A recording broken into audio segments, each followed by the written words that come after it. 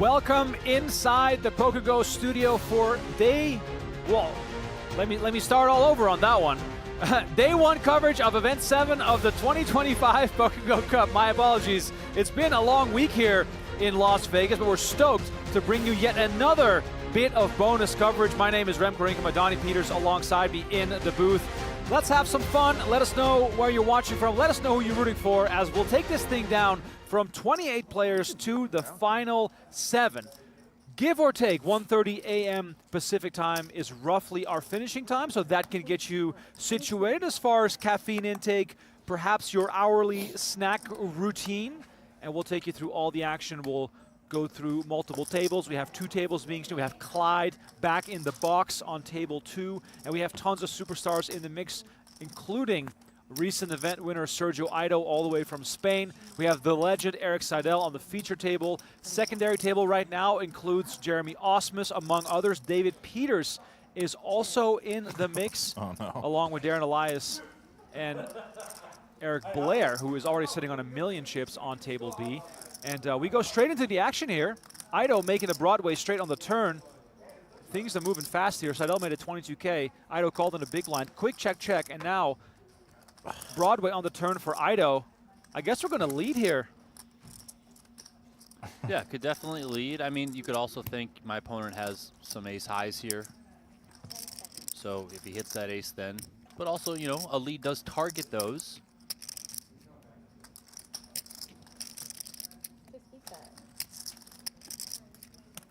Seidel with the perfect hand for Aido. Hitting top pair, having a Broadway draw of his own to go along with it.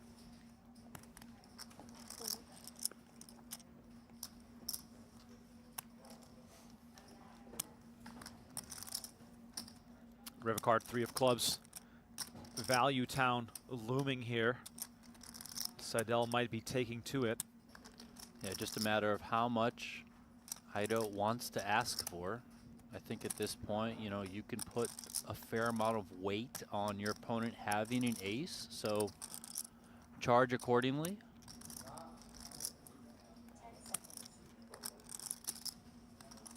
Might we see? 270. And 270, the overbet comes in for Aido. Now, if you know that I know that I know that you know that I'm Aido, what is Seidel thinking here that Aido goes 2 streets with here? I think obvious first thought is that this is a pretty polarizing bet. He's either going to have value a lot of times. Can be some 2 pairs in there. Probably that value threshold, and then there will be some bluffs. Seidel, the legend that he is, gets away from it. Even though he blocks the old king-queen, he says, you know, hey, I'm not letting you get me. Very quick toss as well.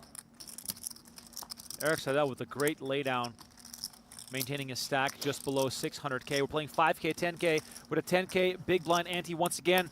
Welcome all. We are just getting started here in Las Vegas. We've got 2 fun feature tables for you. 4 tables still in play. Numbers very similar to last night, so you can expect to see a similar runtime as well for this day 1 coverage. To get you some extra information here on the payouts. The final 13 will get paid. We'll go down to 2 tables of 7 once we get down to 14, and then the same min cash today as yesterday. $32,000 for the final 13. $348,000 up top for the eventual champion, who will be crowned tomorrow. Live stream of that final table at 1 p.m. Pacific time, so you know, make sure you don't miss that. As Eric Wasserson is joining us for the first time during the PokerGO Cup, looking all swagged out. Perhaps got some crocodile leather going on with the expensive shades. You never know. Wasserson bringing the style. Normally more of a t-shirt guy, if my memory serves me right, but definitely things must be going well in the Wasserson he looks rich. He looks rich. I don't know if he is rich. He looks rich. Right. Ace 8-8 on the flop here. 3-way action. Wilson raising under the gun. Seidel and Laskowitz coming along. 2 quick checks here, and excuse me, yeah, Wilson checks as well, and action now on Seidel.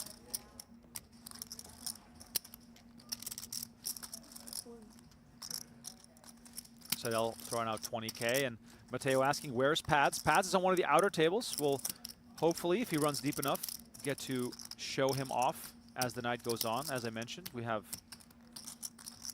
about 4.5 hours of poker coverage at a minimum here tonight.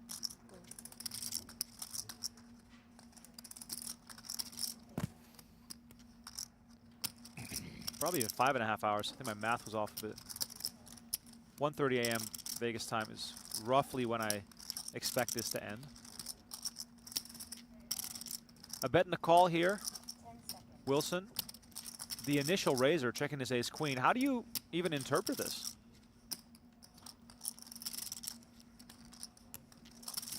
I do like this from Wilson, coming with this raise right now. Can really charge, well, you can charge weaker aces. I think your ace is good very much. And then a lot of the pair type of hands, I mean, yeah, I think Laskowitz could have an 8 here at some frequency. But listen, it's hard to make trips, so. All right, Wilson with the check raise takes it down on the flop. Both smaller pairs get out of the way.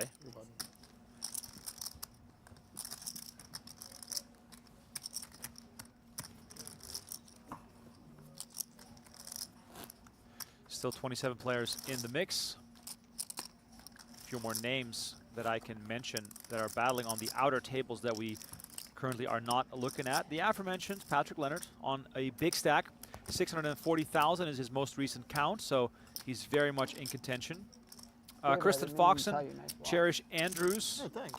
Oh. We've got Darren Elias, Dan Smith, Jesse Lonis, David Peters, Nick Schulman. They're all still battling it out. Keith Lear back in the hunt as well. Perhaps with some last longers again. I would only imagine he's got last longers. Why else would he be playing?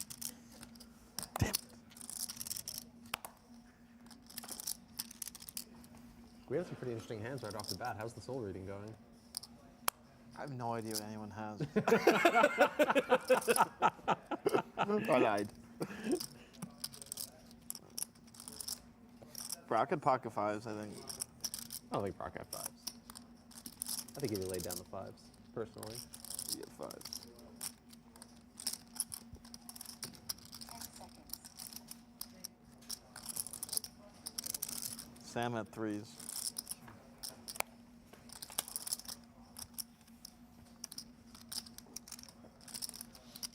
What do you think they had? Good old blind I battle have no idea. I was asking you. underway here.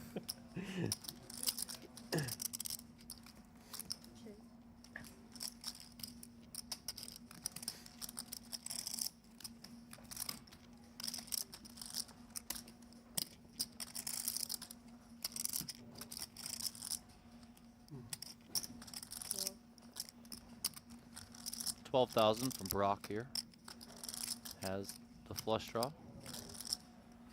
Ace high and a gutter for Laskowitz.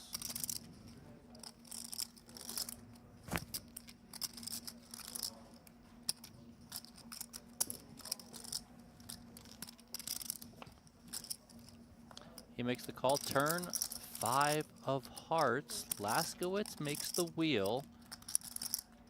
Wilson's flush draw has now picked up a pair of fives.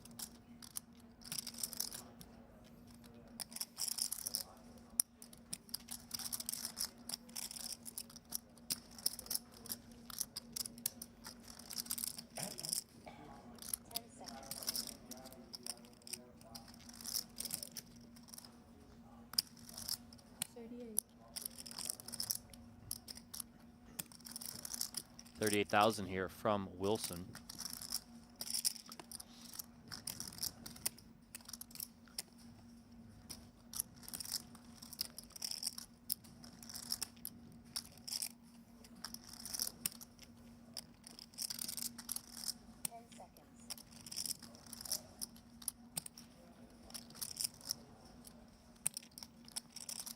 $103.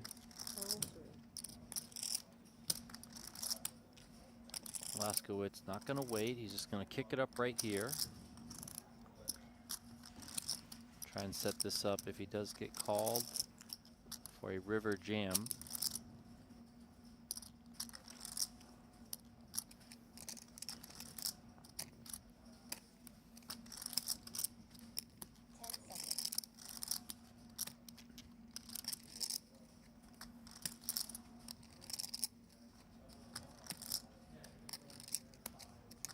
Wilson is coming along, and here we go. All of a sudden, this pot flying up there, 260 in the middle. Wilson looking for a club.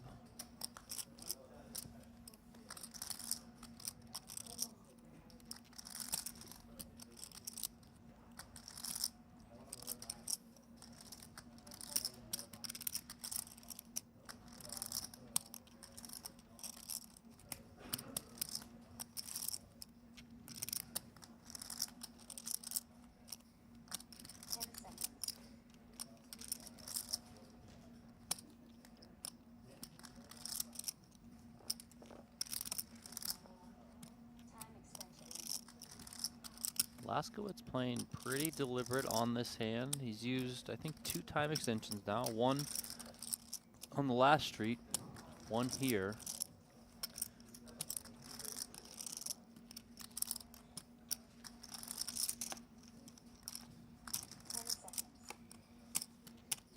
$170. 170.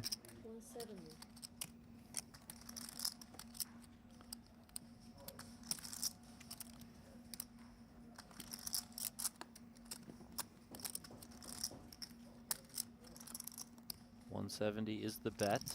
Still trying to get it out there.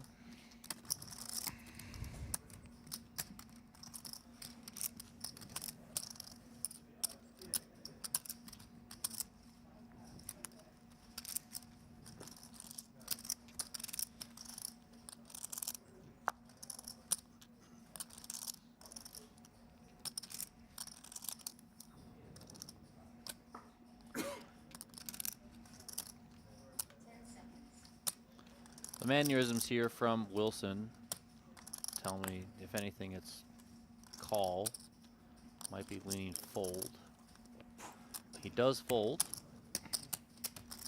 And Laskowitz takes that one and hits 1 million.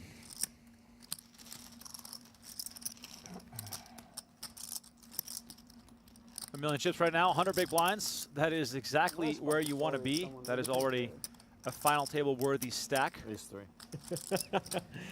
A gentleman's wheel. I think Brock had ace queen last time. That was a strong read. I think 5s.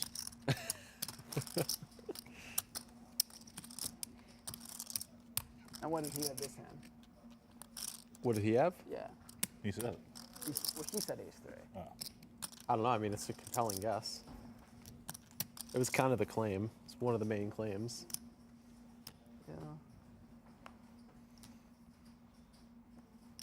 King Queen here for Chewy. He's off 10 bigs under the gun. Owen? And there is the jam. It's 101.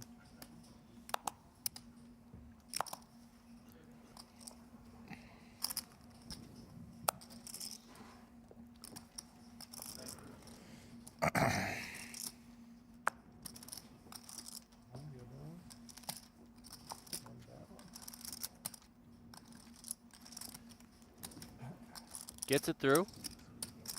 I wasn't sure if that was grounds for a tank or not. Oh, I might have to leave. Oh my Oh, god. no way! Oh my god. Is this happening? Oh my! I feared this day would come. Is this happening right I knew now? it was gonna be like. It might be I'm gonna have happening. a lot of chips. Keep in mind right now, you're Oh, and then a call in the house of Sam Laskowitz. Wow. There might be a baby on the way. Congratulations. Yeah. Tell the viewers at home what's going on. No, I think they know. This is unbelievable. The commentators will sort it out. I've been waiting for this moment for an entire week. They're gonna He didn't sound too. He's like, oh, I have to leave. I'm gonna have to leave. He has a million chips. Some things are more important than a poker tournament, Sam. It's okay. It is okay. All right, for those that have been living under a rock, Proxy. Sam Laskowitz's Oh, that'd be girlfriend, sick. Just remote dial in. due date, I believe was 3 days ago. He's still been coming here to play every single day with her permission, I'm assuming. And just now he declared, I might have to go. Now, this is 62. absolutely crazy. Yeah. If he actually leaves his stack behind, that will be one of the wildest things I have ever seen in a poker tournament, and good for him. Laskowitz Well, might first see. he's got to play this hand. We might see some more aggression from him, just because he needs to spin it up big.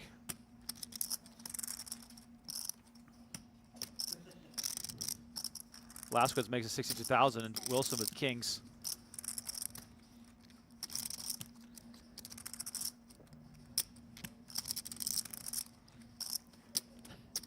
I might have to leave.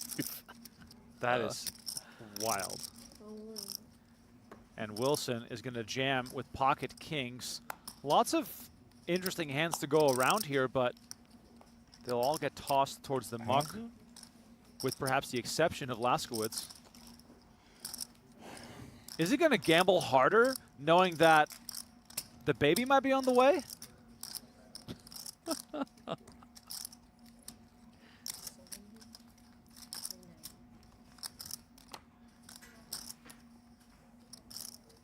What was the count? 390.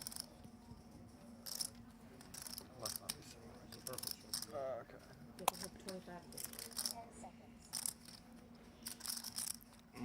This is a hefty jam out of Wilson. Time extension.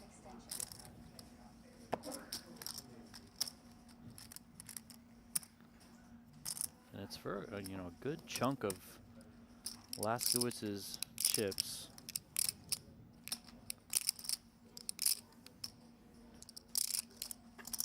There's of course going to be some flips in there, but probably some tens and How jacks about as that? well. We keep getting the stuff.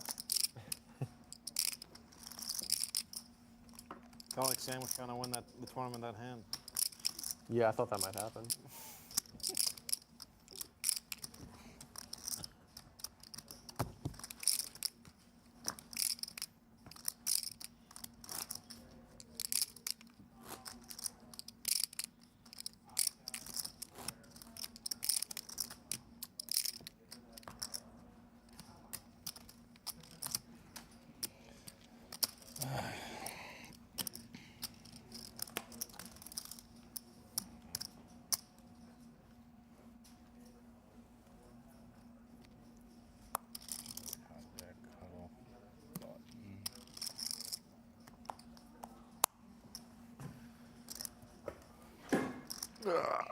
Oh, is Sam Laskowitz actually leaving, or maybe just getting on the phone? Sam, we need updates. Has the water broke? What's the timing of the constructions? All this stuff is very crucial information right now. 6 is in for Chewy in the small blinds. On the short stack. It's going. All in. All in. It's 106.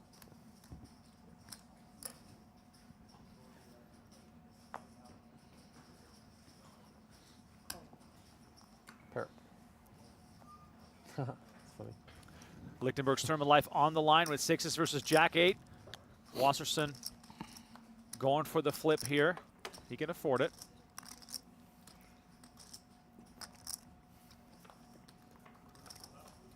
All right, let's see the flop. Wow. What a flop if you're holding Jack 8 of clubs.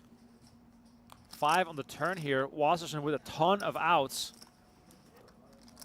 River card is the 8 of spades, Go on, and that will do it. Andrew Lichtenberger eliminated by Eric Wasserson. Wasserson with that chips up to just shy of 600,000, and we are down to 25 players with 13 places paid. Chewy makes his exit. GG, Chewy.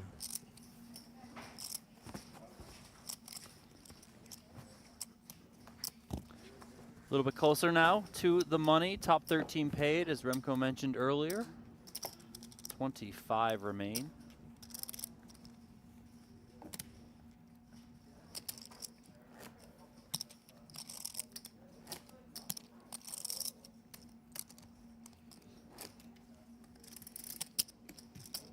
How much you and Keith got in last longers today?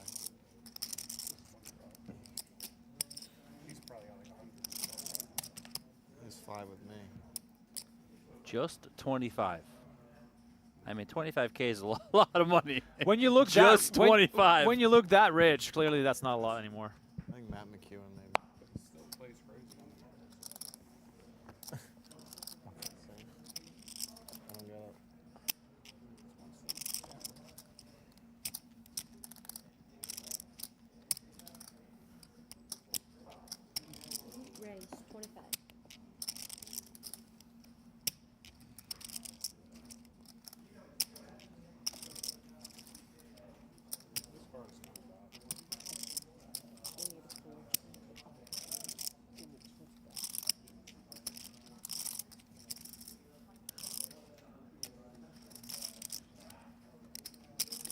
Seidel raising another 25K.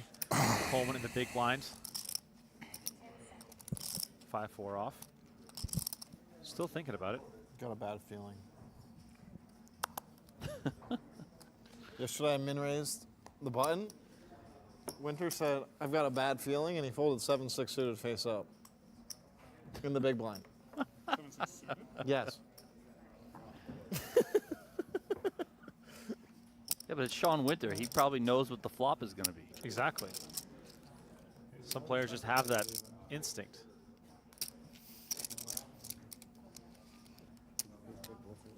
What do you have? I had tens. Little Isn't it look here rough to do at that? playpokergo.com. Yes, Play so I free min-raised online the button. poker from Okay. anywhere in the Winter world. folds No the big restrictions. blind with 7-6 suited. Scan the Face QR code up on your because I've screen. got a bad Join feeling. us on web, iOS, and You have Android. to. Start playing right now. Donnie and I will fire up I some see why you're wearing the shades.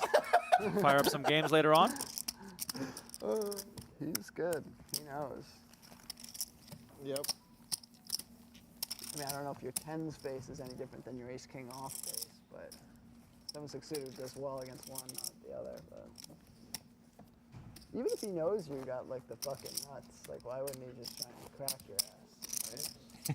It's not that he was reading that he had a good hand. He was reading that he was going to lose later, like something bad was going to happen. Yeah, I guess that is actually what's going on. I always think when he says that, he's just actually thinks you just have a sick hand. And No, I think he's just predicting the future. It's not Yeah, he's that's fair. he's feeling I the guess that's energy. more likely. It has nothing to do with what you have. It's he just feels it's not gonna. The universe is gonna conspire against him in that moment. This is Sean Winter. Wasserson with the premium here. I just want more updates from Sam Laskowitz right now.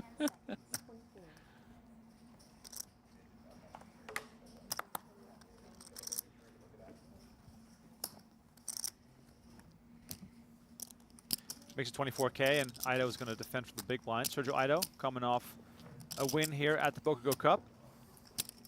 If you are Spanish speaking by chance watching this stream, PokerGO Espanol has done a full-length video on Ido's final table, so you can find that on the PokerGO Espanol channel.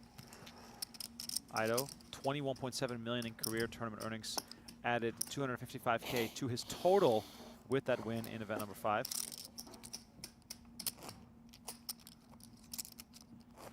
Ido secured his largest ever score at the most recent WSOP, winning the 50K high roller for $2 million.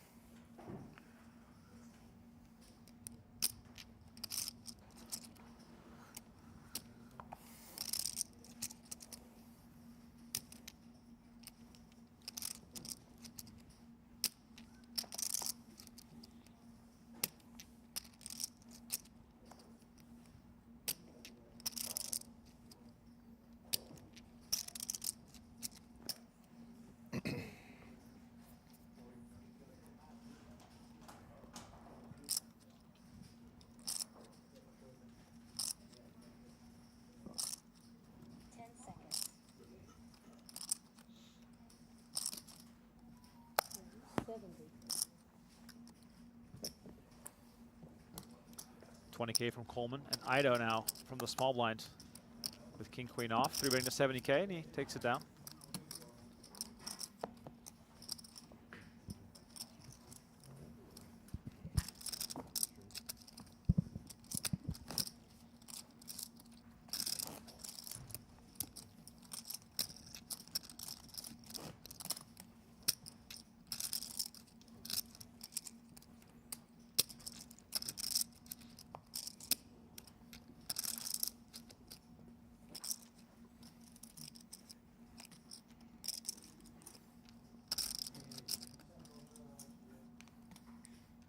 There's one guy at the table, the other might off, it's you.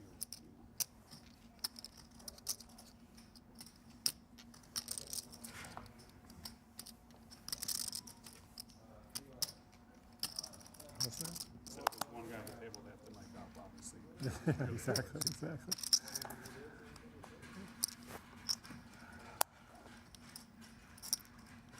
Wasserson joking a bit about the player who got mic'd up from this table. I believe we do 2 or 3 at one of these feature tables, and the reason is, at this stage of the tournament, there's lots of table swapping, lots of players moving around, and we have a limited crew for these bonus coverage streams, so sometimes we'll just gamble on who will be the most talkative. Red Lynn, of course, always first pick to get a microphone. 35K here from Laskowitz. Wilson in the big line is going to make the call.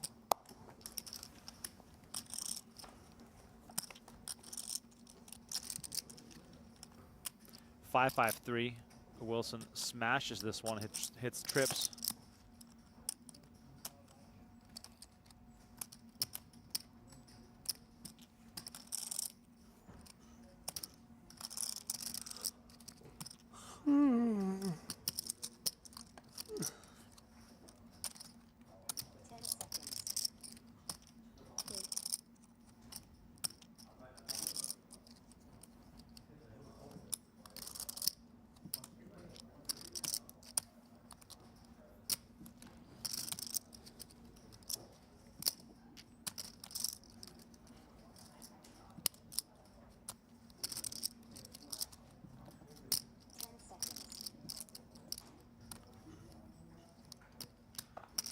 Wilson just going to bet his own hand here.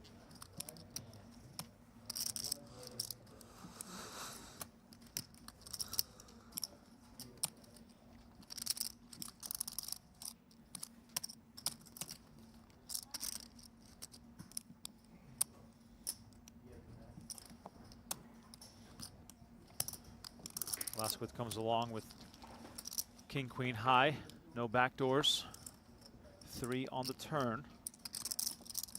Full house now for Wilson. Is this gonna perhaps entice Laskowitz to call one more bet, either turn or river? Yeah, it could. I mean, it depends on sizing. Probably might come to equation there. You know, if Wilson has, you know, kind of the middle stuff, 10-9, 10-8, Jack-9, Jack-8, stuff like that, then he might continue betting. That said, he might also shut down thinking my opponent can calm me down with ace high for sure, if not some king highs. So, but of course, I mean, having the 5 just helps. You just But does this look bluffy though from Wilson? Like, does this feel like he's trying to get one by you?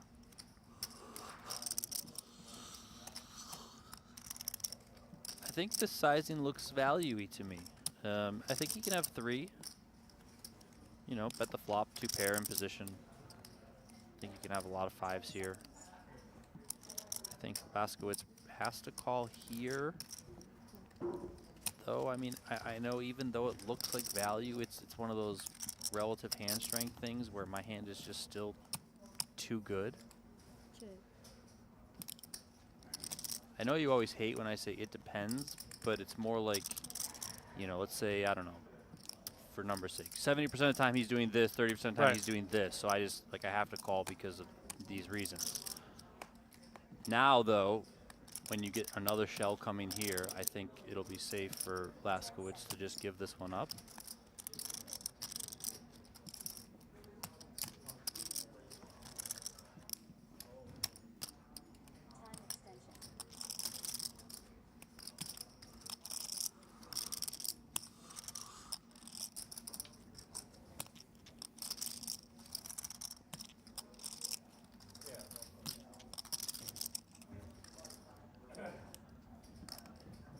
Wonder if he just asks for all of it here. I mean, it's very slight overbet, nothing too crazy. Maybe leave a couple chips behind or something. And Wilson is going to fire a 3rd bullet here.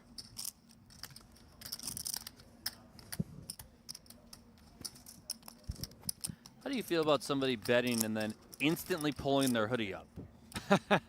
I mean, this isn't, you know, the South Point Nightly. This is Brock Wilson. Like, it feels like this is a leveling war here. You're saying the theatrics are a bit much, perhaps?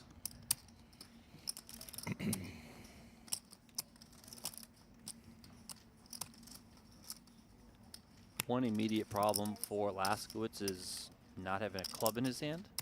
So if you think your opponent has some form of flush draw that he doesn't think he has showdown value with, he might just unload the clip here. You know, if you were to have a club, you block some of those draw combinations that might ultimately turn into bluffs.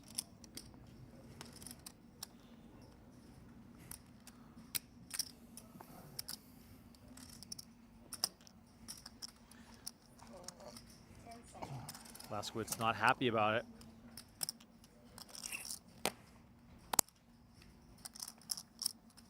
Does decide to let it go, and Wilson chips up nicely. Laskowitz from $1 million now down to 780. Most of it heading towards Brock Wilson.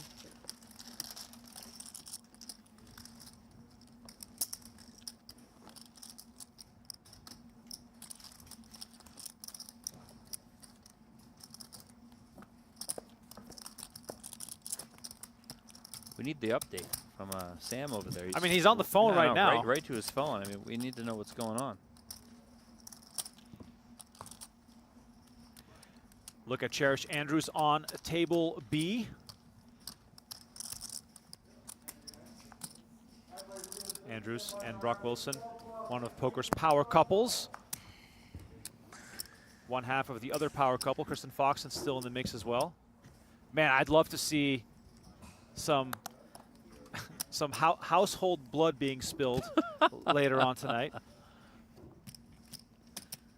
I feel like we need to organize a power couples tournament or something. Are there enough of them?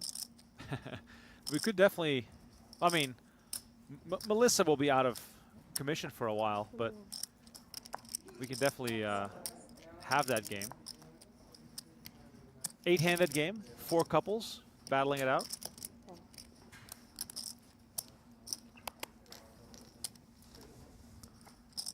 Laskowitz raising the button to 21K.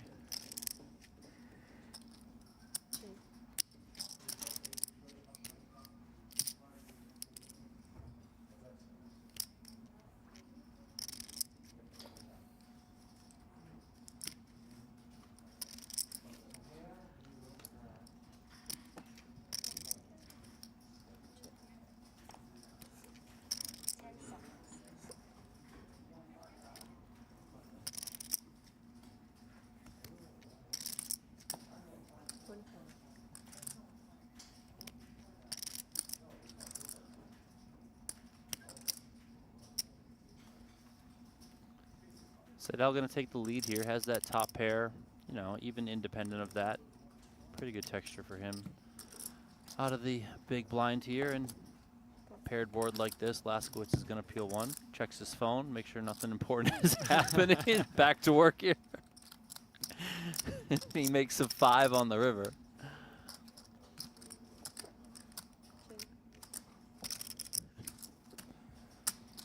Now, spade's certainly a possibility here, so Seidel is going to go into what I would assume to be check call mode. Laskowitz checks behind, and you know, Laskowitz got up to that $1 million, and since then it's been kind of a tumble the other way. Back to 733.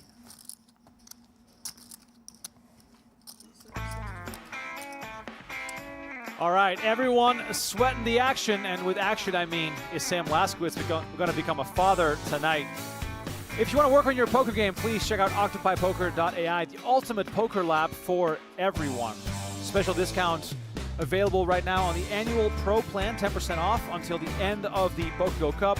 Free plans are also available if you want to just test the waters. octopipoker.ai, come on, check them out.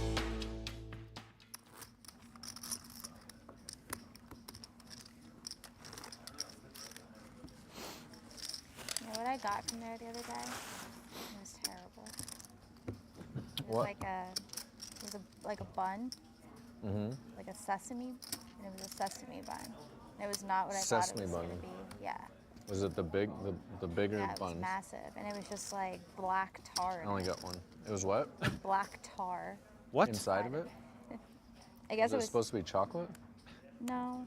That's what it is. It's called a sesame bun? Sesame bun. I thought it was going to be. Have you ever had like a sesame ball? They're like tinier and they're like rolled. They're really good. But I think it's a different.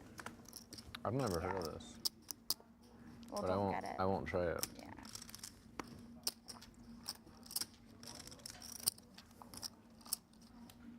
Auspice ace-10 as we head on over to table B here. We're raising it to 27,000.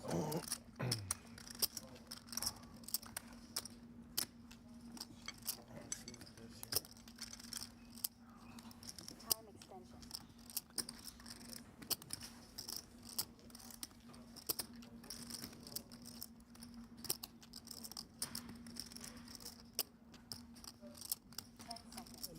Farid Jattin moves all in with sixes from the big line for 417. That is a large shove.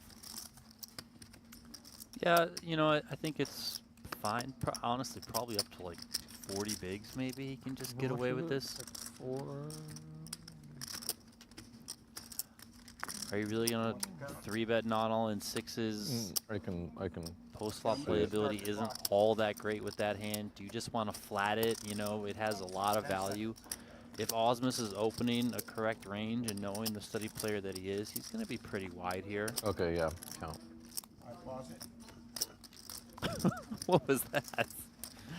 First he was like, no, I can just eye it. Then he was like, yes, count. We got Clyde in the box here on table 2. Just going to verify and make sure that the count is right.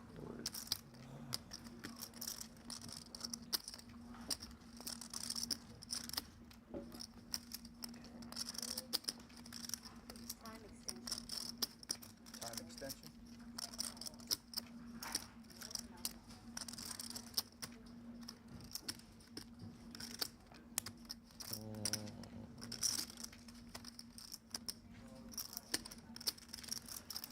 Auspice, let's go with the ace-10. So once again, is it a case where sixes plays really difficult in any other way but shoving?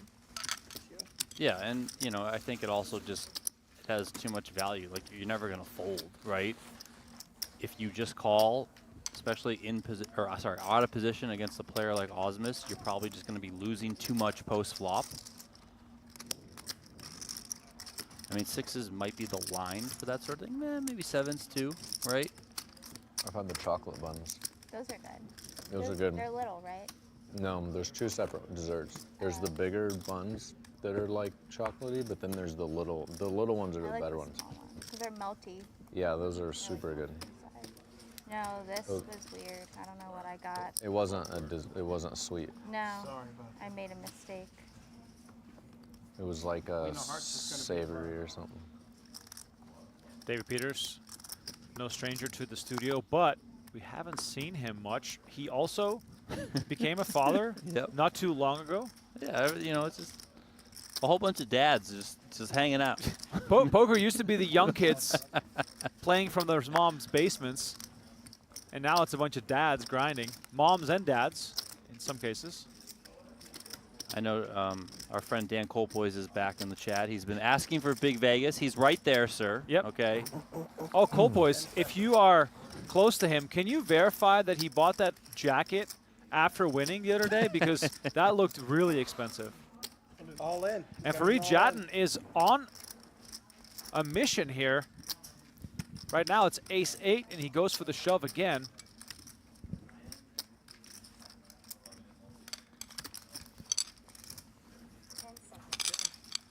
Hit that button too. Farid Jattin just shy of 10 million in career tournament earnings, living in Florida from Colombia. Cashed in the first event here at the PokerGO Cup.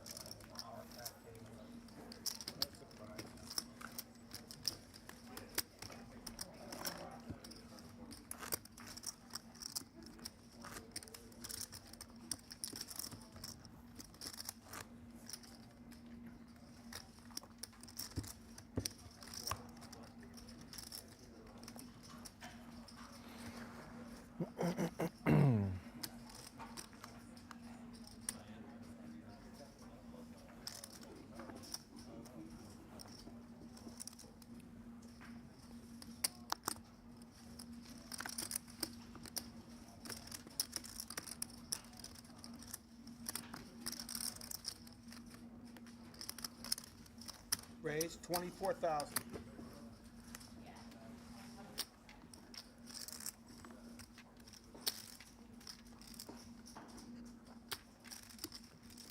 Cherish Andrews finds pocket aces. Brandon Wilson raising it up with King Jack offsuit. Just joining us. 25 left, 13 places paid. We're getting to the crucial stage of this event. Min cash tonight, $32,000. And Andrews is going to make the call. Bit of trickery here, perhaps, out of position. Yeah, and when she's shorter like this, and when anyone is shorter like this, I think you can avoid to take a little bit more risks. Like, of course, yes, you risk of possibly letting in some, you know, kind of wacky hand that might crack your aces. But again, if you're shorter, take a little bit more risk there. Make sure your opponent can connect and get the money in post. And here she gets a good flop where, you know, yes, Wilson connected, of course, but he's also likely to put more chips in on this flop anyway.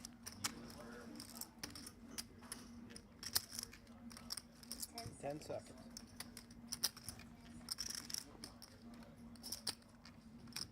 That's 28,000.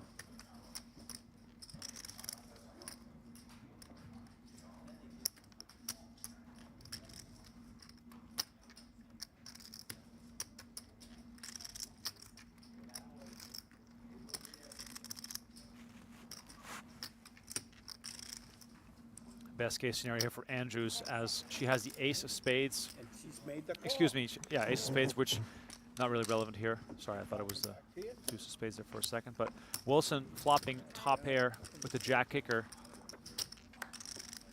And the ace comes in on the turn. And now while this might look great, it might also give Wilson pause, even though Andrews has done nothing to make him think that she's going to have a lot of aces here.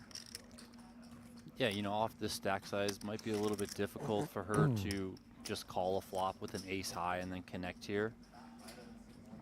I mean, maybe she has some ace threes suited in there, maybe some ace suited, but even that, I'm not really so sure. Still, Wilson can just check behind, you know, play a little bit of pot control here. And now Wilson, or sorry, now Andrews, I think it's just time to go for value.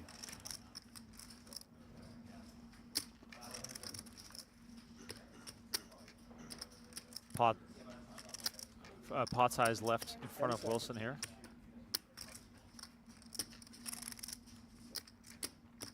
$125. She goes for almost all of it. 125's the bet now.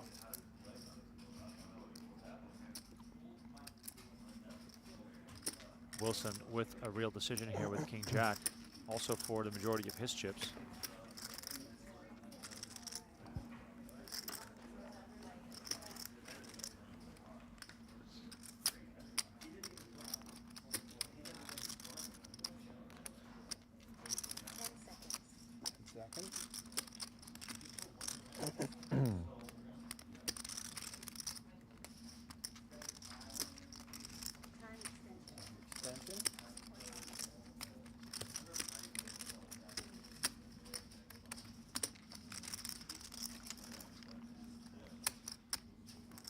Is there a pathway here for Wilson to find a call, or is it simply too thin? I think there is, yes. You know, 10 seconds. what does she have that she's firing with value here? I feel like an ace feels hard. Does she really just have 2 4s here? Feels kind of difficult. You know, what can she really have here? Also, you know, but what check calling on this sort of flop, you know, what bluffs make sense too? 10 seconds.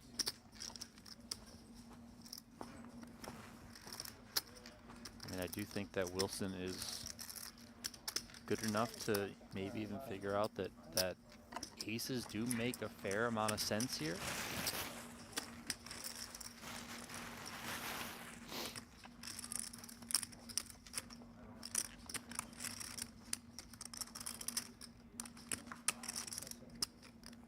Gonna make them fold.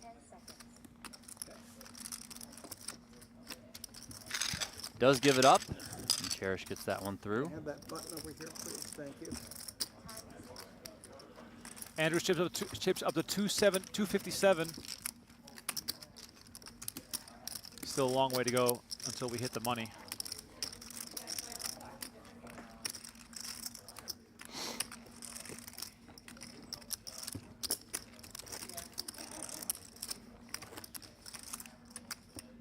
Shout out to our lively chat tonight.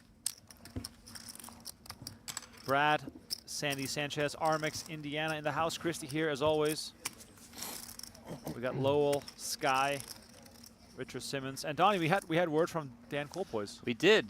He said he took his wife to Prada. Well, no, not Dan Colpoys. Yes, Eric Blair took his wife to Prada in relation to the question about the jacket on Valentine's Day. They tried on not only the jacket but shades too. I mean, descriptive here. I love Made it. the purchase. Okay, So, I raise to mean, 24,000. according to Colpoys, as he says, you know, technically he bought it after the win, but it wasn't because of the win. It was more because of Valentine's Day. But maybe, you know, I mean, maybe he splurged a little more than he was planning. Who knows? I mean, I love when you it. got a nickname Big Vegas, I mean, you know, yeah, you're going for it. you right? gotta live up to it. That is not a Hanes white T-shirt. That has to be some kind of haute couture. You know what that looks like also?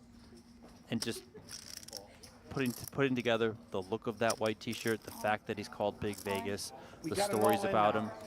That's a white T-shirt you wear once and that's it. Oh yeah, Like, that looks brand new. yep, I like that. We got an all-in call. The creases are still in there here. And we have Wilson versus Andrews. It's not aces versus king jack like on the previous hand, but this is looking really good for Andrews as well. Queens versus king queen. Wilson made a 24K, Andrews with the jam, and now Wilson making the call with king queen suited. Wilson putting his final 15 big blinds at risk. As we await the flop here. Deuce, 3, 5, no clubs to go around. Backdoor chop, perhaps.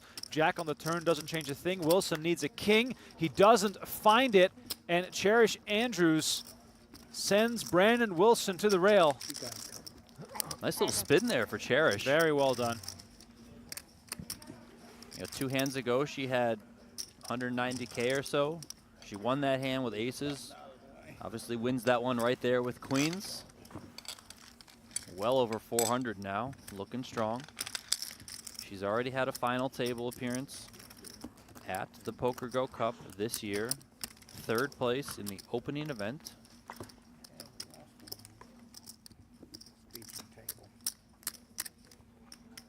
Sorry, 2 final tables already. My fault.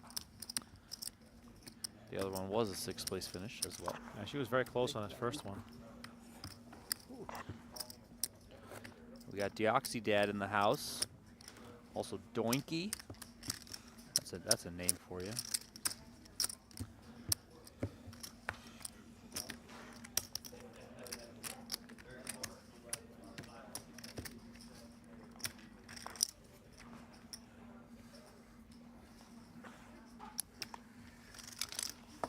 They really got to work on these card box positions. Everyone's like, you know, everyone moves their cards 3 feet to the left or something. Okay, we're up to 25,000.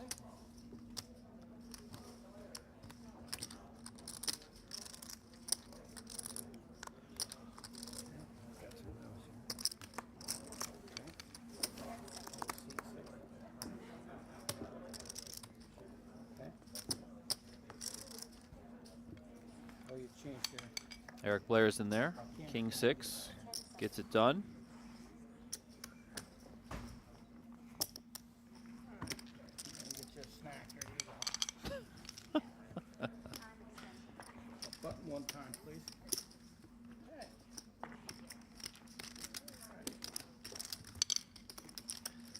Elimination of Brandon Wilson gets us down to 24 players. Remember, the top 13 places will pay. The goal tonight is to reach the final table of 7. That'll be the absolute minimum we get to. Could be similar than last night, though we ended up getting down to 6 players before closing it out for the night. That man you see right there in the white t-shirt and the stylish shades. On your left, Eric Blair sitting on a little bit over $1 million. He was the winner of that event. Topped Keith Lear in heads-up play. And Eric Blair, with that win, pulled, what, 44 points behind Joey Wiseman for the race for the Cup. And then not too far behind them, you got Michael Monchek. He's about 50 points or so behind Blair. So entering this event, of course, yes, and then the 25K finale tomorrow. At one point, we thought, it's all Joey Wiseman. Just give him the cup. Here we go. He's running away with it. Now, things are much, much closer.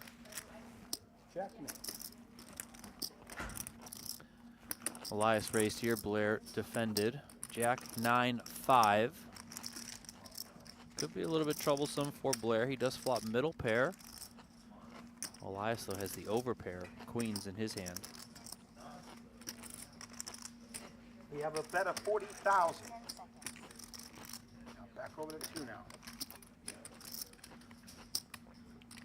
40K continue. And he's made the call.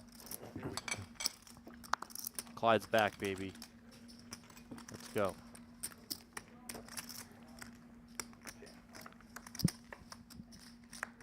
Seven on the turn. Checking it. Second heart here. Now 2 flush draws on board. That may push Elias to size up a bit here.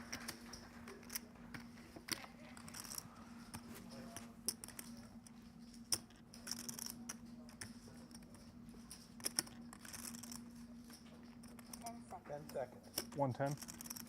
That's 110,000 now.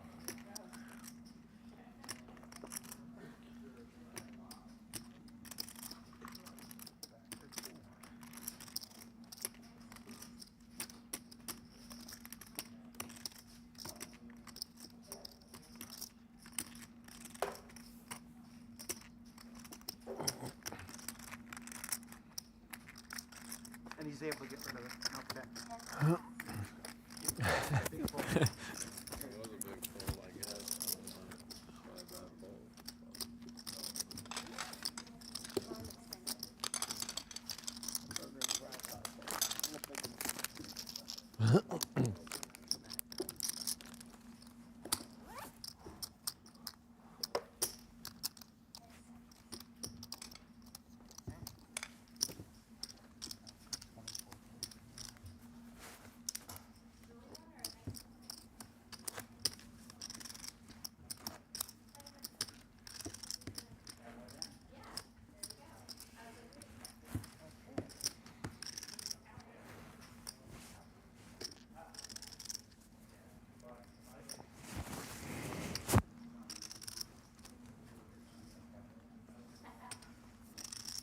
Right back at it. Here we go.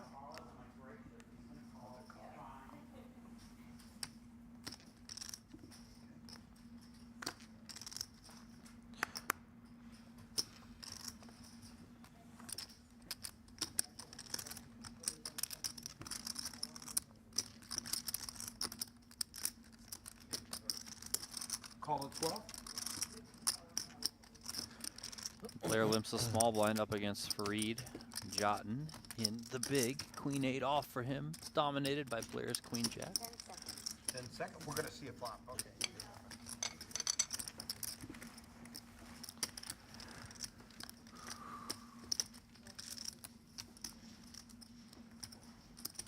Ace Jack Jack. 3 jacks for Eric Blair.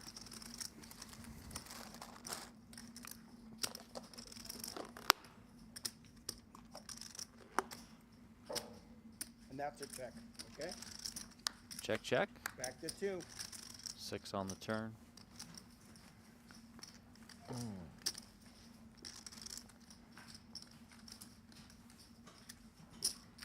Got a bet? The bet's 21,000.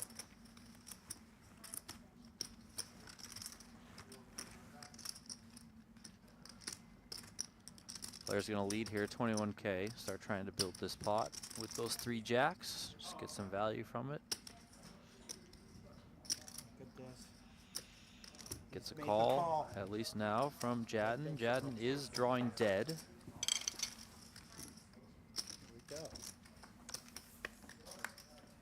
8 on the river might cause him to pay one more. Check.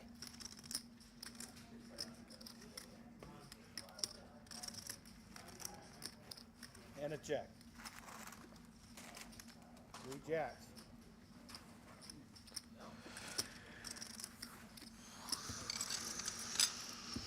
Value and the button jump. 10 seconds. Blair still around the million chip mark. Same cannot be said for Sam Laskowitz, who, since receiving the text from his girlfriend, has lost more than half his stack. What happened to Baby Run Good? I mean, he went from $1 million to 400,000 in the last 30 minutes. Eric Seidel, meanwhile, chipping up on the main table to over 800,000. Ido in that same sort of ballpark, while David Coleman is down to just 88,000, about 7 big blinds. Jackson in the chat says, "We at the library commentators, we're just taking it easy. There's a long night ahead of us. We got lots of stuff going on. Enjoying the coverage here. Thank you for tuning in. By the way, while you're at it, please hit that like button if you're catching us on YouTube." I'm just here to listen to Clyde. Yeah, I would like a snack too.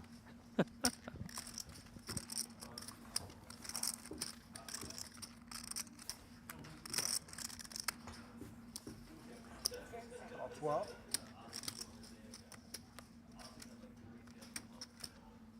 Okay, here we go. Thanks for the help out. Appreciate it. Okay, just the 2 of you. 2 players going through the flop here. Jack 4-5.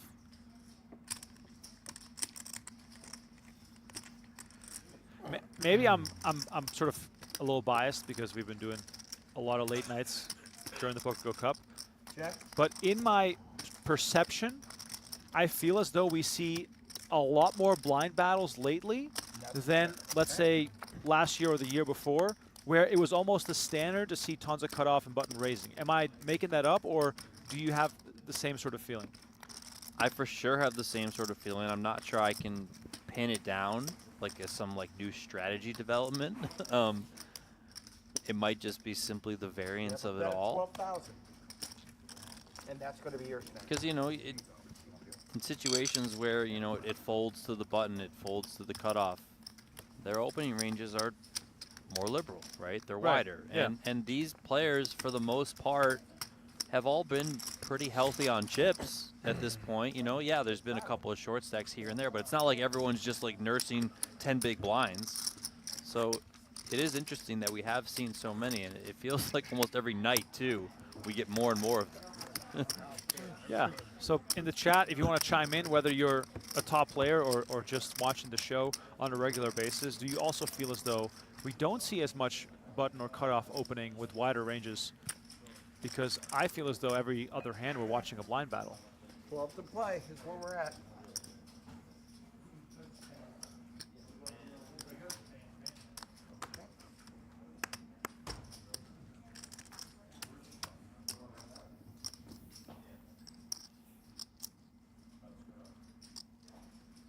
How do you feel about,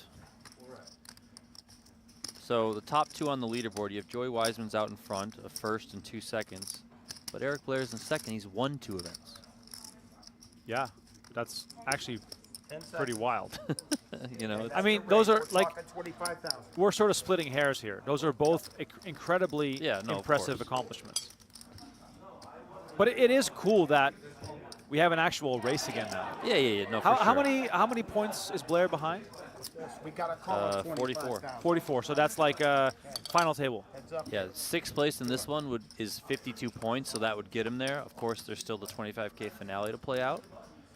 And then Michael Monchek, aka Texas Mike, is 97 points behind Joey Wiseman. So he's out of this event, yes, but you know, still well within striking distance when it comes to that 25K. You know, should Joey or Blair or, you know, anyone else for that matter not do anything. Having a bet over here. So, you know, it's not like we're going to enter that 25K with Button moving. 1 or 2 people. There's going to be a handful of people, and if the numbers, the entry numbers, keep up like they have been, you know, we're in line for a pretty good field size. Breaking the table.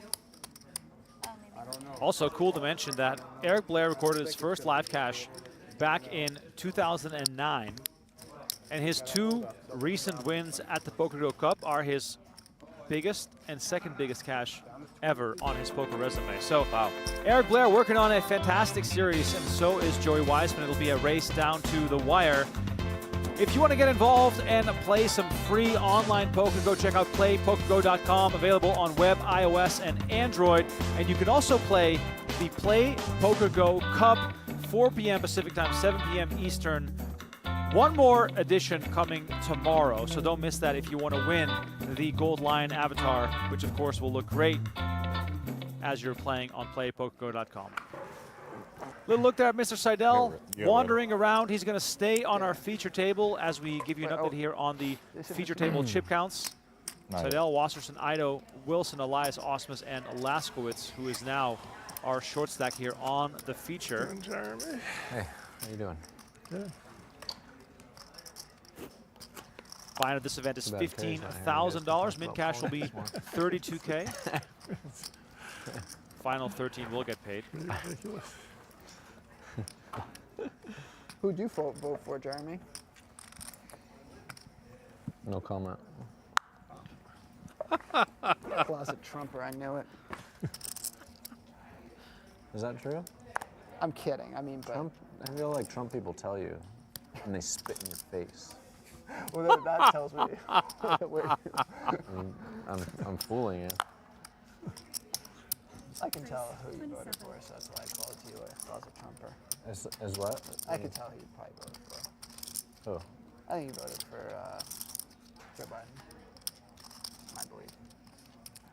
But I mean, Could you even vote? Write-in vote? Could you even? oh right, Kamala. Whoops. No, I didn't. Actually. I made plenty of wrong reads against you in my life, so could be. You're not approving. I did not vote for Kamala. Maybe I didn't vote.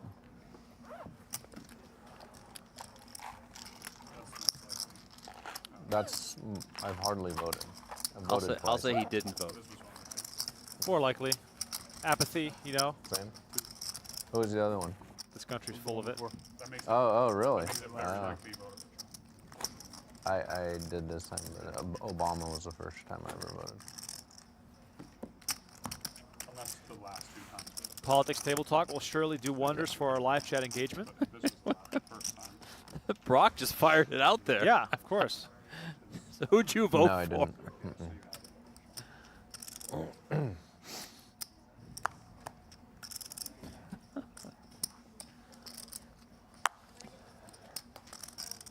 I can just see some people at home now, like crunching their fingers, and getting ready to like write the most epic comment in chat about how everyone else is wrong. Yeah.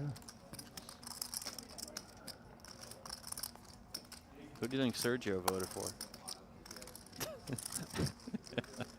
Yeah, you never know. They usually don't, right? I was gonna name the most famous Spanish person I could name, and then my first thought was Messi, but he's Argentinian. then I thought Ronaldo, who's Portuguese, Oh my and I God, just that's completely intriguing. blanked on famous Spanish people. I think Ido voted for You can Adrian play it, Mateos. but have to change your flight if you have to. Messi.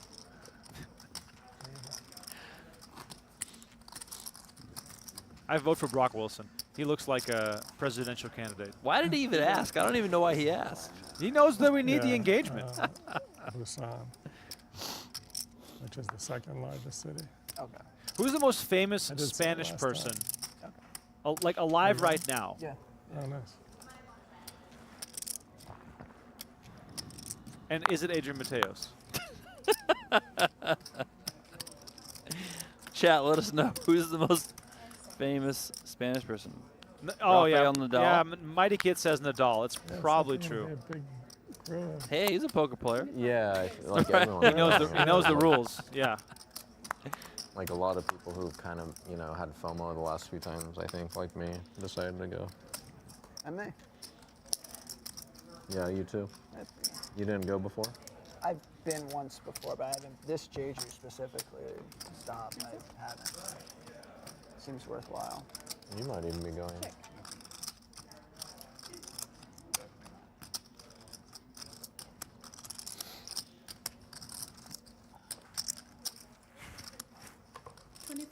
Jeff Platt agrees. Adrian Mateos. That's also the only Spanish person that Jeff Platt knows, probably.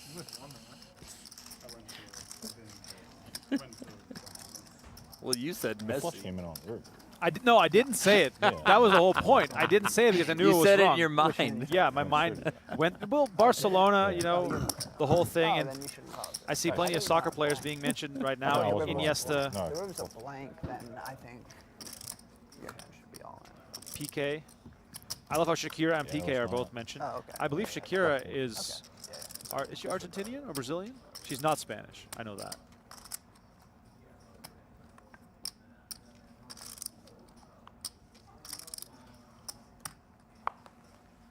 Colombian. Colombian. That's right. How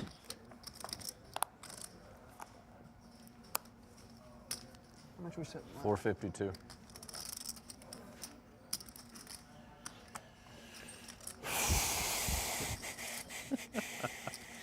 That size coming from Sam Laskowitz.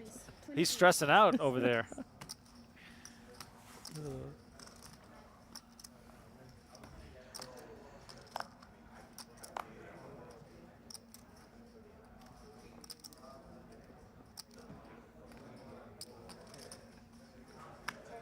Call.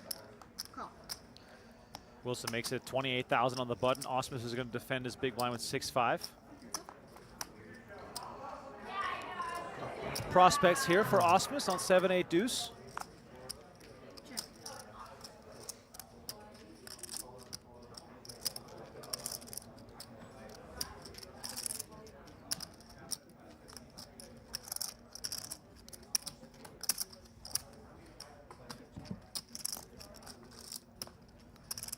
Deuce here pairs the board on the turn.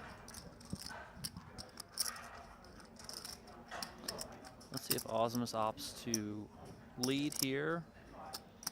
Try and represent some connectivity with this board out of the big blind.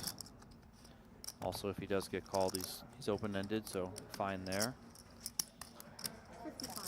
On this deuce pairing the board, Wilson probably has a call here.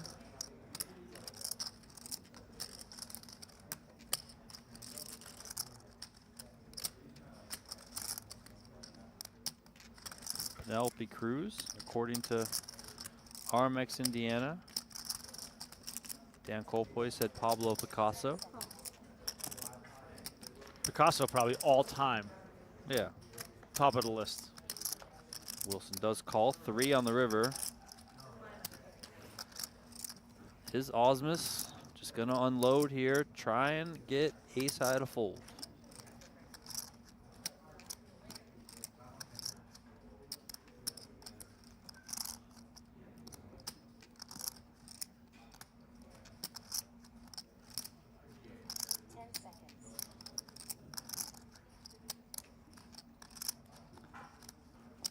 The answer is yes. Time extension.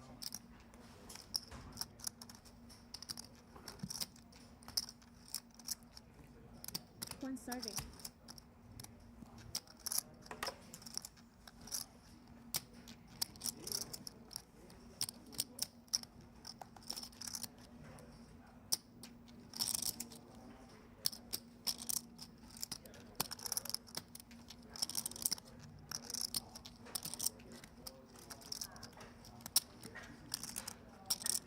Tough spot here for Wilson.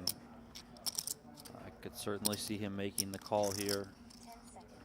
Obviously, if he folds, you know, not going to crucify him for it.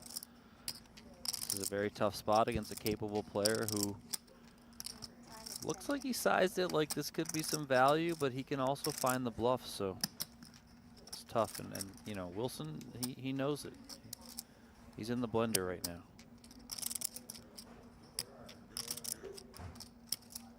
Now, what would make Wilson lead towards calling here?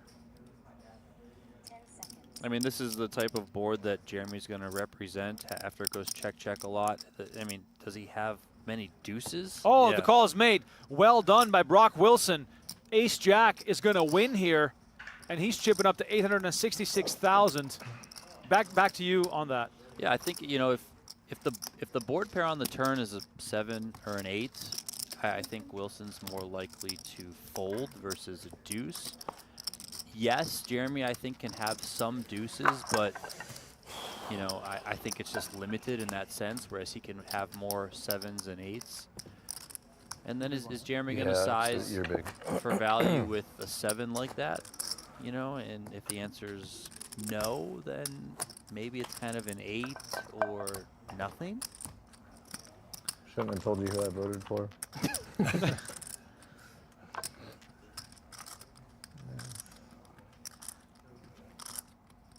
Really have to be careful around here.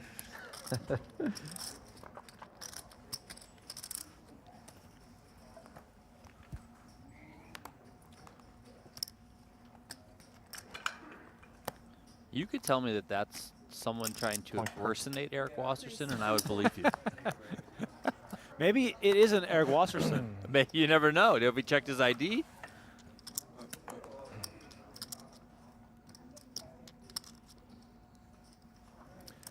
Scott says, nice to be able to watch some poker while in Shanghai. Scott, safe travels. Hope you're having fun. All in. Oh, yeah. Osmus with the jam, 239 from the small blind.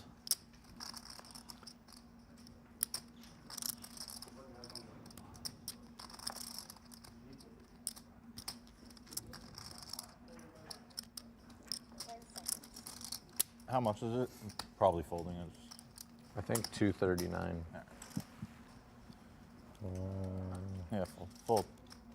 Laskowitz lets it go after a brief inquiry.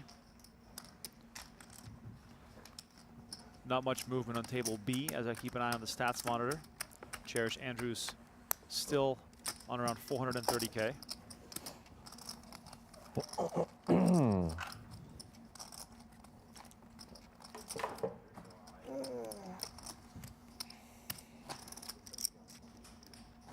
Players and dealers last night as well, and we have some threes in the play up based off the 1,000 picks, and we're going on break. Measurement math here in 15 minutes, we're also going to shuffle around the future tables. Table 4 is going to be going to A. Table 3 is going to be going to B.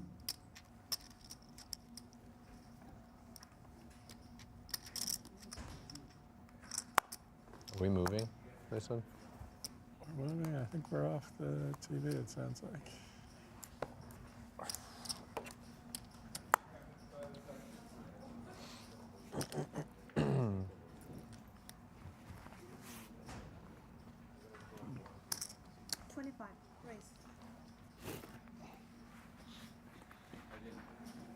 I didn't think there was going to be much. 10 seconds.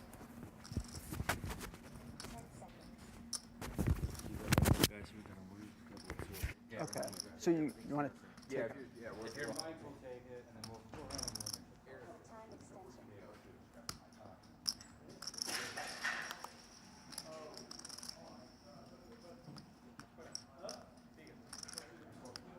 Osman's raising the button. Queen 9 off. And looks like we're about to get a table change here on our main feature. So we get some fresh blood at the table. One of the benefits of doing this day one coverage is we get to see a lot more players in action. A7-9 giving Osman's a pair of 9s.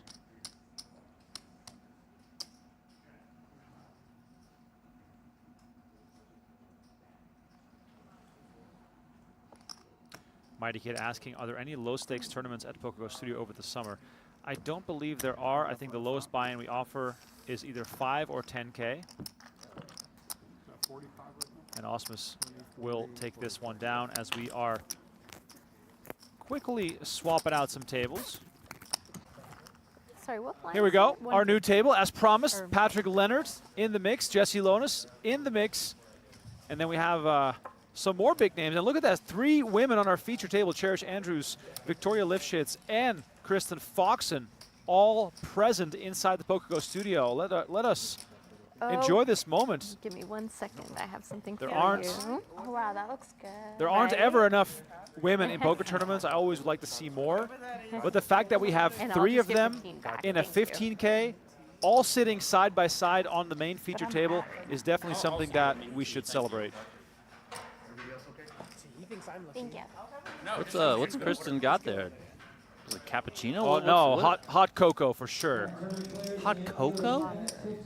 Looks like a whipped I cream know, on but I top. mean, I feel like it's hot cocoa time. Like,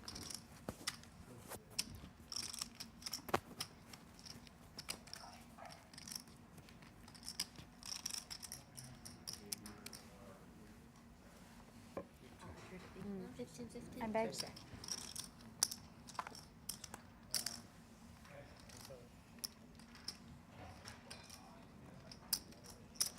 Raise 35.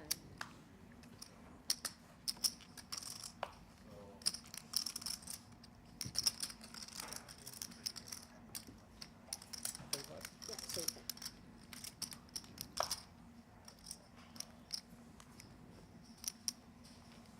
Jesse Lonis Oh, yeah.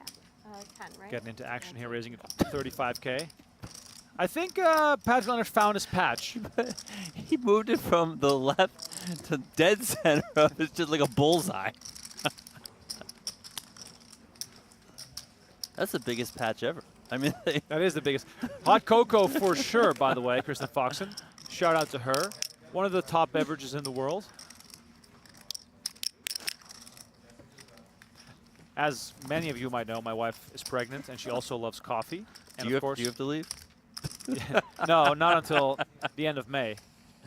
My first child arrives just before WSOP, just like perfect timing. But yeah, so she basically is a little bit restricted on the caffeine, and guess what has been the replacement? It's been hot cocoa with whipped cream. Wow, there you go. Daniel, by the way, saying PokerGO has been live streaming lower stakes tournaments from the Venetian. Yes, we have. We did the Card Player Poker Tour final table. We did the MSBT final table. And this Friday, we are doing our first cash game from Venetian. It's a 100-200 no-limit game with Jean-Robert Belland as the headliner, along with Brian Oken and their invited friends. So go check that out. We're going to be streaming live at 6 p.m. Pacific time, 9 p.m. Eastern. JRB headlining a 100-200 game from Venetian. Donnie and I are going to be on the commentary. I don't even know how to play cash games, so I'm just there for the hype. I'm just there to have some fun and to call some crazy hands. Well, they'll also have more tournaments coming up, too. Yes. March 5th, they're going to have an $1,100 No Limit Hold'em Ultimate Stack final table. That event starts on March 1st, so if you want to play it, head on over to Venetian on March 1st. And then on March 12th, the final table of a $1,600 buy-in Ultimate Stack event. So early March, 2 final tables coming from Venetian.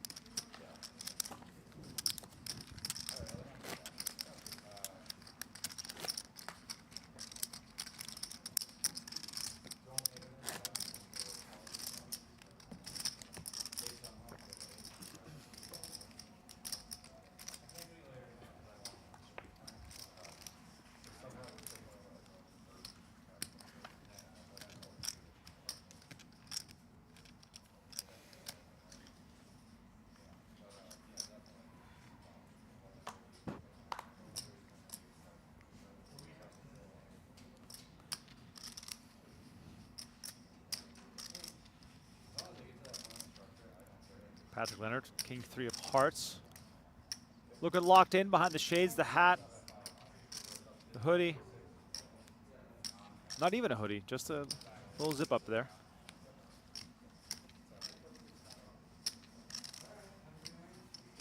Lots of hot cocoa fans in the chat.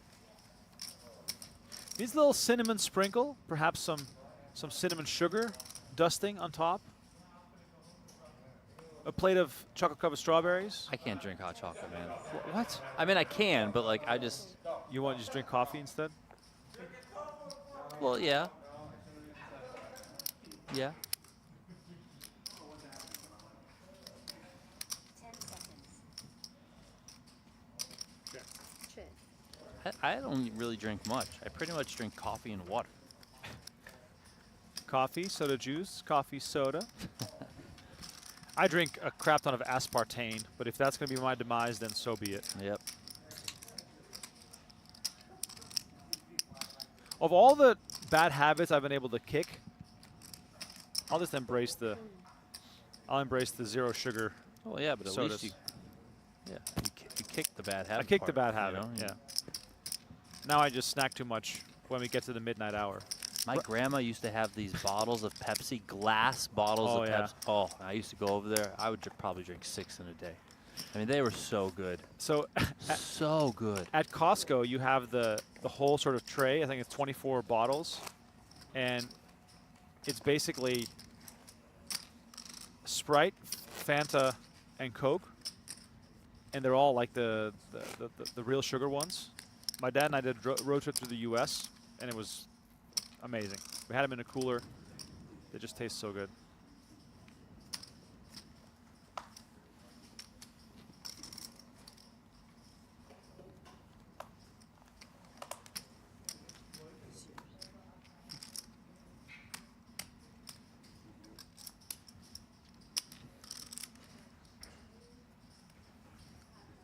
Your drinks.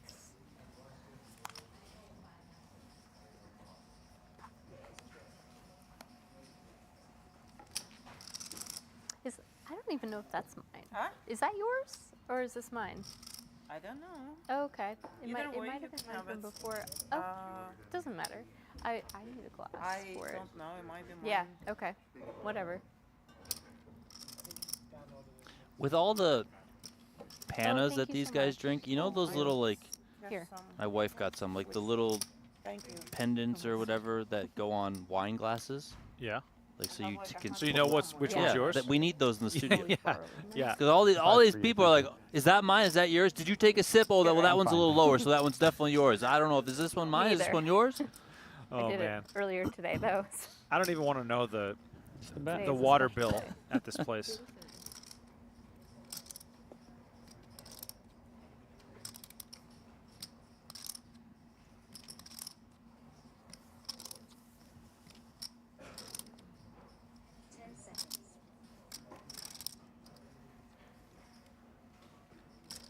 All in. Dan Smith in the mix also at the feature table. Haven't even mentioned him yet. He's got 420K, jamming A7 suited.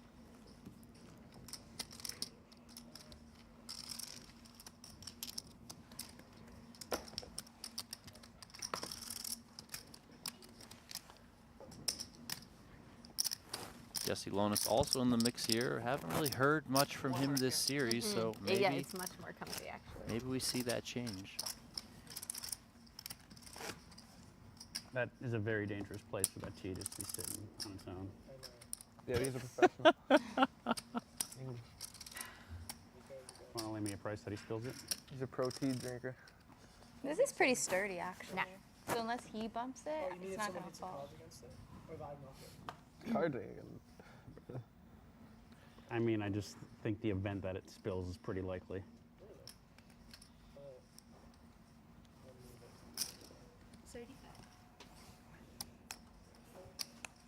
I mean, you can leave it there as long as I get a bet down, you know? Wow. Victoria Lifshitz finds pocket tens and Cherish Andrews after previously having found aces and queens in the previous level, now finds kings. 20 to 1, I'm betting it all. It's going to make it I'm saying I'm betting it 80,000 all, to go. so- Lifshitz raising under the gun. Andrews 2 to her left. Jesse Lonis hates folding any kind of hands. Fives do end up in the muck.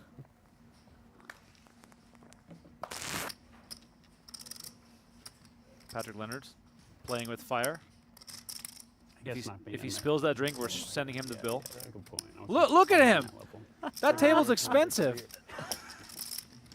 I probably shouldn't be rooting for this, but I kind of hope he spills it. Just for the viral moment.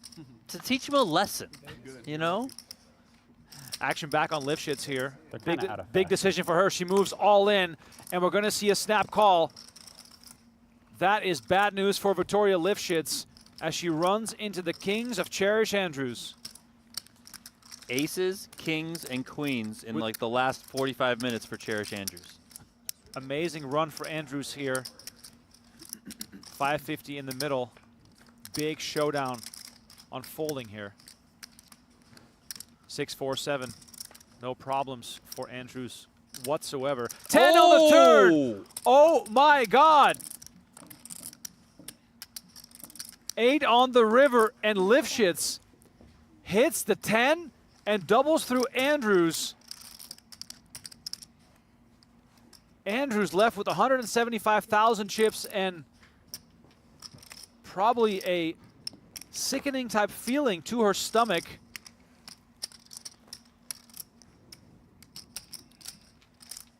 Table is completely silent as Lifshitz dishes out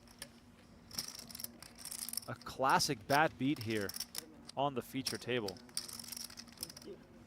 Might I remind you, Patrick Leonard folded 10-3 of spades, so a 1-outer, sir. Wow. I know I say wow a lot, but that's just wow. Like, I just don't even know what to say. The 1-outer coming in for Lifshitz.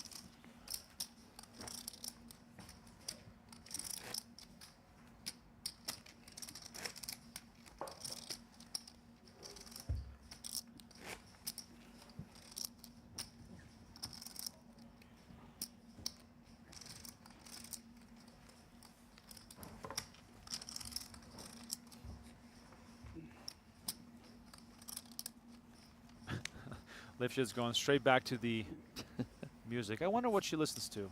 80s rock? Maybe?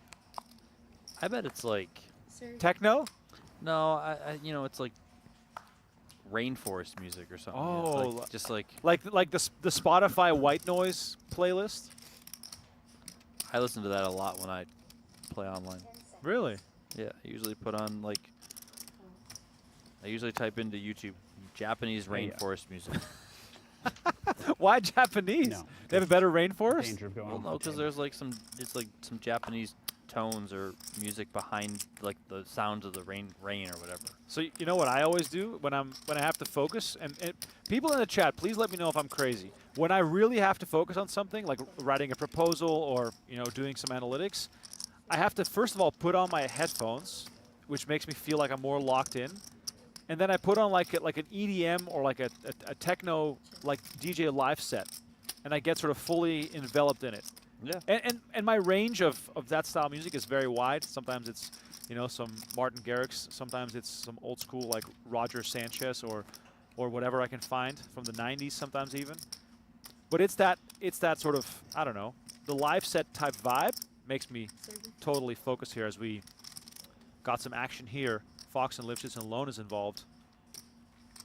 King 7 out in front here.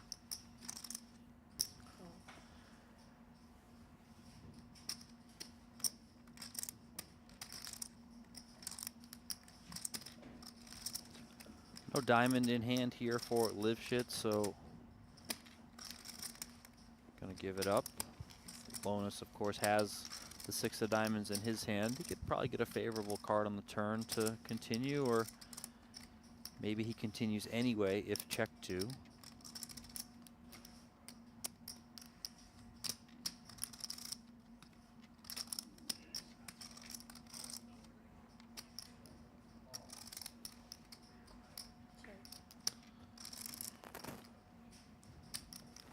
Foxen does check.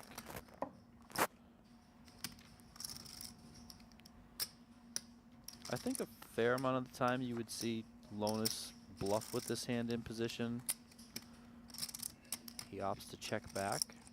Jack here on the river.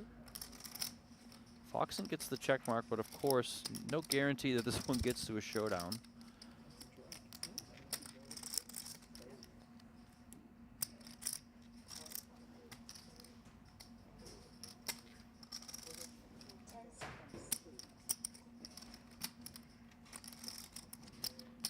Does Lonus call that flop with a certain type of intent, or is it more so to see what Foxen will do on future streets? I mean, I thought he was calling. I mean, she can be betting because this feels like a board that's going to hit her as the under the gun raiser more often than not, and she can attack there. He has that 6 of diamonds in his hand, so he can call there. If she checks the flop, I think he can just start betting. And I think he probably would have won the hand had he taken that approach. But him opting to check back then leads to Foxen pouncing there on the river, and she takes it down. Once again, a shout out to everyone tuned in right now. Tremendous viewership here, and the night is still young. I guess you guys are all fans of, let me see, Patrick Leonard, Kristen Foxen, Dan Smith. We got a great lineup here. Still 21 players in the mix, 13 places get paid, so we have some drama on tap in the next few hours. We'll show you every relevant hand until we get down to a final table of 7. We're playing roughly until 1:30 a.m. local time here in Las Vegas, so you better cancel your Wednesday morning appointments if you have any, because we're going to be here for a while. I like how Kristen Foxen put her chips in stacks of 10 big blinds. Oh yeah, why not? I mean, no, I know, just make it easy. I've seen Phil Ivey stack his chips in all 10s. I stack my chips now as easy as it is for me to count them. Maybe I'm just old now, but I'm like, make this as easy as possible for me. You know, before I used to like try and build towers and like, I guess look cool. But now I'm just like, no, let's just make this as easy as humanly possible to figure things out. Lifshit's limping here, small blind. Kristen Foxen checks back her option.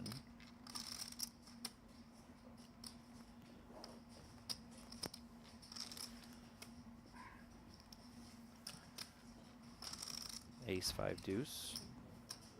Check out of Lifshit's.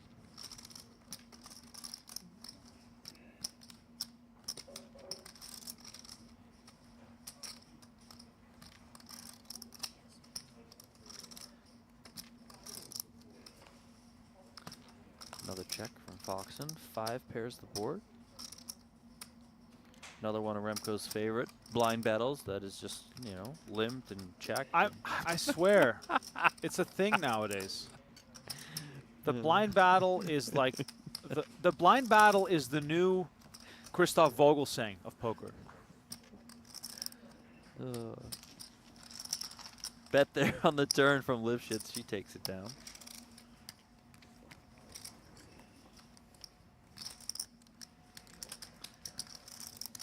Victoria, of course, co-founder of Octopi Poker, sponsor and partner of the PokerGO Tour.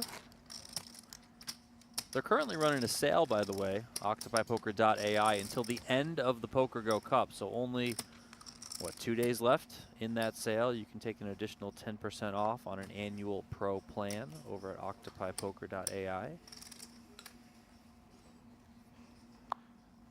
Some love for Dan Smith in the chat. Big Luch says, let's go Cowboy Dan. I do hope that if he makes the final table that he brings out the hat. That would be a tremendous addition. Incredible One, our friend from Bangladesh, saying, I'm rooting for Chrissy, but Cherish is one of my new faves. Yeah, Cherish Andrews has certainly made an impression here at the PokerGO Cup. It's great to see her be a regular in a series like this. Dirty Dancer saying, I miss the Carlos Mortensen stacking. And in line with that, Brian Devonshire. Yeah. Speaking of Devo chip stackers, Foxen with the jam, 7-6 suited. Just applying that pressure, knowing that Andrew's hands are tied. Donnie, what's the right etiquette in poker? You know, we see Victoria Lifshitz with her back towards the table right now. Can I see the menu, please? If you spike that one outer, do you just remain silent? Do you tap the table? Do you say, oh, I'm sorry? Or from lemongrass, is there anything you do in that moment? Or is the best thing to do just like close your eyes, take the chips, and try to pretend like it never happened? It depends on the relationship with the person, I think. If the other person has been over the line, maybe out of line to me at times, might rub it in a little bit. If it's a good friend, if it was you, right, rub it in. Oh, for sure you would rub it in. A little bit. Yep. You know, if it's just somebody else, you know, you just kind of like do one of these, like you know, like what? I mean, what do you want me to do? I mean, what, that's just. I mean, it's not my fault. Looks like Fareed Jatton went shopping with Eric Blair, also wearing the Prada jacket. If I'm online, I like you can like on WSB.com, at least you can throw stuff to them. Right. Play Poker Go, same thing. Yeah. You can give I someone do a it beer. all the time on Play Poker Yeah, Go. I buy someone a beer every time I bust them. Or, you know, double through them, I guess.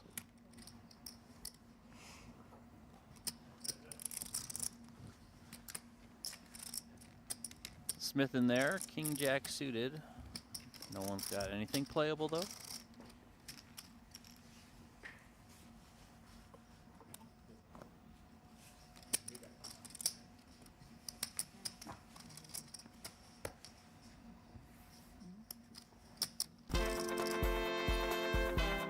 All right, still a ways off the money here in Event 7 of the 2025 PokerGO Cup. Quick reminder here that we have a sale going on over at octopipoker.ai. 10% off the annual Pro Plan if you sign up before the end of the PokerGO Cup. Free plans also available to the Ultimate Poker Lab for everyone. Drill real spots from BGT Final Tables as one of the many features on octopipoker.ai. I'm okay, thank you. I'll do the That's cool. chicken satay. Cool hair clip there by one of our And dealers. Is that a rigged deck, by the way? That's all aces of hearts. Yeah, I mean that's just not legal. That's a misdeal. Someone needs to talk to Stella, one of the regular dealers here at Aria. One of the best. I mean, they're all the best. They're all Yeah, the dealers here phenomenal. are absolutely incredible. The players really are spoiled. That's for sure. Fareed Jatton finds pocket kings. Let's see if he can spoil himself a little bit here. 10 seconds. 30.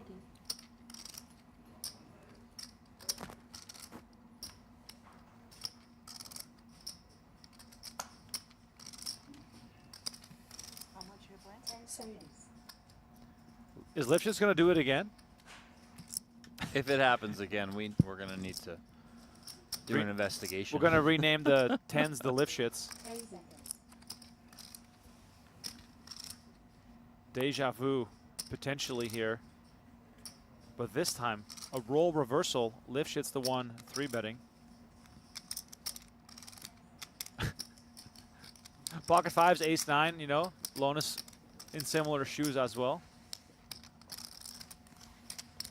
Get back to Jatton.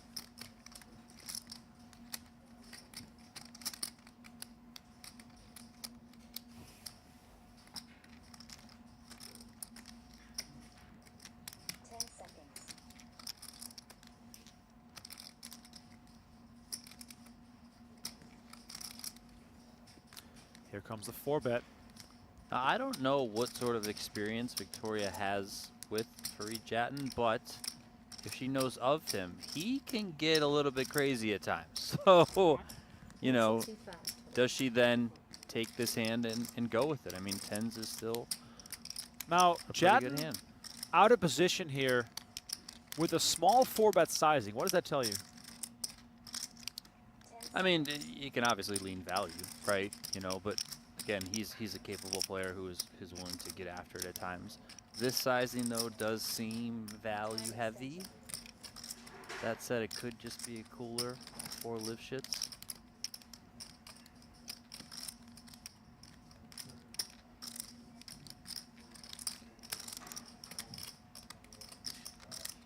You know, she got away from ace-king the other day, you know, close to the bubble, maybe Tom, the direct bubble.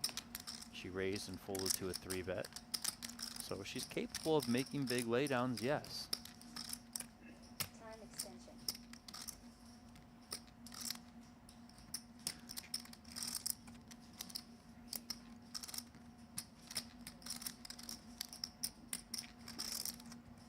Still room to call here and see a flop in position for Lipschitz. And that's exactly what she'll do. She said call? Yeah, she said call. Yep. I thought she might have said fold. I didn't understand it for a second. All right, 370 in the middle. That's exactly what Lipschitz has left behind. Jatton on the shorter stack for 335.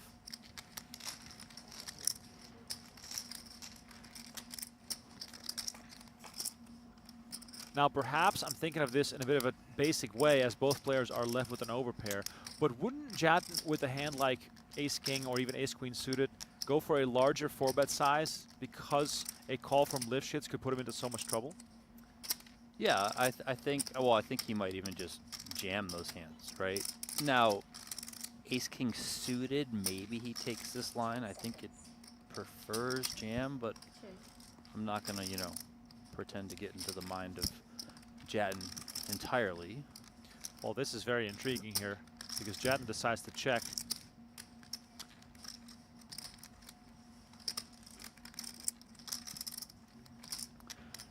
Yeah, just really putting hands like Victoria has here. You know, she's got jacks, tens, those types of hands, just very, you know, tough to play now, or even more so going to get you in trouble, I should say. Jatton probably a little bit more confidence in checking his hand as a slow play because he has that king of diamonds. 60. Very small bet here from Lifshitz, 60,000.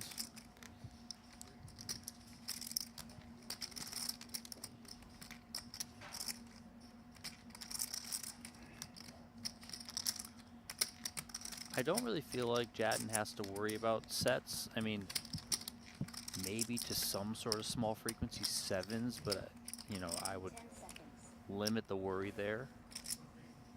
And that looks like a kind of a click. Yeah. Yeah. 140. 140, the check raise from Jatton, and we're playing some real shallow poker here on the flop. This is very creative from Jatton, you know, but he's making it very, very hard for Victoria to play a hand exactly like she has. Look at that, though. Well done by her. Lifshitz finds the fold with a smile. Tens go into the muck. I'm getting a death stare. I hope we get to see that. If we're Jatton there, can we just call the 60K and move our decision making to the turn? Yeah, but he also might think, you know, if she has what I think she has, jacks, tens, maybe she even has queens to some extent, then I don't think she's going anywhere, right? But she made a good fold, so, you know, what are you going to do? And part of that, I don't think she's going anywhere, is, well, what if a bad card comes off on the turn, kills my action? So I'll just put in the small check raise here, and we'll try and get the money in. But then if your thought process includes some portion of she's not going to go anywhere, if she has that range, isn't shoving then the same as a small check raise? And doesn't a small check raise look stronger potentially than a jam in that situation? Yeah. I could have certainly seen a shove there. Right. You know? And maybe that was, you know, ultimately the quote-unquote mistake in the hand, if you want to even go that far. But I still think he did well to, you know, he sized it small pre where she called. I think she honestly might fold to a jam pre, you know, given the position that Jatton had come in with there under the gun.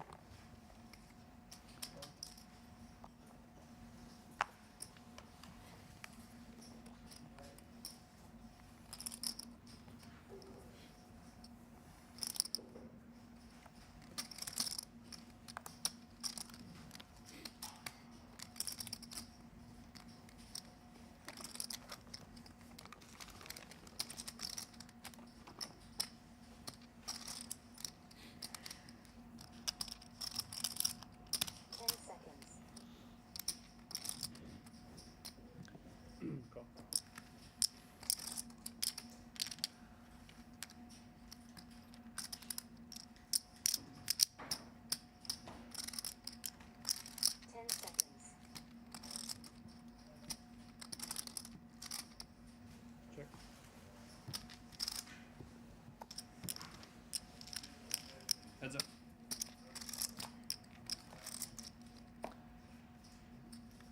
Limped pot here, blind versus blind. Top pair for Dan Smith. He's out of position.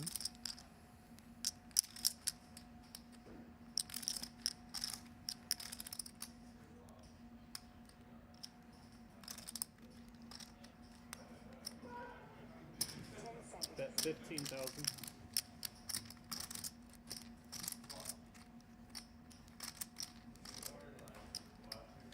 $15K from Smith here.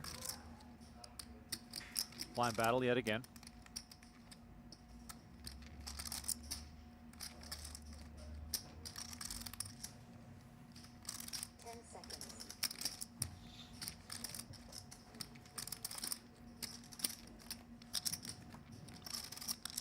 Chatton made the call. Deuce of clubs on the turn.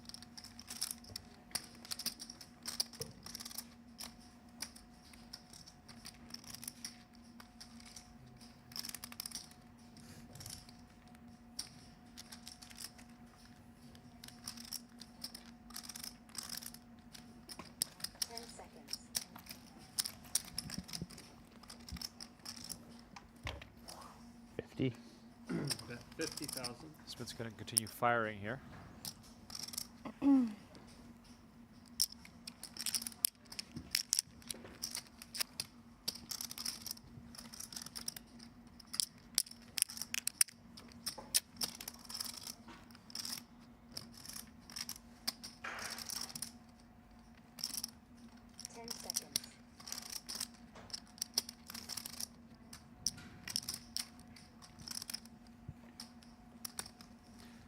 Chatton lets it go.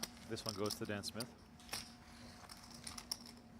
This card has a mark on it, yeah. It's a good one. So it's an ace. You set up. Oh, not a good one. Look. You see it? Or I mean, it's definitely. yeah. Reveal the card. I think so.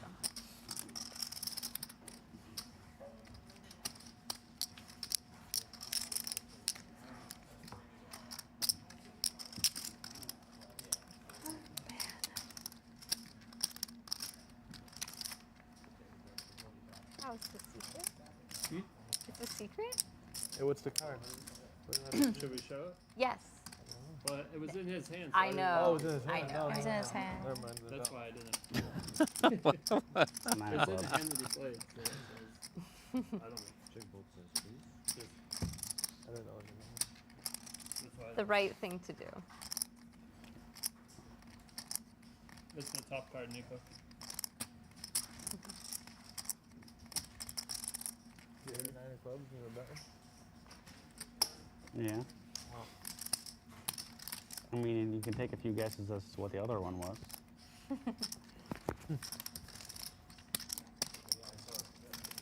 Okay. Fixing the deck here. Cards getting damaged. Happens from time to time. Yeah, I guess we'll all see it. Stop squeezing them so hard. I mean, in general, cards getting Make 'em all quote wet. unquote Yeah, keep it marked is simply cards getting damaged by players sweating those Yeah. sides a bit too aggressively, as if they're playing Baccarat. It's a lot. Who doesn't like a fun sweat, you know? Just Big difference. Usually That's what we should do, Donnie.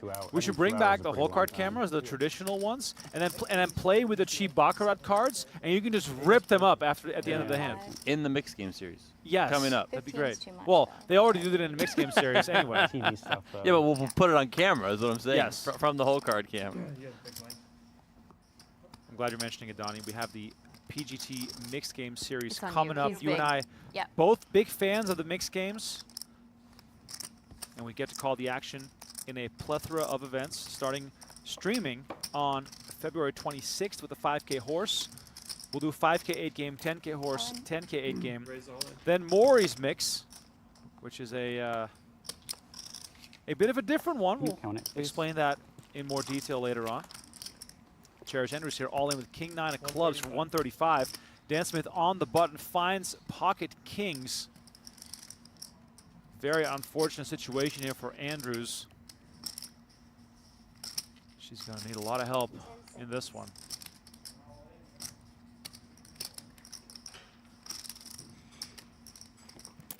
Call. And Dan Smith is just going to call, hoping for some additional action here from the blinds. And we're going to see a heads-up showdown here. Andrews looking for clubs, multiple nines, perhaps a That's straight. good. It's going to be really tough for her to escape this one. I have said clubs are very good here. Only They come 12% for Cherish Andrews, I got my hand with. as we are still 7 off the money. Here comes the flop. Queen 7-6, no help for Andrews whatsoever, and the turn will secure it. Cherish Andrews will depart in 20th place. Dan Smith will rake in the chips. And we're one step closer to making the money. What an hour it has been for Andrews. Aces, kings, and queens. And she finds herself on the rail. Twice in like Seat open on the main feature table. Been asking myself that my entire career. Wow. He asked for the new setup. Wow. Yeah, exactly. The new deck. Yes, something. That's too perfect. It's never that easy. Reminder here to scan the QR code on your screen over to PGT.com/gleam to try and win yourself a seat into our PGT Championship, which is a $1 million free roll coming up at the end of the year. No, no longer.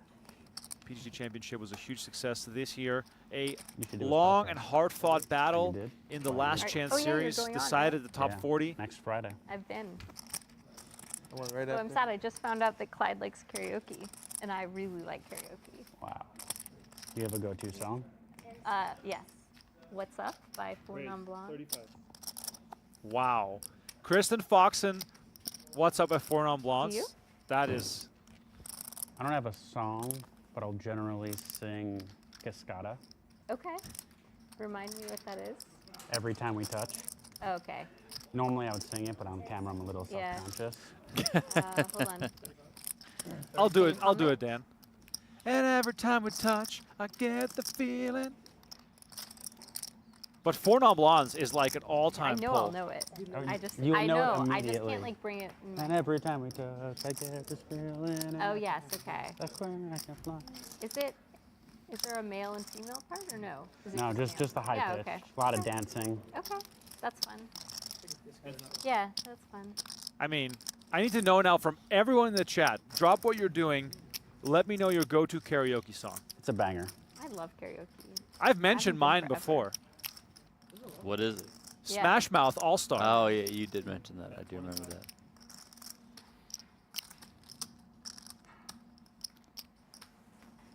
I just can totally picture Kristen Foxen with the Linda Perry hat and the old school airplane sunglasses they used to wear. I think that's what Linda Perry was wearing in that video. And I wake in the morning and I step outside. Okay, that's enough singing for me. Back to the action. Bonus bets, 25K. Live shits. Pairs Sometimes for for 9, but themes, like gives it up. there's a singer who has like a very popular song whose name's also Dan Smith. Oh. So I feel like Dan Smith covering Dan Smith is great morale. That is great. Maybe I'm thinking of Sam Smith. What does Dan Smith sing? The artist is Pompeii and their big hit. Oh my God, yes, thank you. I was Bastille, gonna right? have to. It's Bastille. It's really good too. It's a. You like karaoke as well? No. Oh, okay. Leonard Goach. No, I'm not. Okay. That song by I'm a mic hog, and I Bastille is have great. a very bad voice. They have two very famous songs, and I'm blanking on the name of the bigger hit. One is Happier, that Marshmello does with them. I mean, the Bastille song is really hard to sing. High-pitched voice. I was left to my own devices. Yeah, that's a good one. Okay, let's go through the chat here. I see lots of songs. Jeff, what's your song? It has to be Celine, right?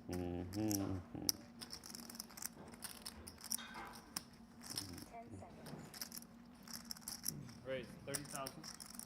I think Jeff is for sure gonna go It's All Coming Back to Me Now, or The Power of Love. Those two for Jeff Platt.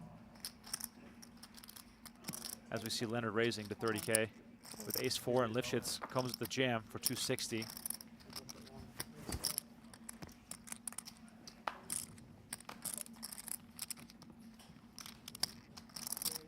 Chris Queen or says, king? regulate Warren G and Nate Dogg. An ace? Excellent stuff. Joel D, Okay. that's also one of That my could favorites. happen. He says break stuff by Limp That could be Bizkit. fair. That you were You guys are crushing this. Daniel says Night Moves by Sager, all-timer in the karaoke bars as well. Now, if you need to up your merch game, Head on over to shop.pokergo.com right now. High stakes poker, no gamble, no future, and PokerGo merch available to you. May I recommend the No Gamble, No Future crew neck? One of my favorite sweaters right now. A little chilly in the casino. Bring your sweater to the poker game. Always make sure you got some in your backpack. Nice hats too, by the way. A few more. That makes more sense, like how hard it is. Speaking of PokerGo merch, Nick Schulman, high stakes poker sweater on. Love it. Them figure it out. And I looked at Ace Jack and I'm like, oh my god, I would just give all my chips to Bucky.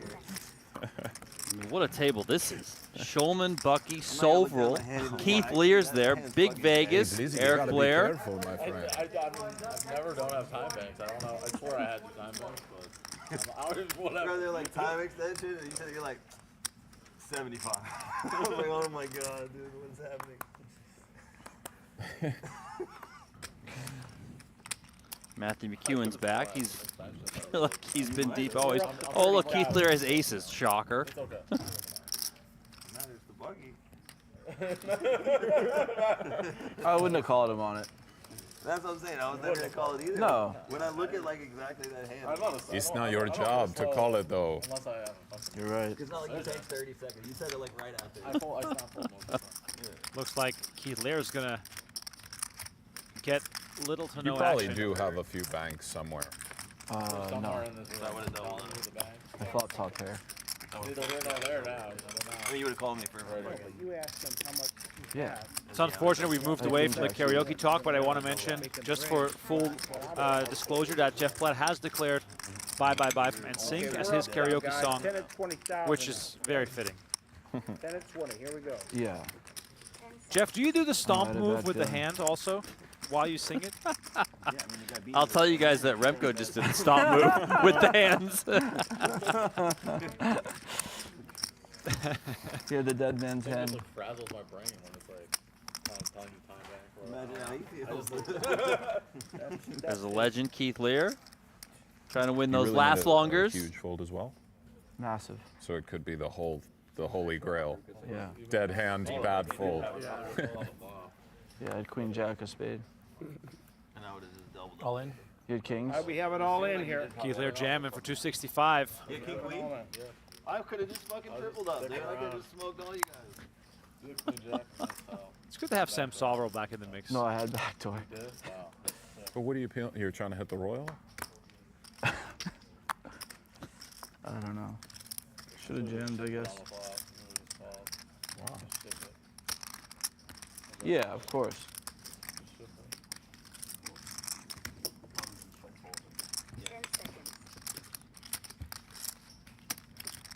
Looks like Lear might go back-to-back pickups here without any action. I wish it was like some total cock. McEwen, by the way, has upgraded from the PGG hoodie to now the hoodie and the hat. I don't know what you call that style of hat with the little drawstring, but looks classy. Drawstring hat. Is that what it's called? Right. Oh, Hat aces. Rope hat. Rope hat. Wow. Yeah, somebody like Keith to sit here and lie to your face like I got aces. I would be like, floor.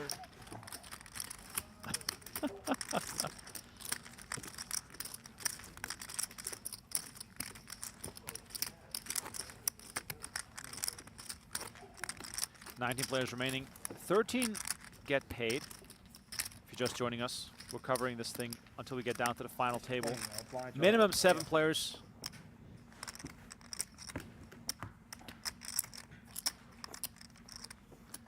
It does look like back behind D. Peters is Sam Laskowitz. He's so still here. Still here. Okay. Yeah. I recognize that backpack. He had the black hoodie on, so. I just want to know what's happening in the text thread right now. Because about an hour ago, Laskowitz said, I might have to go. So what has happened in the last hour? It was preceded by, I might have to go.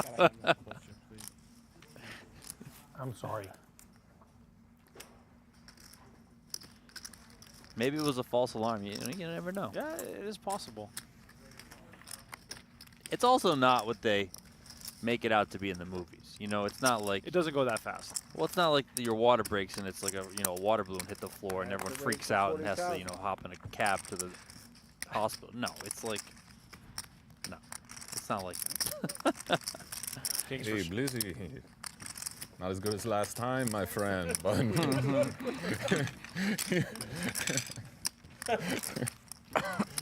gonna stop. I gotta stop, Poppy. Who do we got to talk to about making it contractually obligated that Nick wears a high stakes poker hoodie? I mean, he's on the show. I mean, it probably wouldn't be hard because it looks great. High Stakes Poker logo is all-time poker swag. So iconic. Good feeling with them things out there. Wait a minute, pitch 2 cards instead of 1.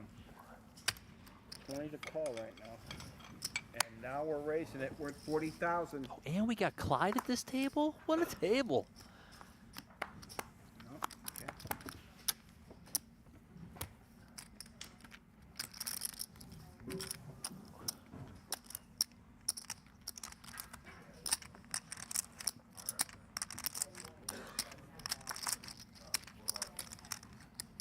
Great fold. Thank you. If you really had a I'm just wishing it's on the gym pre. Wrong read pre-flop. Ready, Get pretty your close. snack there. There you go. Go snack there. You could have shot and then just called the floor. 3-year-old was out. How happy are you, Christy, that we're on the Nick Schulman table, huh? She said my day has been made earlier. You know, I've always think it wanted to would've ask worked him. after the Maybe I fact. will one of these days, but Shouldn't. he used to be a It can't because it's cash like game first significant guy. action. And now he's, I mean, I don't even know if he plays cash games anymore.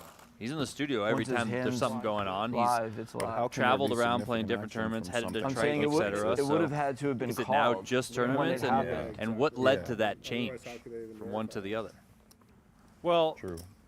dare I say, It's not gonna be like Sam Hall of says Fame? it was. Yeah, that doesn't work. Very true. Although, you know, you could take the David Oppenheim route, right? You know, Yeah. just be one of the absolute best cash game players in the world and But- get recognized. visually to the outside world, Yeah, no, for sure. the tournament trophy photos will 40. definitely resonate Raise to with the 40,000. voting audience. Okay. 10 seconds. 2:15 behind.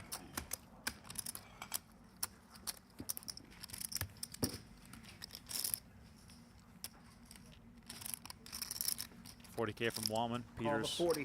defending the big blinds. 10 seconds.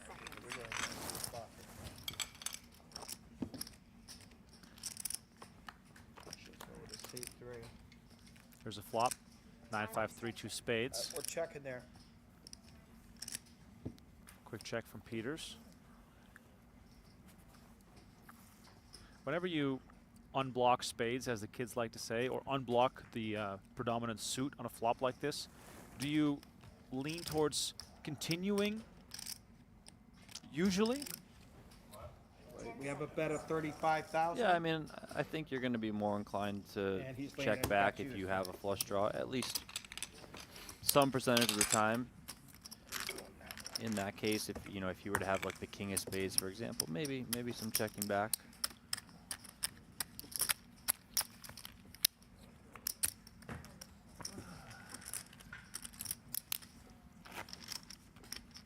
Reminder again, check out playpokergo.com. Play free online poker right now, anywhere in the world, because it's free. Available on web, iOS, and Android. Get in the mix right now. If you go there right now, you could be playing in under a minute. That's how easy it is to get started. Donnie and I have been mixing it up there.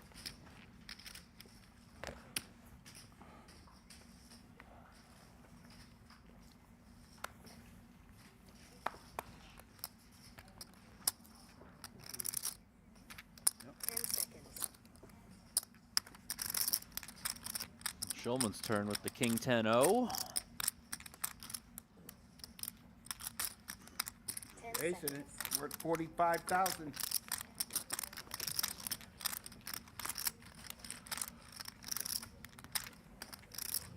Oh, help. 10 seconds. And he's made the call. Okay. Salvo this time defending from the Heads big up. blinds. Same exact scenario, king 10 versus jack 10 defending from the big blinds. Perhaps a more appealing flop this time around as Schulman Checking. connects very well with this, and Sovereign has some options. Yeah, Sovereign's got enough to be able to continue here, which of course is beneficial to Nick. Sovereign's also pretty short, so maybe this ends up just going in. That's a bet at 20,000. I mean, king high board, Shulman can be continuing a lot. Sovereign's also got backdoor diamonds in his hand. Solver also only has 70K. Yeah, I mean, this short, I don't think he's going anywhere. All right, so Solver with the jam. We got it all in call. Schulman calls top two versus middle pair and some backdoors. Made hand versus draw. This is what I waited for.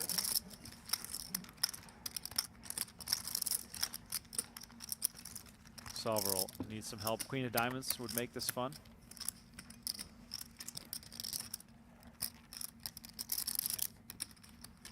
Make sure we really get this right. Keep it clean, Clive. Put the fucking Queen of diamonds out there and scare him. Hey. Jack on the turn, but it's an 8 on the river. Game Sam set. Sovereign will exit prior to the money, and that also means we are one step closer here, down to By the way, Sam 18. sold your thumb extensions. Look over there in the back of the room. Sam Laskowitz still present. Button one time, please. Wilson Seidel hanging in there as well. 10 seconds. That's your chip, right, Bob? Yeah. Purple there. Yeah. Big blind only this time. We lost one. Here's the future.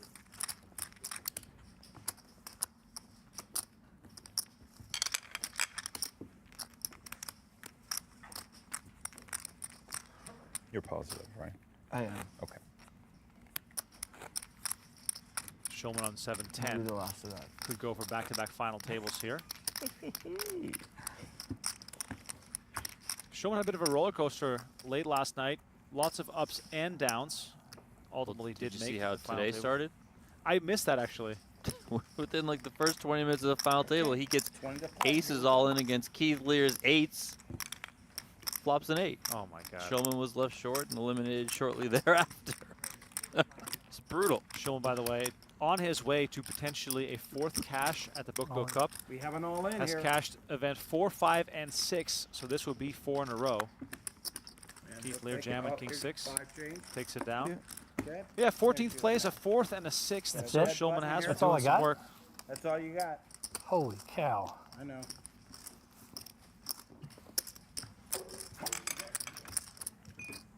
$240,000. 240,000. Shulman, one of those He players just picked who up the blinds, no small blind. is always in the mix.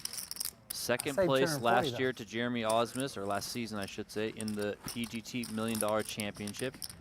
He's got 6 wins all time on the PGT, 7 second places, 5 third place finishes, 69 total cashes, more than $7.3 million won on the PGT, 41 final tables, but he's never won a major series title. Right. Like he hasn't won the PokerGO Cup, he hasn't won the Purple Jacket from the Poker Masters, hasn't grabbed that Golden Eagle that, of course, David Peters has from the U.S. Poker Open. It feels like it's only a matter of time. Or maybe, you know, Super High Roller Bowl, something like that. Like, it feels like it's coming. Even, heck, PGT Mixed Games, if you want to go that. PGT PLO Series. Nick plays all the games. He's always in the mix. It just hasn't broke out for him in terms of, like, winning a lot in one specific series, at least so much so that he's able to top the other players. But And also finished second in the PGT Championship to start off the year to Jeremy Osmus.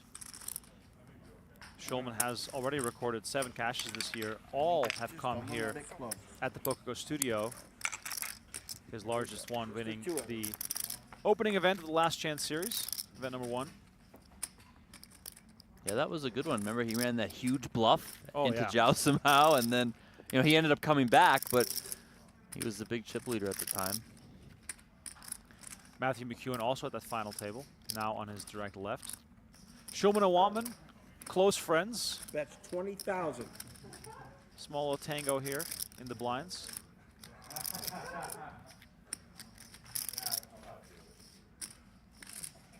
And he's made the call. Okay.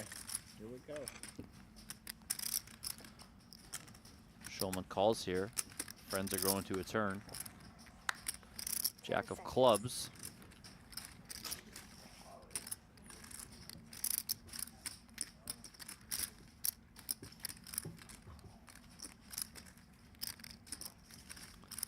Shulman does pick up that flush draw. Wantman picks up an open-ended straight draw. 10 seconds. 10 seconds. 70. Now the bet is going to be 70,000. Time extension.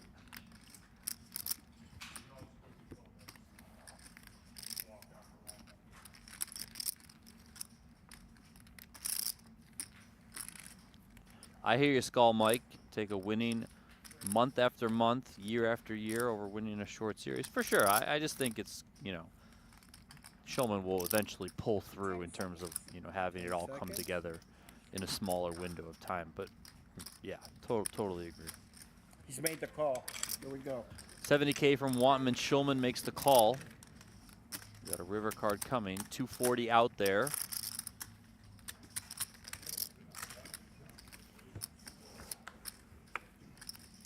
The river is the jack of diamonds, pairs of the board. Shulman's queen high is best, but he does have to get the showdown to be able to win this pot.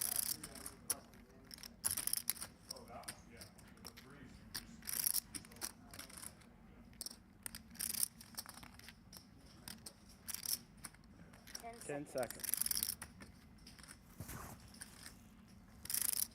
Does Wantman elect to go for this?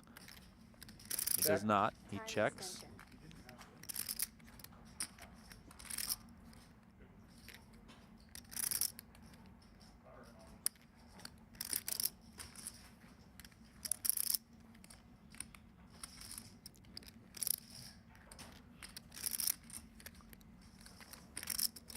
I think you're going to get yourself a 10 snack here, seconds. Bucky.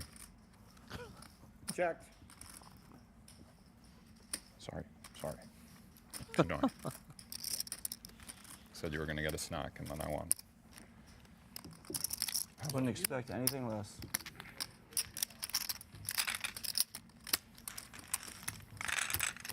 Shulman wasn't confident he would be winning that one, but he did pull in the I pot. could have the 4-6 or something of clubs. That's why I feel bad.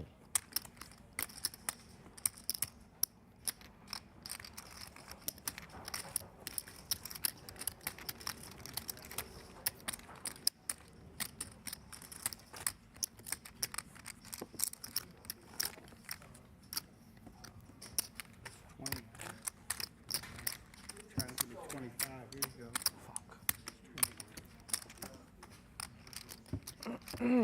Shulman up over 800,000 now.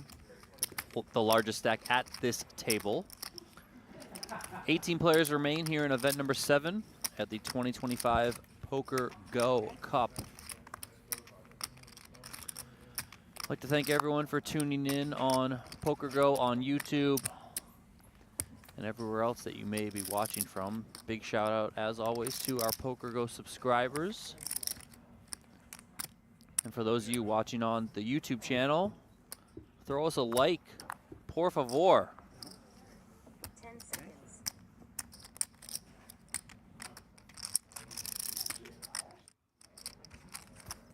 Call the 20.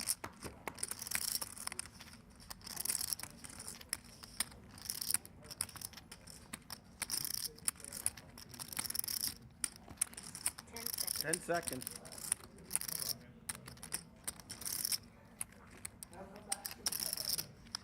We got a raise at 60,000. Time extension.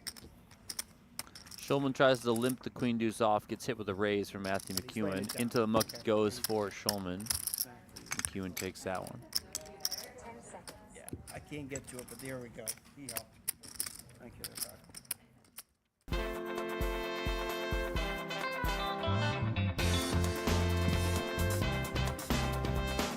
As a reminder, you can play free online poker, and you can play the Play PokerGO Cup right now on playpokergo.com.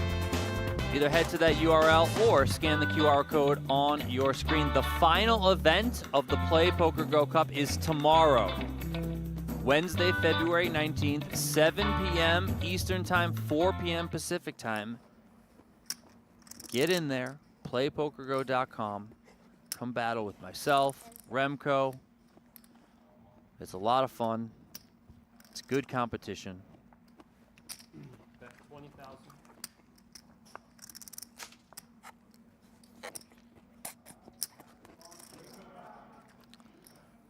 Here on the river between Foxen and Jatton. Jatton raised to 50K. Kristen Foxen called out of the big blind. Check, check on the flop. Check, check on the turn. Here, Foxen comes with 20,000 on the river. Could very well get called here by the ace high. She does, and she's going to win.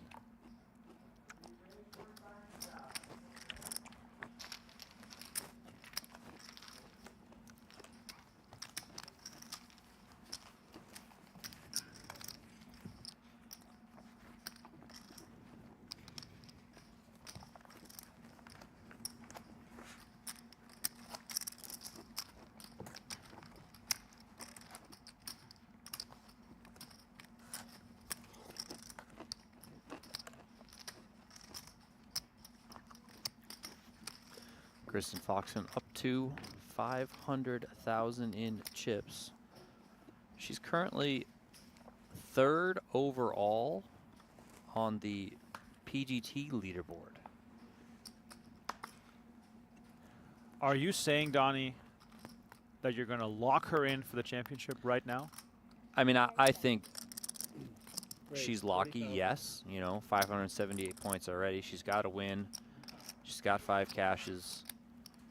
That win coming during PGT kickoff, you know, right? Was it? Or was it last chance? I can't remember. Well, last chance it wasn't in this season. Doesn't count, yeah. No, she won at PGT kickoff. Yeah, she did. She did win at kickoff, yeah. And what I was getting at is double points offered there. So, you know, a big boost to the start to her year. Of course, last year, she also won a PGT kickoff event. Then she had that super deep run in the WSB main event, which does qualify for the PGT. You know, she's in here every single series, at least every single Hold'em series. She's battling. She'll play all the big stuff that qualifies for the PGT at the World Series of Poker. So, yeah, I would say she's a pretty fair lock.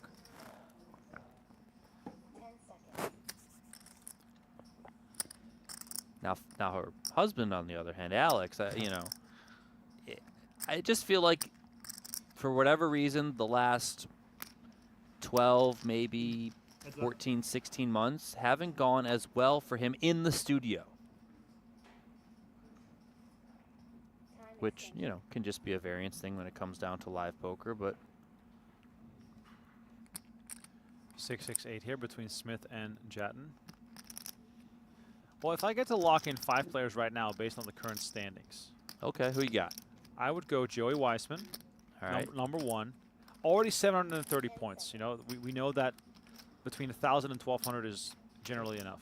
I will also go Kristen Foxen. I know that all the stuff you just said is completely true.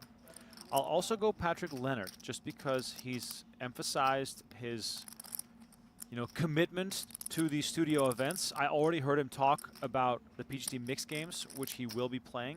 He might even win multiple events there, depending on, you know, how things break for him. My next one then is Nick Schulman. I haven't seen Nick this committed as far as being there every single day. He's up for his 4th straight cash at the Cup today, so he's slowly grinding. Hasn't had a major win this year yet, despite all those results, and he's already in 9th place. The last name that I'll throw into the mix here, and I'm gonna go a little bit further down the list. I'm gonna go Shannon Shore. I think Shore's been strong, consistent, making runs.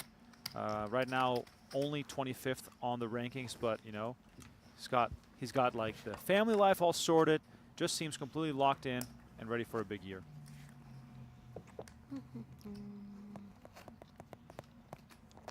By the way, you can find all these standings on pgt.com/leaderboard. If you're a nerd like myself who loves to look at numbers, definitely a place to keep an eye on. Wins, cashes, earnings. The same rule is still in play, right? You need 3 cashes to qualify. Yeah, there's actually an additional rule. So you have to make it into the top 40 points-wise. That's number 1. Number 2 is you have to have 3 cashes in PGT qualifying events. And then there is a third one this year installed by PGT Commissioner Tim Duckworth, where essentially like going into last chance, you have to opt in. Oh, wow. Meaning like, if I make it, I'm gonna play. That's That way, right. If somebody is like in the top 40 and they're not gonna play the championship, you know, they're out of the country or whatever, we'll open the seat up to somebody else and we'll actually get somebody in there. So that's great. Yeah. So let me just opt out right now. I'm out. Well, no, you don't want to. Oh, actually, yeah. I was gonna say you could win a dream seat, but then I was like, no, he works for the company. He can't win a dream. He can't win a dream seat. Not gonna win anything. But for those of you out there, pgt.com/dream, that will show you all the different ways that you could possibly win a dream seat. So I know Remko mentioned the Gleam contest via social media earlier. There's a bunch of other stuff on that page. It looks like there are 6 or 7 different ways to winning a dream seat. You know, some of them are playing poker, for example, with our partner at the Run Good Poker Series. We got another partnership with Champions Club down in Texas. You know, we have the social media giveaway that I mentioned. You know, last chance is going to be coming up at the end of the season. So there are various different pathways to getting a dream seat if you're not rolled to be firing here in the studio and events like the PokerGO Cup, etc. So check that out, pgt.com/dream. Are you saying that not all of our people in the chat are high rollers? Yeah, I mean, they're just like you and I. Probably broke. I always thought I always thought that the chat was just full of pros. They act like it. You know, the whole armchair quarterback thing. In that way, they are just like us. Definitely. All right, 18 left, 13 paid. Give me some names. Who do you think is going to miss out on the money? Again. Going on over to our outer table here. It looks like Keith Lear is all in for his tournament life up against Eric Blair, Big Vegas. He's got 2 titles under his belt. Lear a favorite here to double up. Ace-Queen versus Ace-Jack. Let's see the flop. Good for a queen, Clyde. Keith Lear letting Clyde know the type of snack he wants. Don't get greedy, you're ahead. 9-6-3, looking clean here, but needs to fade the spades. Could not do it. Keith Lear gets the queen, but sadly Blair gets the spades. Keith Lear announces good game. It's been a good series for Keith Lear, regardless of his result in this event. Finishing second earlier today in event number 6. Also finished 8th in event number 1 and 11th in event number 2. So I got a couple of things there. One, you saw Eric Wasserson in the background. We heard earlier that he had a last longer with Keith Lear. And if it continues from what we've seen so far this series, the last longers are must cash. So Wasserson still in, Lear out, which tells us that Wasserson could be in line to win that 25K. The other thing that I noticed, Sam Laskowitz's seat was empty, so we're going to have to find out. I didn't see the backpack on the back of the chair, and it looked like they're still playing hands. So we got to send someone out there. Is Keegan out there? Is Tim Duckworth out there? Is somebody out there to let us know what's happening with Mr. Laskowitz, okay? We know that earlier he got the text. He might have to leave. Now we got to follow up. Let's go. Okay, wow, we have a sweat. I mean, now the sweat is, what will finish first? The labor or the tournament? We are 4 spots off the money now as Pads pulls that one in. I mean, Laskowitz, by the way, according to recent reports, was still on the 50 big blind mark. So he had quite a large stack. And I wonder, like, if he leaves, what the actual rule is. Haley Hanna in the chat, the girlfriend. Wife, has he proposed? Are they married? I can't keep track of these things. Haley Hanna said he left. So we do have official confirmation that the Laskowitz baby is now on its way. Boy or girl, do we know? Has it been announced? I'm not even going to try and guess. I don't know. Well, since Haley has this inside info, I'm sure she can keep us updated on how things are going. Thank you, by the way, for the update. That's appreciated. Ever since we found out that Melissa was due during the Cup, it's been an ongoing topic of discussion here. And Laskowitz has made the most of his play here during the PokerGO Cup. 3 cashes, a 5th place, a 10th place, and a 9th place. He's got some diaper money in hand already. 5-5-6, no big deal. Just flopping a boat here for Jatten. He up against Leonard, who has no business being in this hand any longer.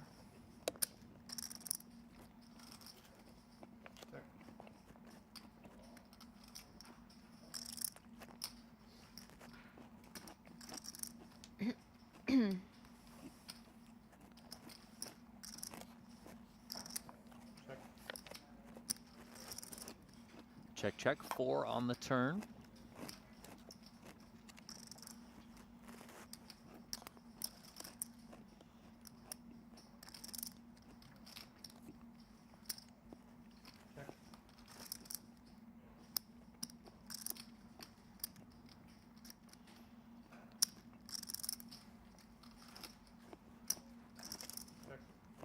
Jatten trying to hope that Leonard catches up in some kind of way, and the queen on the river might just be that card that gets Jatten to win a few additional chips here.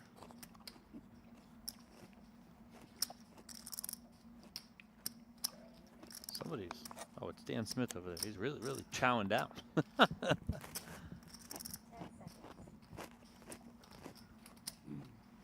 90,000. 90K is the bet, and Leonard pays it off. And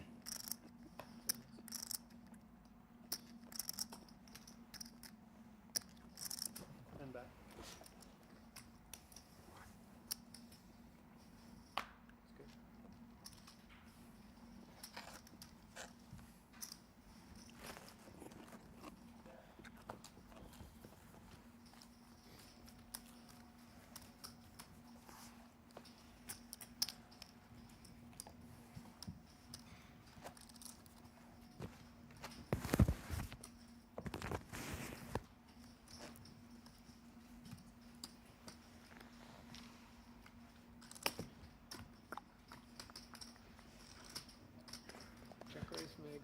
If you're enjoying the coverage here on YouTube, don't forget to hit that like button. 500 likes is always the goal. Helps us spread the word on these live streams. Don't forget we're streaming a 100-200 cash game with JRB on Friday night. Tune in for that at 6 p.m. Vegas time. 20K minimum buy-in. One more check. He gets paid. 10 seconds.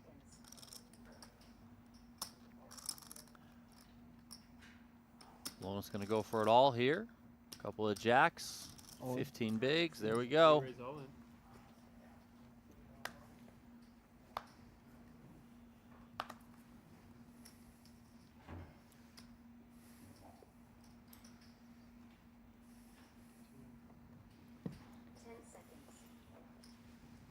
Action folding around to Foxen, so it seems. Can I get a count, please? I don't think I'm folding. 295. 295 is the shove from Lonas. 14 big blinds. Could see a big flip here as we get closer to the money. Ace Queen versus Jacks.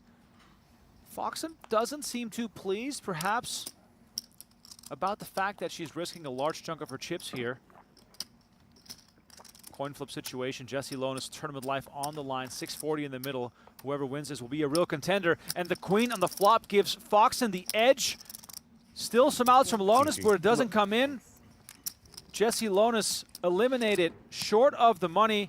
And Kristen Foxen now on 835. Very healthy looking, very healthy. 16 left, 3 more eliminations until we are in the money.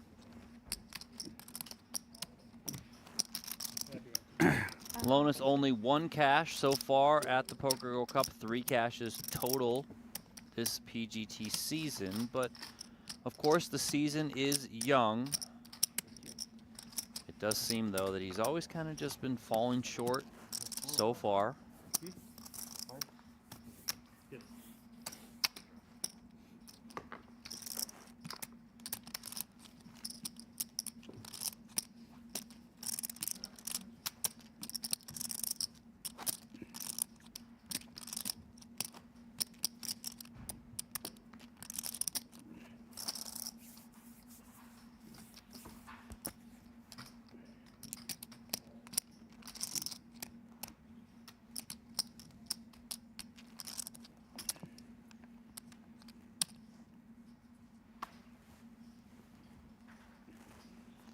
$16 left, 3 to the money.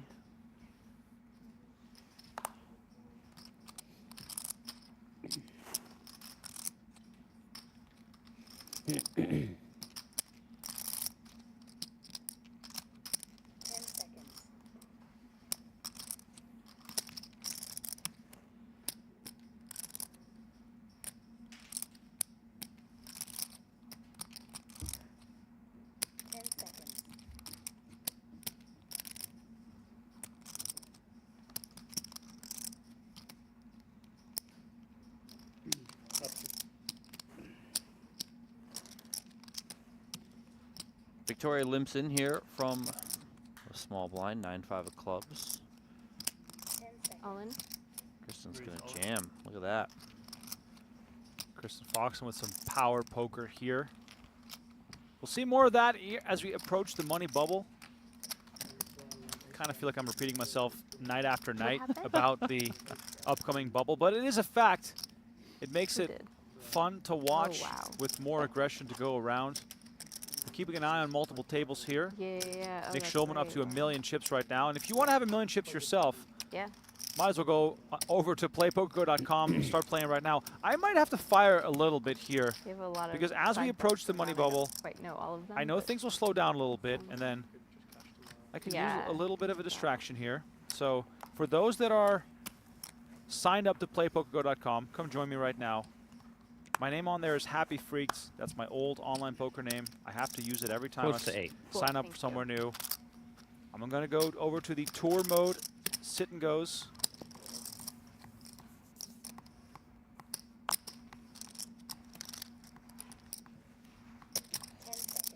I'm going to play the Tokyo game. You love that Tokyo. It's well, Tokyo is the highest stakes you can play. Now I believe without it being heads up. There you go. Merry Christmas. The highest buying game is a heads up game, which I have been crushing, by the way. But hey, who's keeping score?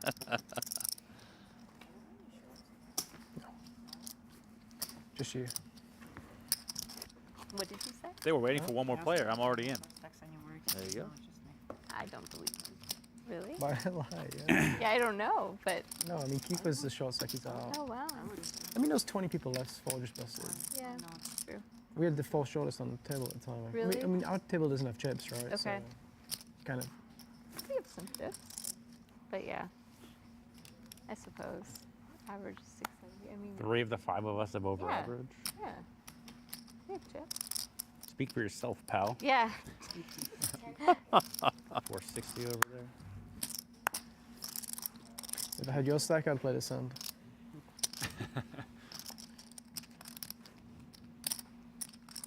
Now, Donnie, if you're in a tournament and you're approaching the bubble, there's a sort of a, I don't know, an amount of tables in play that is still something that you can like walk around the room. At what point would you concern yourself with the other tables? You know, as far as the bubble is looming and you kind of want to know where you're at, or does it not really matter for the most part? 70. Because you're only playing against the players at your table. Yeah, I mean, the shorter you get, the more concerned you're going to get, right? Obviously, 10 big blinds is kind of that threshold when you like really start to worry, especially when you're playing 5-handed, you know, 6-handed, even at times 4-handed. But just because, you know, everything goes around much Bucky quicker. has 80K. Did you hear that? Just now. Did you hear that? We manifested it. Bucky has 80K. Bucky has 80K? Your nemesis. Bucky from in trouble. yesterday. And it is correct. We were getting it confirmed right now. Just 4 big blinds for Matthew Waltman. Me, you, and Bucky. I mean, even though like it works the other way because can get fantastically. for example, Foxen here or even Dan Smith For me. and Victoria Lifshitz is literally just going to get pocket tens every other hand. But when you're a big stack, if you're aware what the other players are aware of, so you know, essentially you're aware of what the short stacks are. So if you know like a Pads, for example, or Victoria Lifshitz, for example, is aware of where the other short stacks are, then maybe you can apply leverage to those people. Lifshitz here comes in with a raise to 45,000.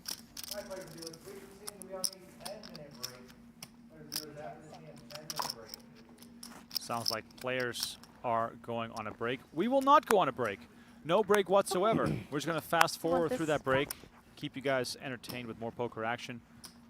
Might see a change at the table here as far as players go, but even that I'm not sure about. So we'll hang tight here and continue our coverage of day 1 of event 7 of the 2025 PokerGO Cup. Once again, my name is Remko, Rinkema, Donnie Peters alongside me in the booth. We still have a few more eliminations to go before we get into the money in event number 7. $32,000 payout is looming for the final 13. If you want to study and upgrade your own poker game, check out the Ultimate Poker Lab for everyone. That is occupypoker.ai. 10% discount on the annual pro plan now available until the end of PokerGO Cup. Free accounts are also available if you just want to dabble. Go check it out at occupypoker.ai. All right, back to the action here. As promised, fast forward through the break, and we are staying with the same table here. Dan Smith on top. Stacks very close here between the top 3. And then Lifshitz and Leonard towards the shorter end of it all. Please don't forget to smash the like button, subscribe to the channel. This might be the level in which we see the bubble burst. Need to lose 3 more players. Matthew Waltman down to 3 big blinds, so he'll be all in shortly. Let's see if Smith, Foxen, and Jatton are going to get into some clashes here with those similar stack sizes.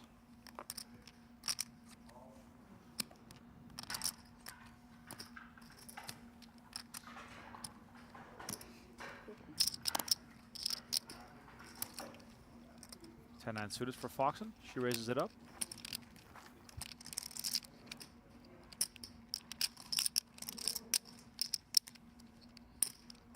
Oh, and here we go. Over to table 2. Matthew Waltman all in for his tournament life. Ace-Jack versus King-Jack. Looking good so far. 10 on the turn. Some outs for Blair. River's clean, though. And Waltman will find his first of many needed double-ups.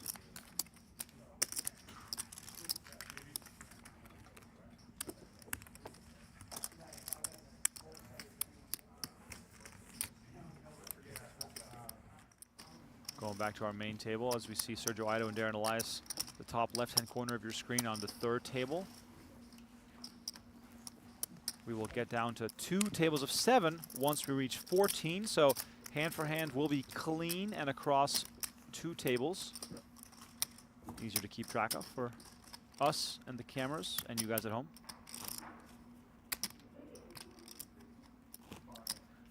Let's do a round in the chat of where people are watching from. I know the action might be a little slow here as we approach the money bubble, so give us your location. Let us know what we're dealing with here today. Location, weather, beverage. Yeah, throwback. I like that. Done it in a while. Sorry. This one? Location, Yep. beverage, weather. Maybe it's A classic from our bonus coverage from last year. Haven't done it in a while. Well, I'll kick it off. Location, PokerGO Studio, beverage, coffee, weather, amazing. A little bit windy today, but still amazing. Didn't get out for a bike ride, but it is what it is. We'll try again tomorrow.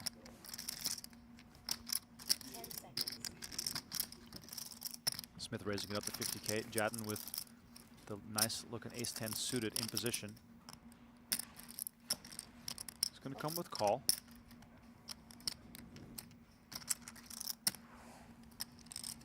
It's mirror.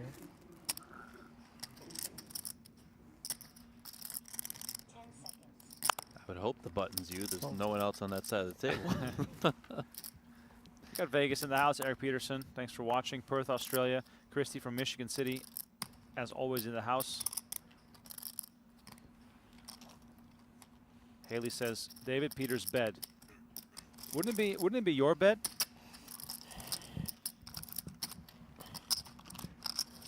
We got Spokane, Washington, Jersey. Halfway between Pittsburgh and Toronto. Are you on Lake Ontario?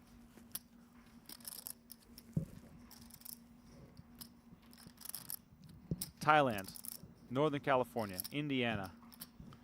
Dan Smith versus Jatton. Queen on the flop. I can do shout-outs while these guys play. They're playing slow enough. Smith has opted for the headphones at this stage of the tournament and decides to check his top pair.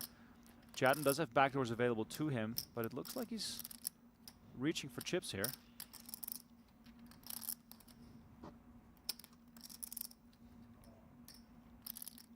Jeff Platt complaining about the weather in Vegas. Save the complaining for when it's 115 outside and you're burning your skin as you try to get into your car. From now until like May, it is the best weather in Vegas.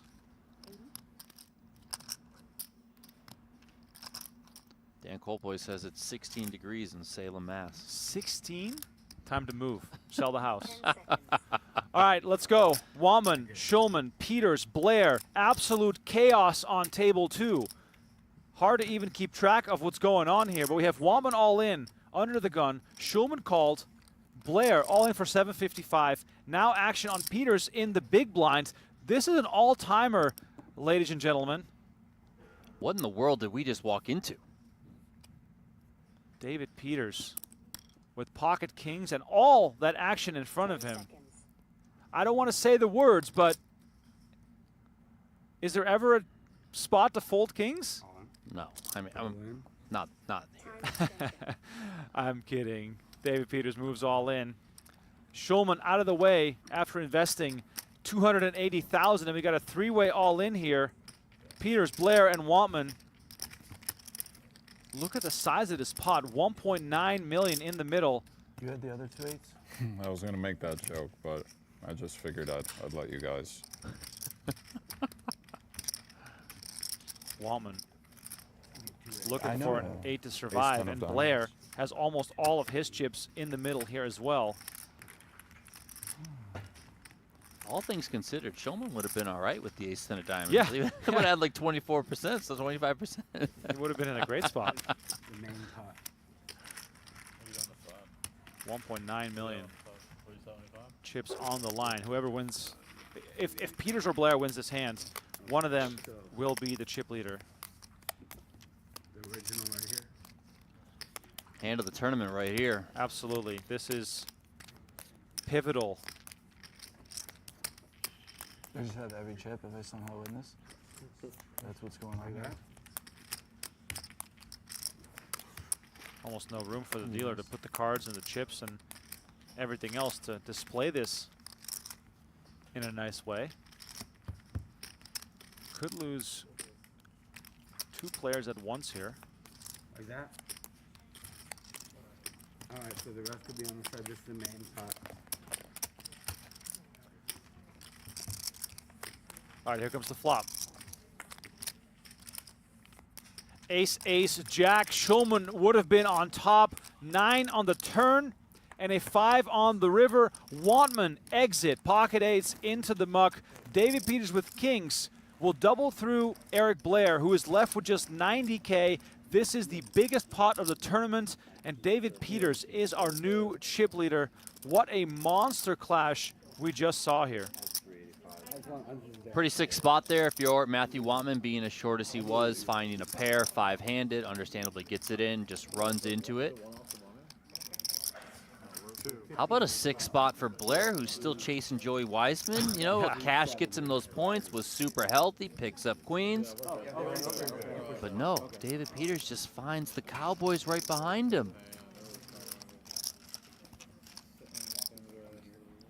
David Peters, one of the all-time tournament pros, 46 million in career tournament earnings. In my eyes, first ballot Hall of Famer when he turns 40.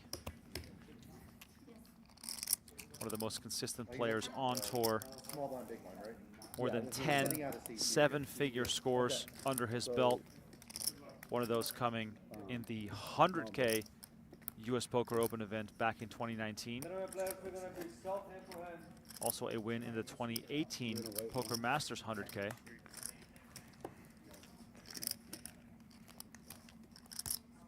Peters now the top dog in this event.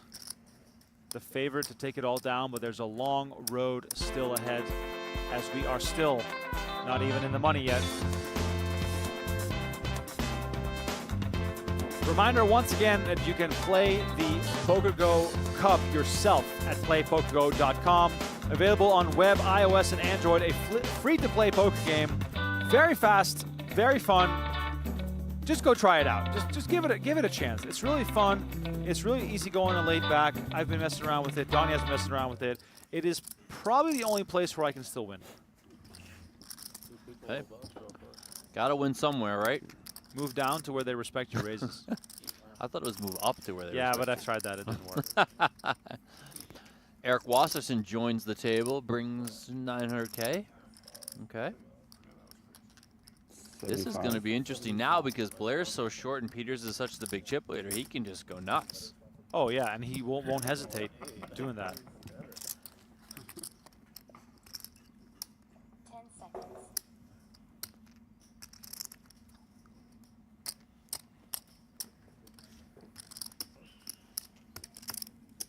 Time extension. Peters raising it up from the small. Shulman calls in the big.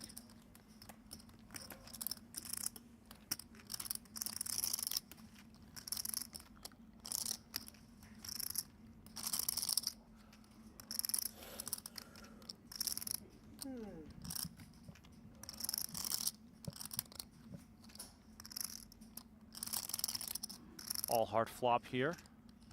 Not much for either player. Whoever steps first might just take this.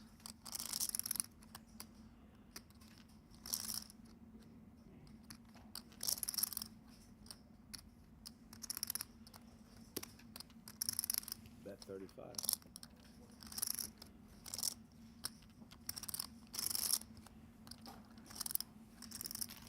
Shulman steps first, and Shulman wins.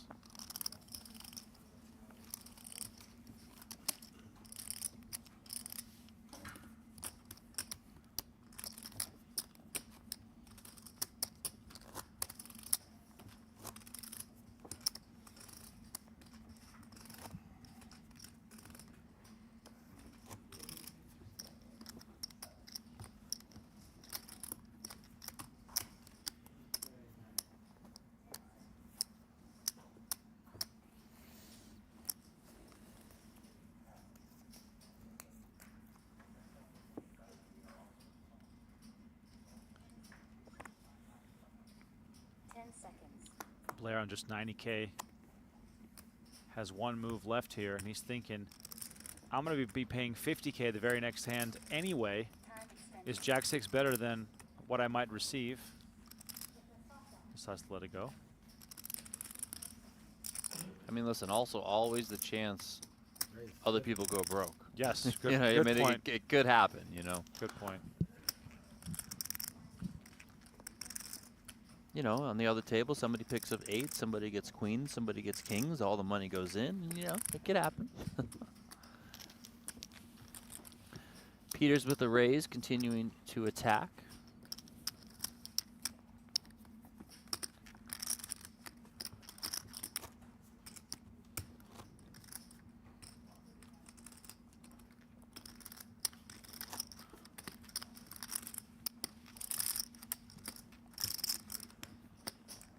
Also, I mean, it's kind of extra weird. I know he's healthy on chips, but Sam Laskowitz left, which is also weird. Oh, wow. I hadn't even considered the fact that he is He literally left the building. He's quote unquote out of the tournament, but he is still in the tournament. Yeah, for those of you joining late, Sam Laskowitz's girlfriend has gone into labor. Donnie, you know a lot of people. Can we get a ruling on this? Can we talk to Paul Campbell? Like, what's happening with his stack? Yeah, I mean, it sounds like they're because his chips were in play, so they're just letting him chill. All right, Blair here at risk with ace-8 versus 9-8. Blair well out in front here to start what could be a nice little comeback.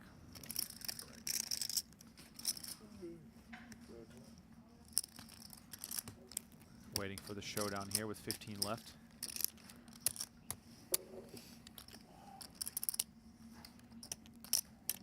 If Laskowitz really has a big stack, it could take quite a while before he gets blinded down. All right, here we go. Tables, cards on their backs. Shulman versus Blair.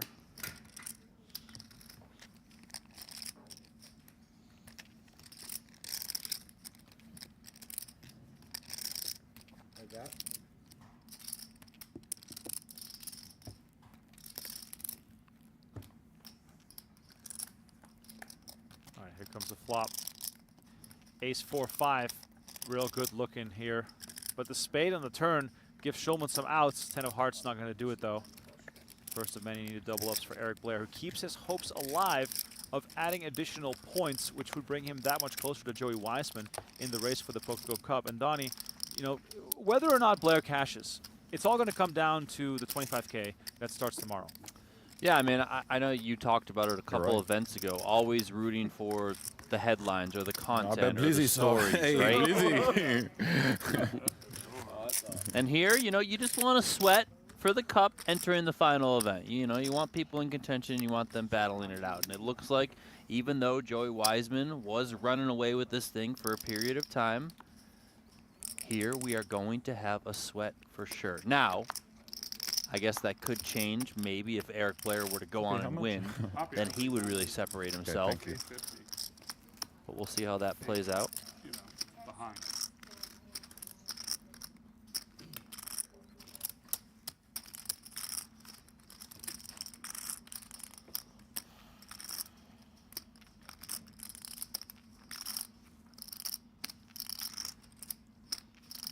Blair gonna go again. Okay, here we go. Ace 3 suited this time.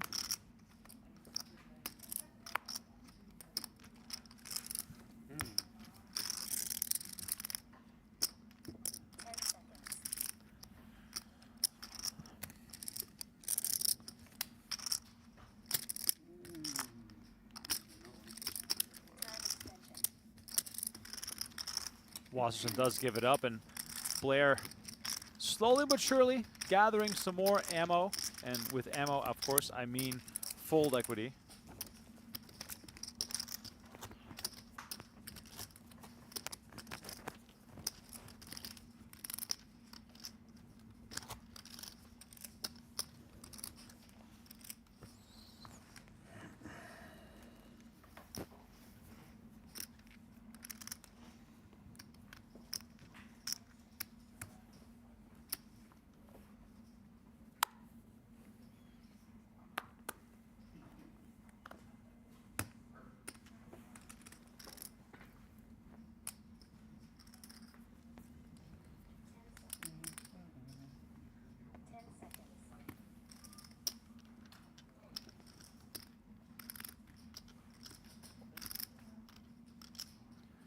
Action folds to Wasserson in the small blind, gives Peters a walk.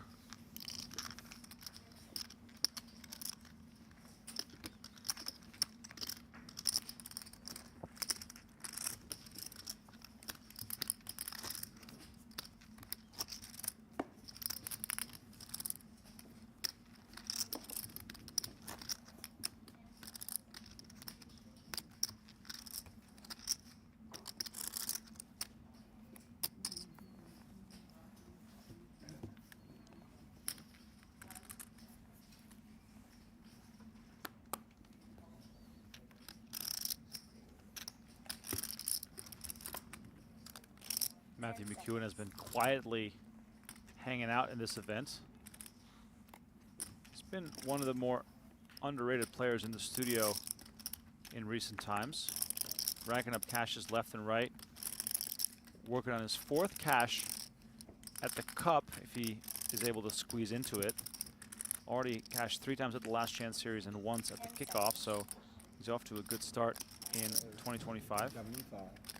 Actually pulls the feeders in the small blind. Just gonna go and raise onto Nick Schulman's big blind. 10 seconds.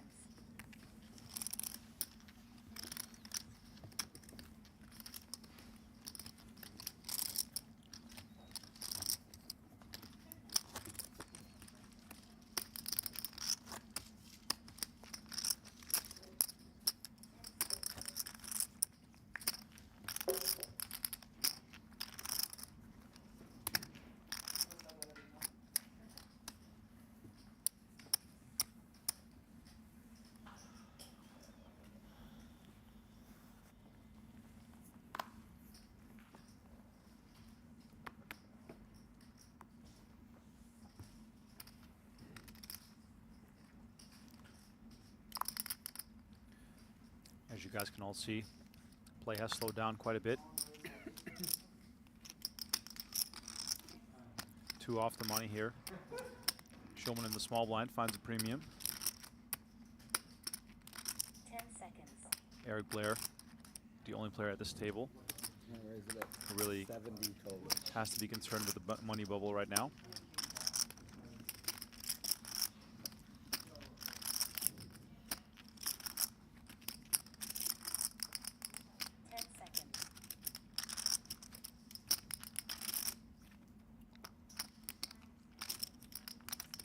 McEwen lets it go. Schulman picks it up. Straightforward poker these last couple of hands. Waiting for a big clash.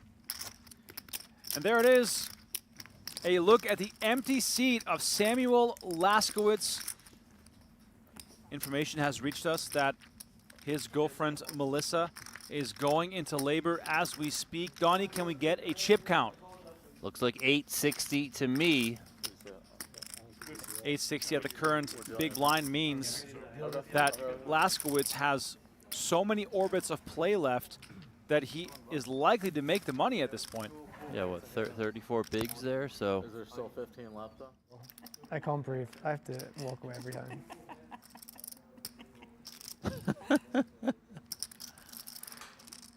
Why can't you breathe, sir? What's going on? I see you starting looking at your cards when it's not your turn. I make conversation with you, so you stop. You know, like, that's the only reason I talk.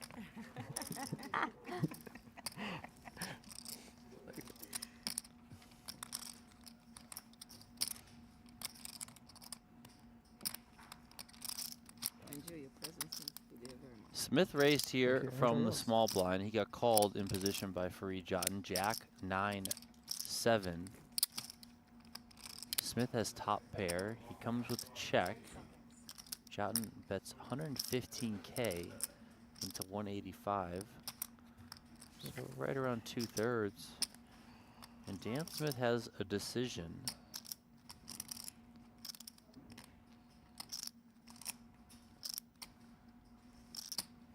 Could he just come with it here?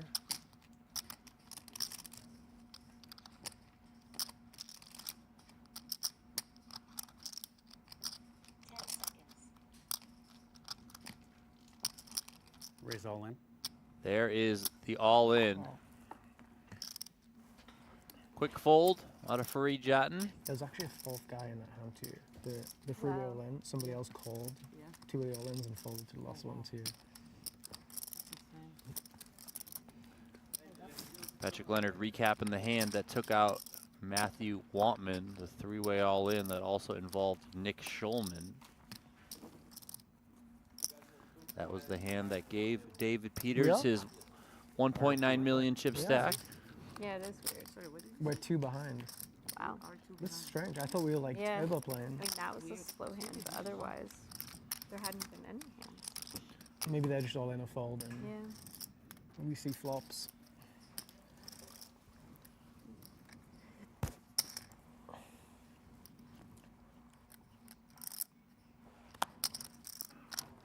2 off the money here, and it sounds like this feature table needs to play some catch up as Dan Smith looks down at Big Slick. Ace King off.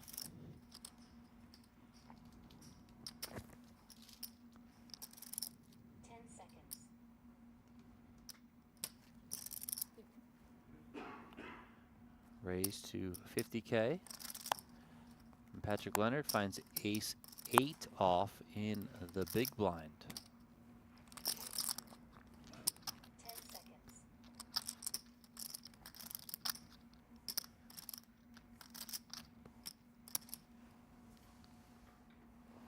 Time extension. Wow, and Patrick Leonard goes for it. Raise. Smith jams, and Patrick Leonard puts his chips in, and he is dominated and in a world of hurt here.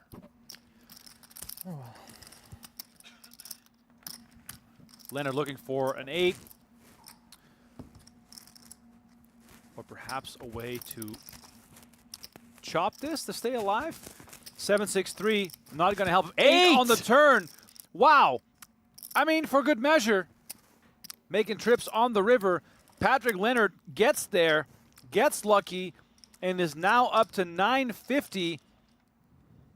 Huge blow to the stack of Dan Smith, and we are still playing here with 15 players. 450.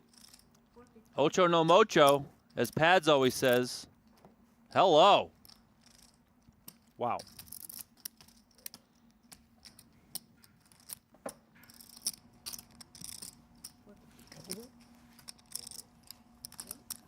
I don't see it yet.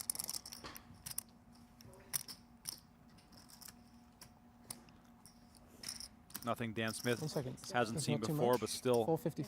painful every time Okay. something like this happens.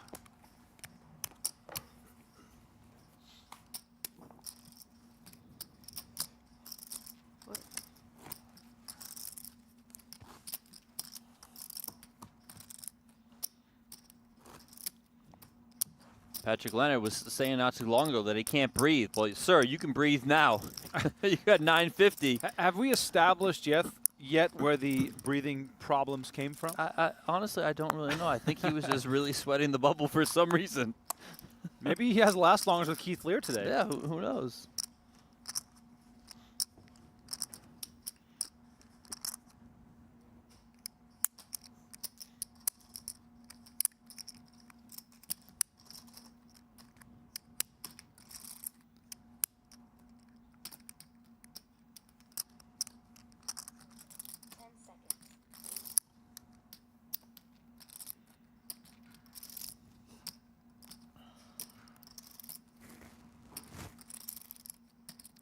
Pressure also rising on Victoria Lifshitz, and Leonard acutely aware of that.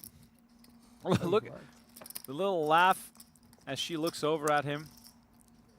She knows the drill and makes the call. Are we holding up or are we playing?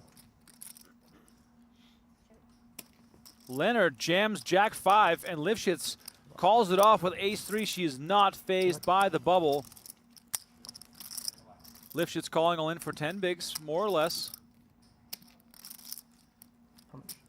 225? All right, here comes the flop. Ace to basically secure it here for Lifshitz.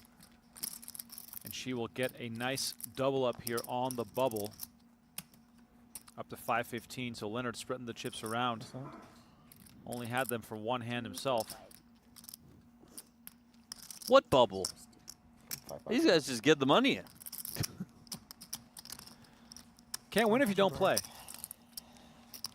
10 minutes ago, Patrick Leonard saying, I can't breathe. The table's talking about, like, you know, who's got what short stack at what table. Next thing you know, it's just all in after all in. Yeah, Jack 5 versus ace 3. Why not? Stacks are getting noticeably shallower here. This is nothing shocking, but it is interesting to see how that trend line has come down quite a bit.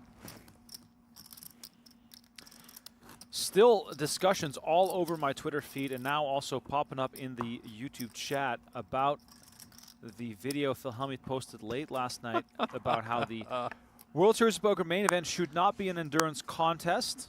Well, I don't really see a reason to change it. Endurance is also part of the game. So I've seen people argue both sides, but for the most part, I think that people are fine with the way that it is currently. 10 seconds. It's like an aging professional cyclist saying the Tour de France is too long because I can't win anymore. I mean, yeah, it's true. I'm 40 years old now, guys. I can only win the Tour de France if you guys make it half the distance. Oh, sure, sir, sure, of course. Let us change the format just for you. And all the other 40-year-olds. 10 seconds. 75. 75 from Lifshitz here from the small. Let's see if Fox wants to apply pressure. She's got Lifshitz covered twice.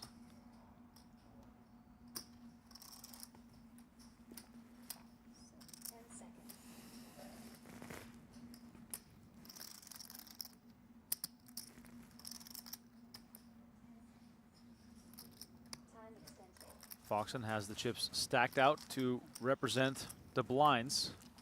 That's great. She paid the blinds.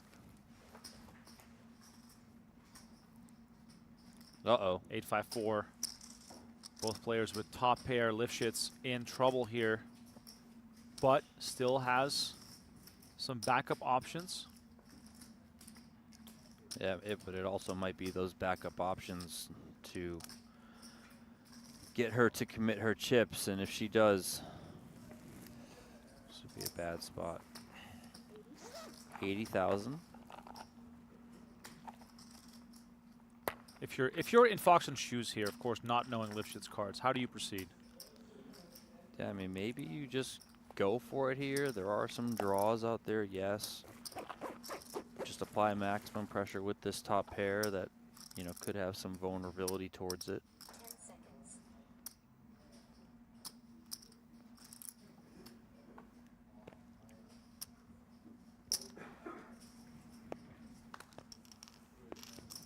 Call from Foxen. Deuce of clubs on the turn might slow down the action both ways here. Yeah, I do agree, you know. Obviously, both players, you know, could be playing some flush draws, maybe more so in the range of Foxen than Lifshitz.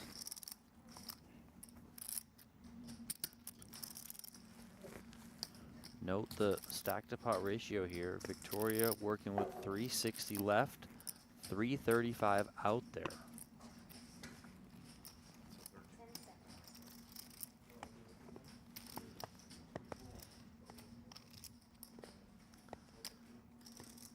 Kristen getting a look at that stack size.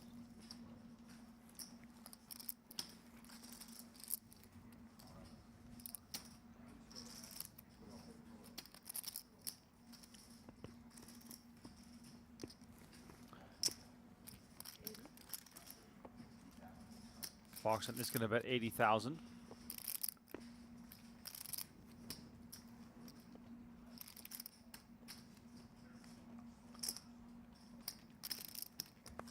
And with her top pair, Lifshitz comes along. River brings the ace of spades. High likelihood of seeing this go check, check. It's a good river for you, I think. I check.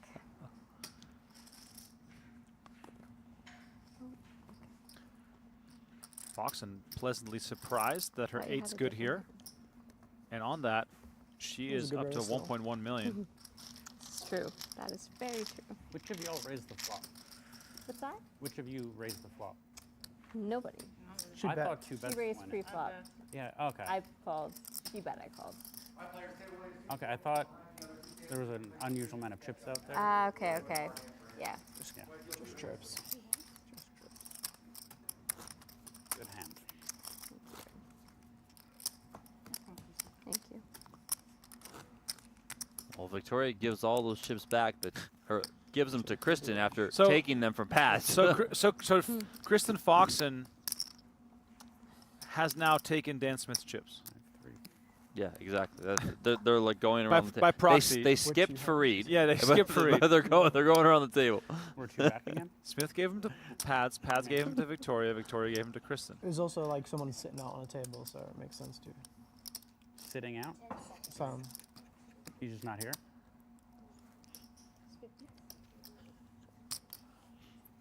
And he has $1 million, so. Is I Dan have 340 inclusive. Is including the blind. Dan Smith not aware of the incoming baby? No, I guess not. I mean, he's got the headphones on now. He's locked in. He's in his own little world over there. Free Jotten raised here. A couple of 10s for Kristen Foxen. 3-bet. Oh, I thought that was 3-bet coming. Could still be a 3-bet coming, yes, but she's temporarily put those chips back into her stack. Comes with a call.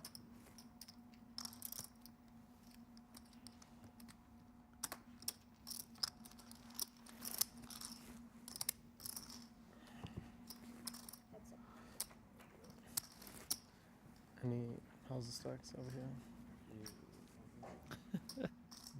Pads is so great. He's just sweating it all.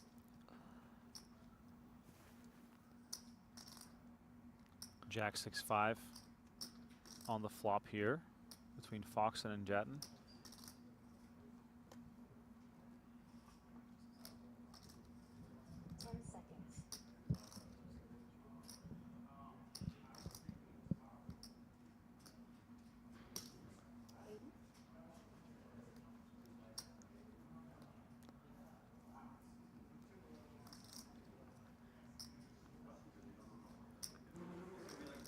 Annoying situation for Foxen here to continue multiple streets with 10s, perhaps? Yes, but I think you got to call here at least one street, and you know, then you can proceed depending on what happens. This looks like she's going with a different option, sir. That's a check raise.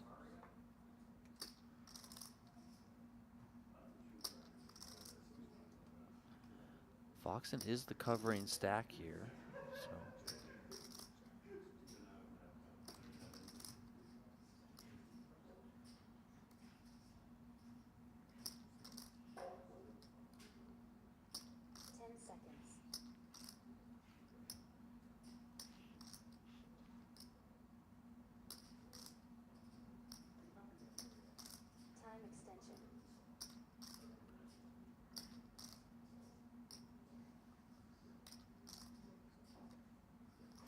Jatten does have backdoor nut spades. And he's in position. Yeah, and it's small. I mean, it's like almost inviting to get a little creative here. And he is going to call. Look at this. All right, so over $500,000 in the middle here as we go to the turn. Now, how does Foxen read Jatten's range right now? I think she can certainly think that he has a jack. Oh, wow, what a card. 7 of spades giving Jatten a whole bunch of additional outs, 34% without even having a pair. Now, Foxen probably not too concerned with the 7, more so concerned given the action so far with hands like ace-jack, kings, queens, aces. Yeah, you know, even some king jack, queen jack suited, stuff like that I think can be in there, yes.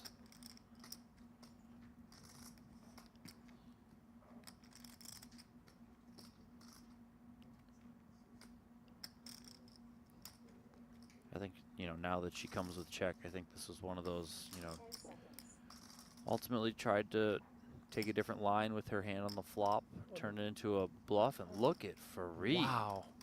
Jatten with the aggressive move, jamming 550.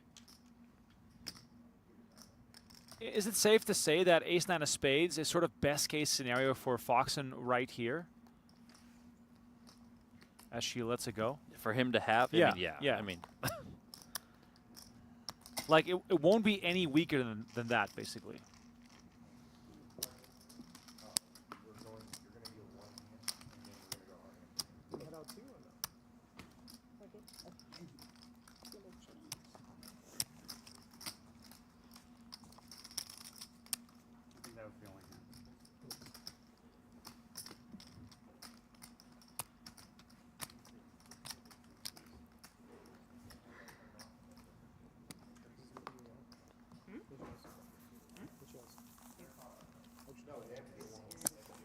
Hmm.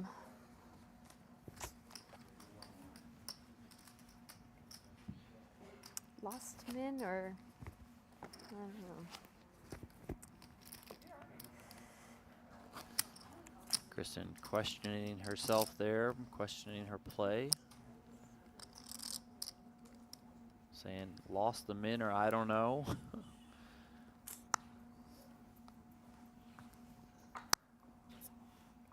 Fold. The money bubble has not burst yet. Wait, how much Up on top, field left, 15 of 86 remain. The top 13 will make the money. Eric Blair has fought his way up to 14 big blinds on the secondary feature table. He's right there with McEwen. All in. Dan Smith gonna jam here.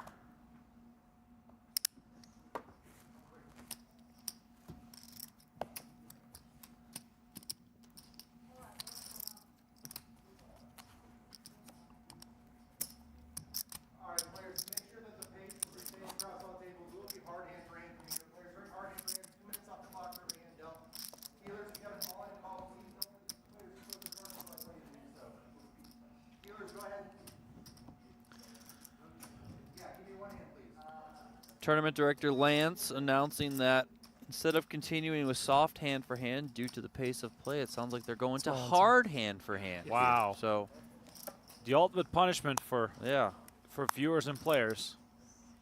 Everyone needs to be on their best behavior That's my big blind. so we can play some poker. Just so that way it's clear. I mean, ever since they told this table that they were 2 hands behind, they've been just blasting away. There's been 2 all-ins. That hand with Kristen Foxen and Fareed Jatton.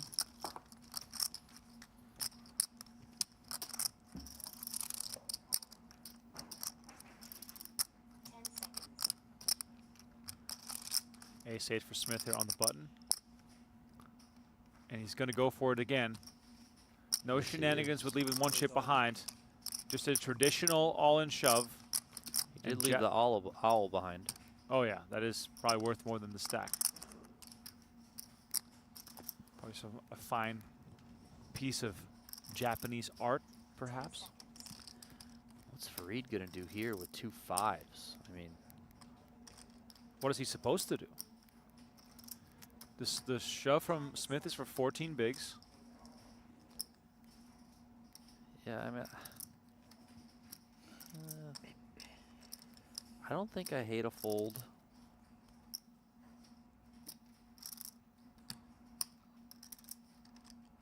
I mean, 6s, I think I'm in there. 7s, I'm in there. Oh, here we go. Jatton is going to make the call. The Jack-6 for Leonard is going to end up in the muck. Do we show or keep them down? Good to go? Yep. Thank you. All right, good to go. Announced by the tournament director, which means we're going to see an all-in showdown. Jatton versus Smith. Ace-8 salt. Big coin flip here. Smith getting ready. That's what you do when you're all in. Deuce 10-5, still fine for 5s. 7 brings the spades, and the 3 of spades. It's really uncanny how lucky standing up is. Like, you have to truly believe you're done. You have to really believe it. Like, I wasn't gonna do a pre-flop. Yeah, but Flop. fair. Okay, let's save some time. Get the mic off. Ace-8 salt. It's a hot hand. Ace-8, yes. Dead man's hand. I mean, not for Dan Smith. Leonard spiked his ace-8 Yes. against the ace-king Wow. for Dan Smith. The dead man's hand's keeping people alive right now. Dan Smith goes runner, runner, And they have like hot hands. hitting the spades. Ace-8's like flame and hot. Back up to 780. And right back in the mix Fired here. had it against Chrissy on the turn. I had it.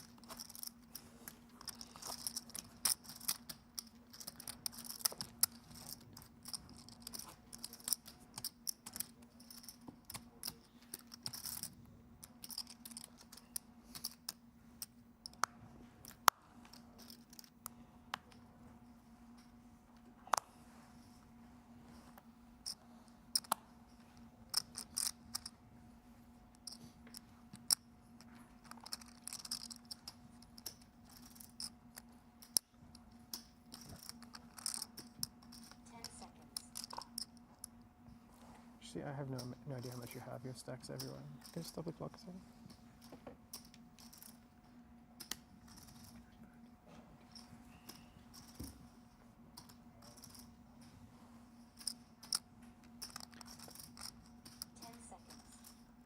Action on Leonard in the small blinds.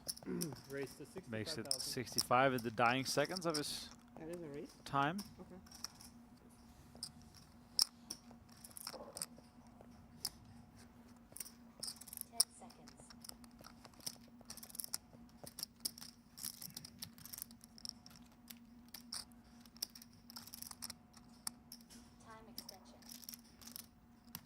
King 9 off for Lifshitz in the big blind. Additional tanking will have no impact on the standings in the tournament, since we are hand for hand.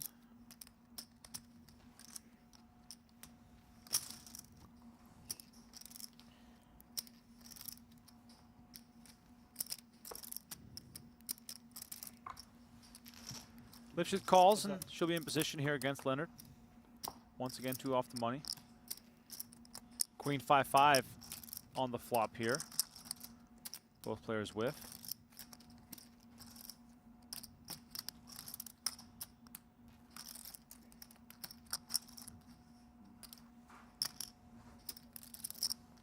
Bet 40,000.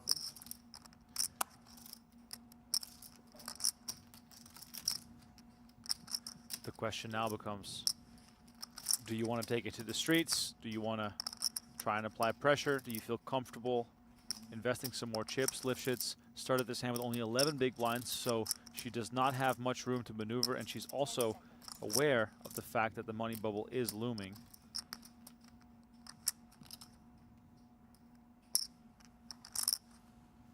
There's really not much she can do there. Sorry, I can't tell you how much you scare me sometimes.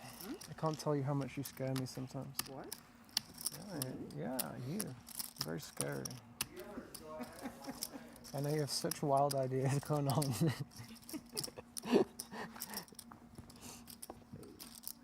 how our feeling is towards this.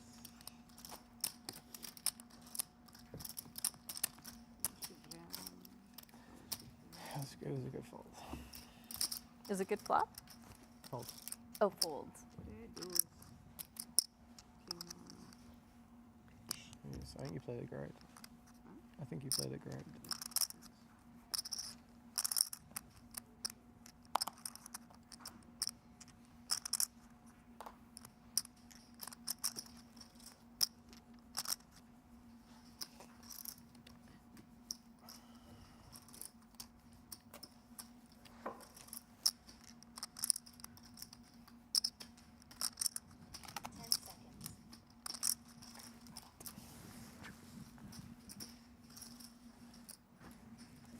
An ace here in the small blind for Victoria, as short as she is. There we go. Call.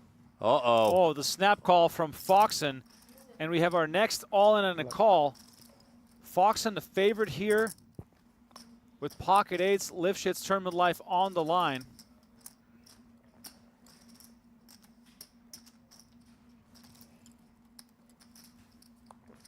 Waiting for the flop here. Lifshitz needs an ace or some diamonds. And there's some diamonds here.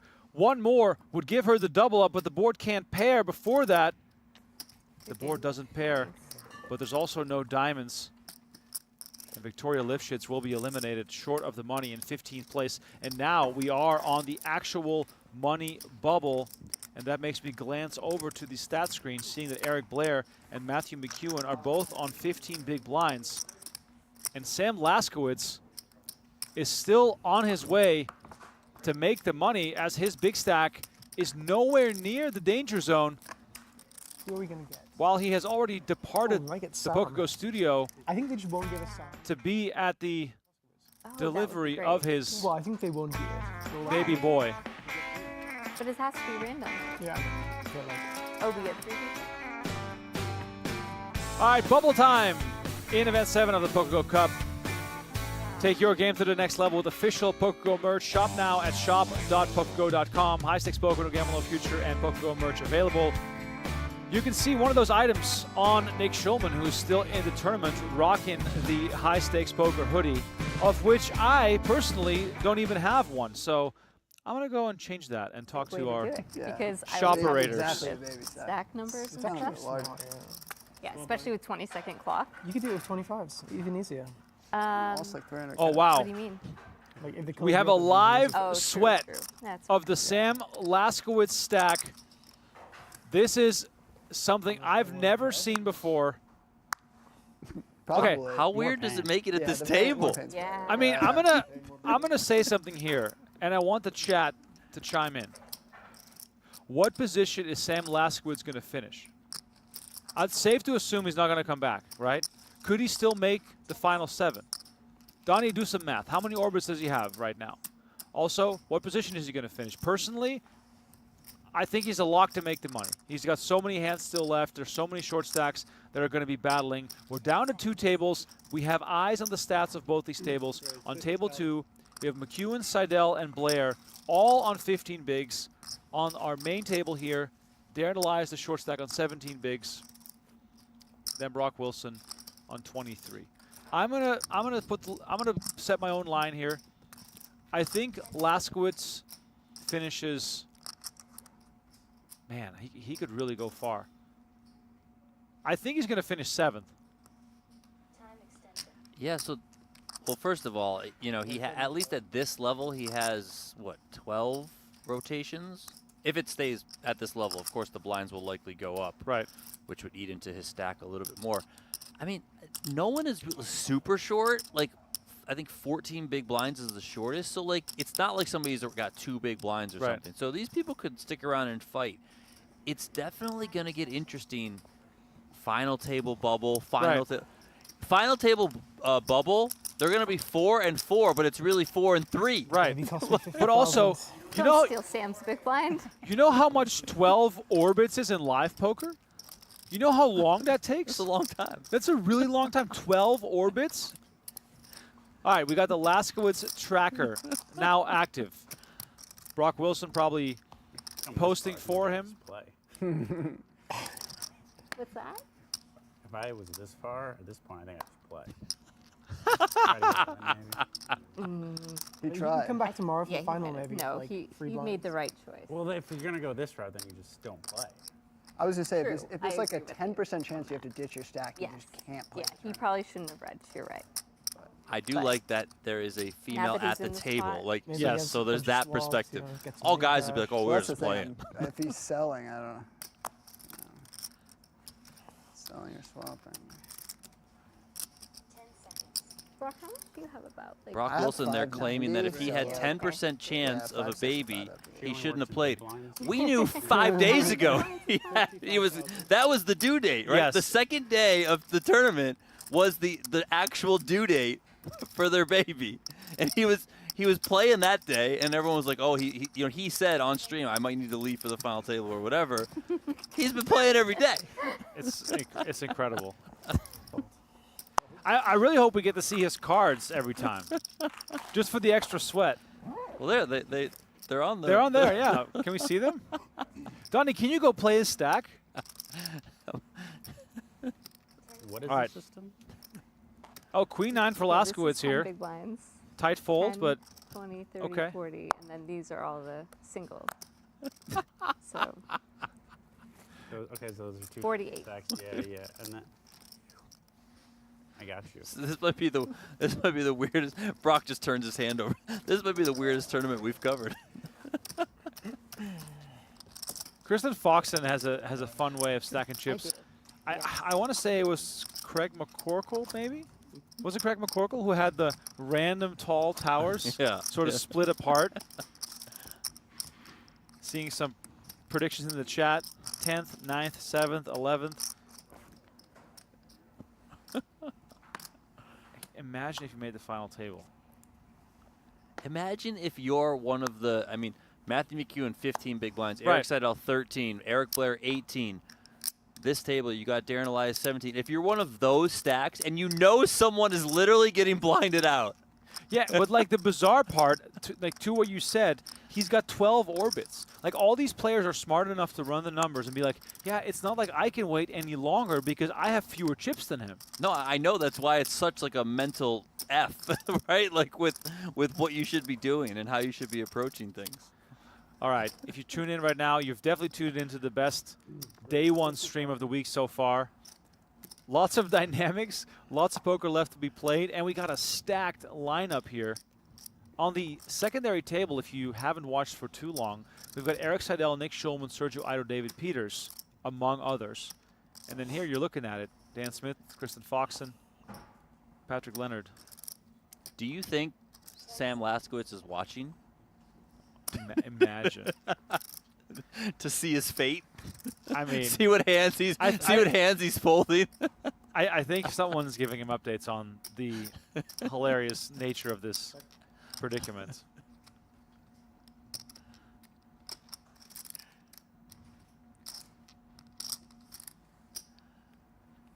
Foxen came in with a raise here. She's in the cutoff, but effectively on the button due to Laskowitz not being there. Smith called from the big blind. We don't know Dan Smith's hand just yet. 9-6-5 here.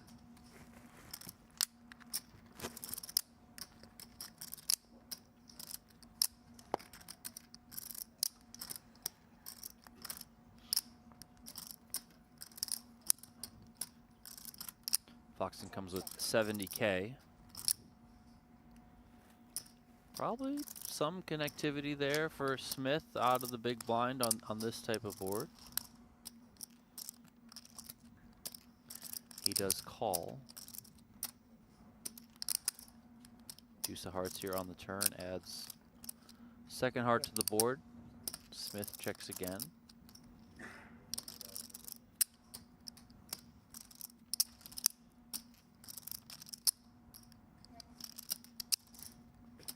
All right, chat, what do we think Dan Smith has?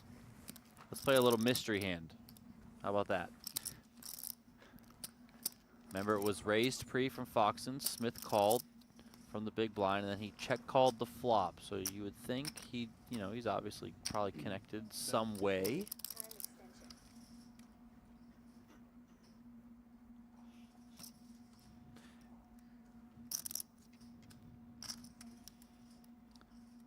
Kristen sizing up here. She does unblock spades and hearts, so maybe trying to put a lot of pressure on those two specific hands. That 4 does block some continues of straight draws. I mean, she's just paying homage to Phil Hellmuth, who busted Alex Foxen with Queen 4. Yes. Yes. But my first guess was going to be spades for Dan Smith. If he goes all in, I think he has 7-8. Yeah, he might have come with a check raise at times with 7-8 just because she bet half pot, which seems a little bit larger, and she can obviously have a lot of nines. He's unblocking all the different pairs, etc. She can have spades too, so you deny some of that. Just kind of free equity. All right, massive pot here. River card bringing the king of diamonds. 7-20 in the middle, and Dan Smith is first to act still. He checks. All right, now Foxen with the real decision. How do we perceive the strength of Dan Smith, and are we going to continue barreling here on the money bubble, might I add? Yeah, and the turn card makes it interesting because then you have hands that are like, if he's got a pair plus hearts on the flop. Wow, she goes for the shove with Queen 4, maximum pressure on the bubble.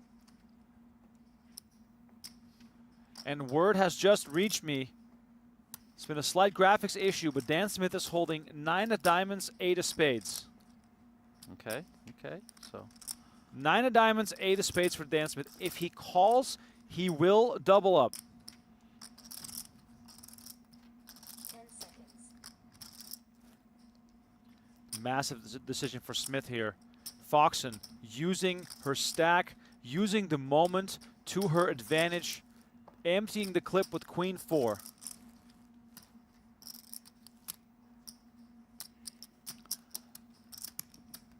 You said 8 of spades he has? 9 of diamonds, 8 of spades? Correct. Yeah, that 8 of spades is kind of a tricky card. On one hand, you obviously block 7-8, right? On the other hand, it's a spade. You kind of want your opponent to have spades and just be barreling off with them.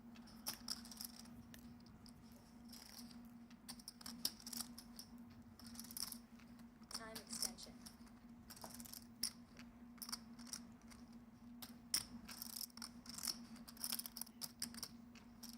This would be a big call. And you know, Dan Smith knows, of course, Foxen is capable. She can pull off some pretty big bluffs. I would say chief among them, WSB main event, very deep. Remember when she made that big bluff? So, you know, she has it in her, and we've seen it plenty of times. She gets this one through. Dan Smith lays it down, and Kristen Foxen chips up to 1.6 million. Smith down to 415 as bubble play remains. We've got to tip our cap to Foxen here, pulling the trigger, applying the pressure on Dan Smith. And also, look at the chip dynamics now at this table. Foxen at 1.5 million. Everyone else sort of, I don't know, feeling a little bit the pressure of the money bubble. No runaway chip leader in the tournament today. Peters and Ido on table 2 on 1.6 and 1.5 million. Seidel now, the tournament short stack on 11 big blinds. Sam Laskowitz, very comfortable still.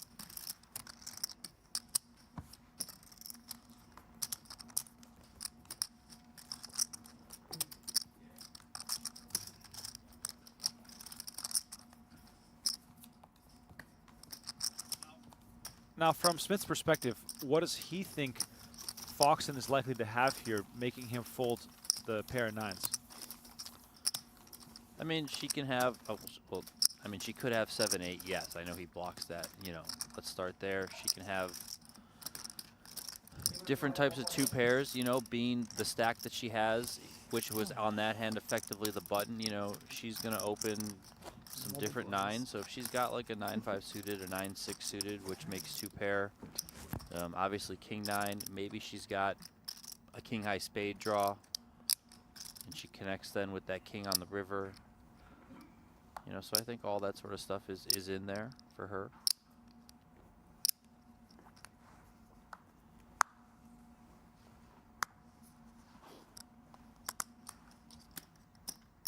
Sixes for Leonard.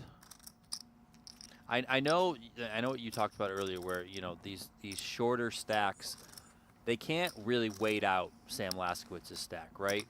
But it's still got to sting if you do bubble and you know someone's literally not playing the tournament. Like, it just must, like, you're gonna walk, whoever that person is gonna walk out being like, are you serious? Like, there's a guy not playing the tournament, like, and I had to bubble.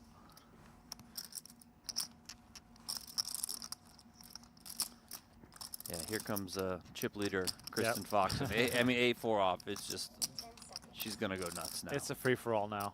300. Oh, and Dan Smith not messing around. Ace deuce. It's going to come with the aggression. Foxen lets it go, and Dan Smith shows that he cannot be pushed around a second time.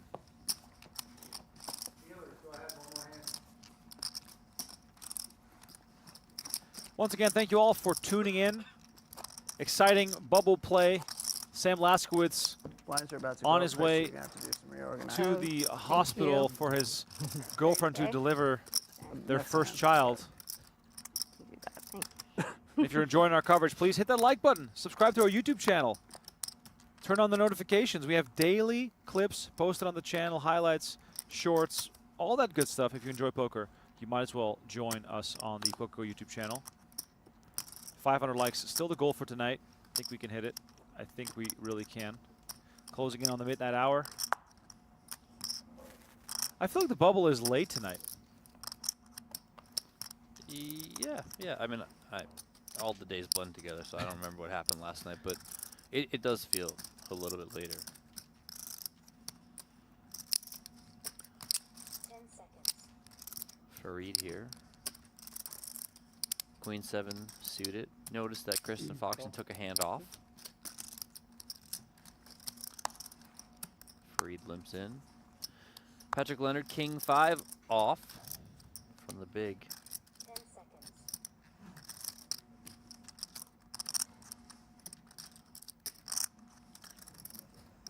Check. Time extension. Heads up.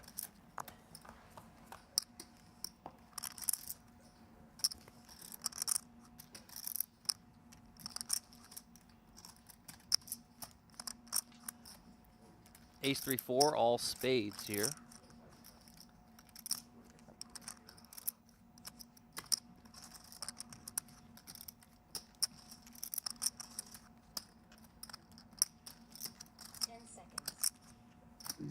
Bet 25,000. Minimum bet from Fareed.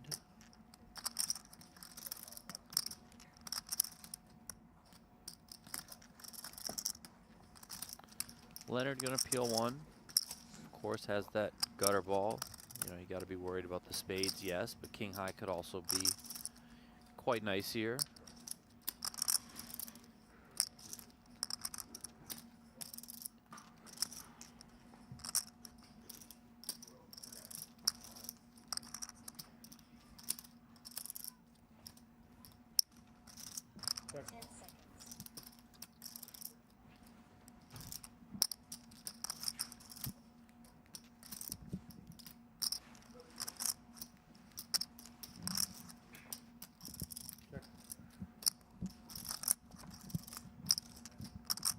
Arriving on the river, 125 in the middle. Gives me time to look over at the stats screen for table 2. Eric Blair up to 18 big blinds after being down to just 4, I believe, after doubling up David Peters with queens versus kings not too long ago. Eric Seidel, the short stack, on 10 big blinds, down to 270K. So he's in immediate danger here of being our bubble boy. Look at Fareed here. After this goes check, check on the turn. He's coming with it here on the river. Thank you. Thank you very much. Appreciate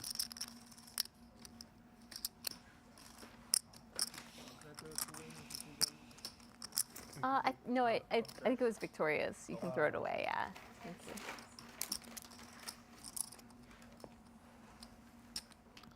One time extension used for pads, so he's thinking about this one. Time extension.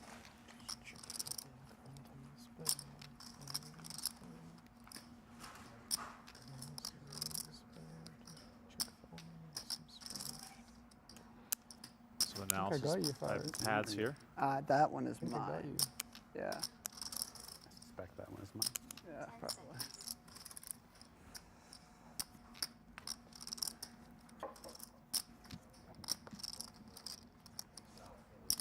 Leonard burning some clock here in a small pot. I always wonder how you quantify the value of these time bank chips.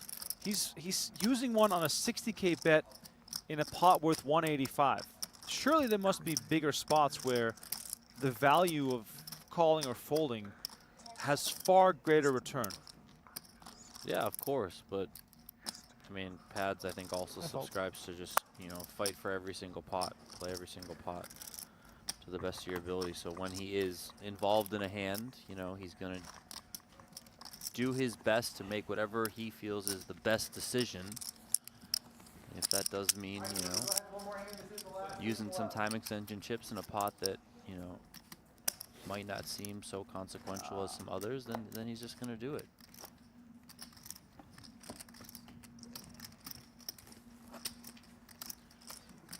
If you're just tuning in, we are on the money bubble, hand for hand.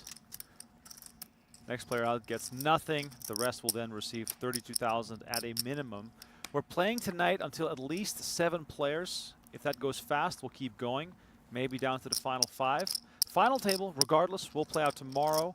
Commentary by Jeff Platt and Brent Hanks, starting at 1 p.m. Pacific time. And then tomorrow, the final event of the cup will kick off as well, which is a 25K buy-in, which is bound to have a massive prize pool. Turnouts for the cup have been tremendous. Breaking records, tying records. We might have to look at what the biggest 25K has been at the studio, as we see Dan Smith raising it up with ace-queen. Leonard flies king-queen off in the small blinds.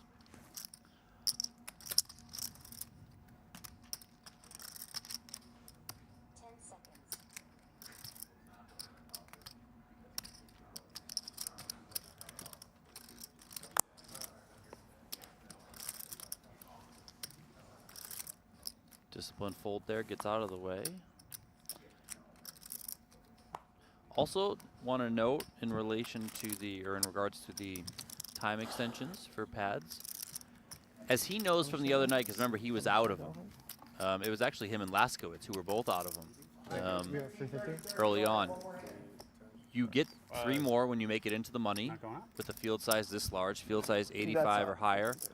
You get 3 more time extensions. So if he is able to survive last hand, really, I think should have. 1 more player, he would get 3 more, and then if you make the final table, he gets 6 more. I thought we just played it last time. It said 38-30 there. They reset, yeah. I said before last night it was 15-25. The clock said that, and that's what we played. Okay, I thought last time was 30.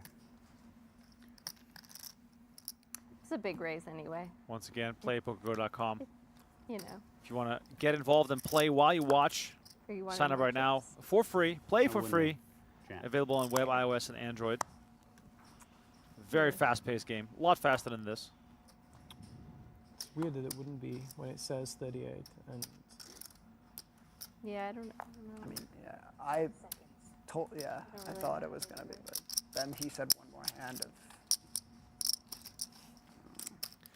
imagine it was Sam's big blind and we just fucked him like that. Oh, sorry. I think so. Laskowitz will be in the big blind on the next hand. Darren Elias has been very, very quiet at this table. King 7 of spades in the small. It might be a shove opportunity for him to maintain his current stack size. And there he goes. Elias all in, and a quick toss from Foxen. 2 tables of 7 still in play. Seidel, by the way, on the outer table, down to 9 big blinds now. They hear all in, so they rush. They'll rush like dogs.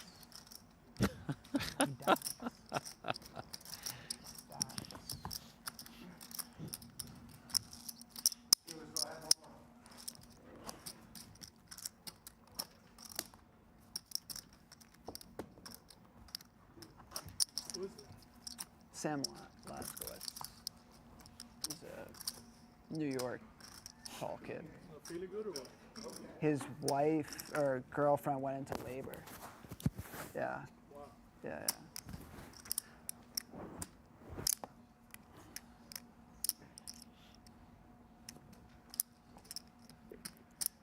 Brock Wilson finds pocket jacks.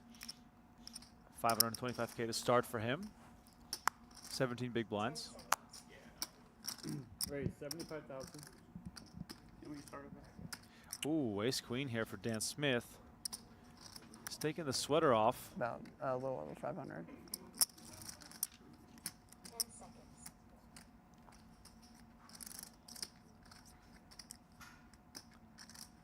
This might be right on that line. 175. Re-raise to 175. 175 from Smith here, and 175.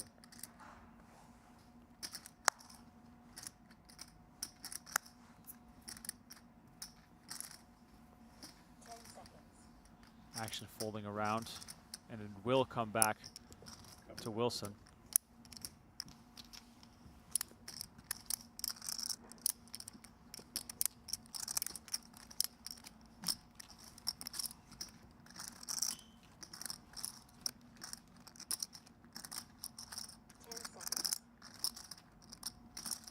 Let's see if Wilson wants to see a flop here, or I think just put it in. No, and I mean, I know it's a tricky spot here on the bubble. Also, the positions here, you know, Wilson did come in under the gun, so you would think he's stronger in his range, and then he gets hit with a 3-bet from the next positions. You'd also assume that Dan Smith is stronger in his range.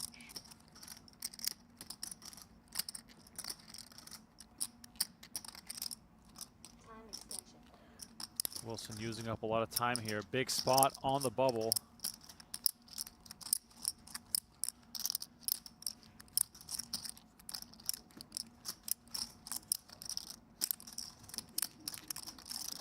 All in. Brock Wilson moves all in, risking his tournament life. Question now for Dan Smith. What sort of hands am I going to be up against? 525 total. I mean, I think Jacks feels like the bottom here. Smith I mean, I don't think you're... Wow, he calls. Wow, Dan Smith calls. Ace Queen versus Jacks. A huge coin flip. Brock Wilson's tournament life on the line here. Smith covers 3, him 4, 5, 6, 7. by only 65,000 chips.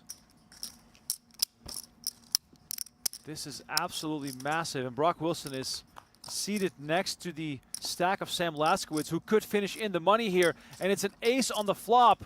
Smith takes the lead. You got me covered. And nothing out there for Wilson as Brock Wilson busts on the bubble, goes home empty-handed. And not only does Dan Smith basically double up, but Sam Laskowitz, the expecting father who is no longer present in the studio, has made his way into the money with 670,000 chips, and that is nowhere near the shortest stack in the room. What a crazy turn of events here tonight The second time at the bank made PokerGo the call. studio in Las Vegas. The second time bank. Was I? Yeah, okay. We are now in the money.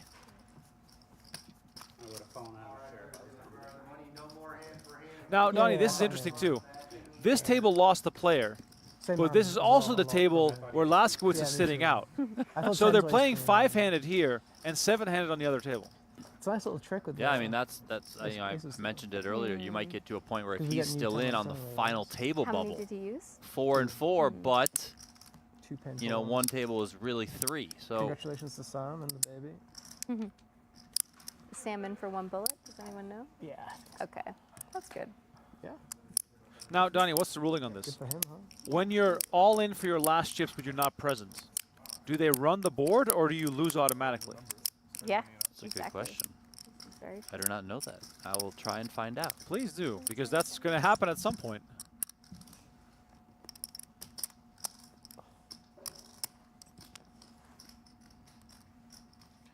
Do we get more time banks now? Or? Yeah, we're going around right now. Just seeing how many I have in this hand, that's all. Free extra.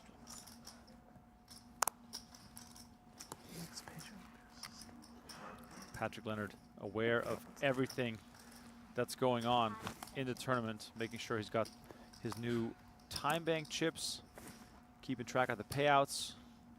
Leonard now his third cash I think at the cup. 1.5-ish. And also, good to mention here, Nick Schulman, 4 straight maybe events with a 1.4. cash. He is still in on table number 2. He only knows how many big blinds. I don't even know that right now.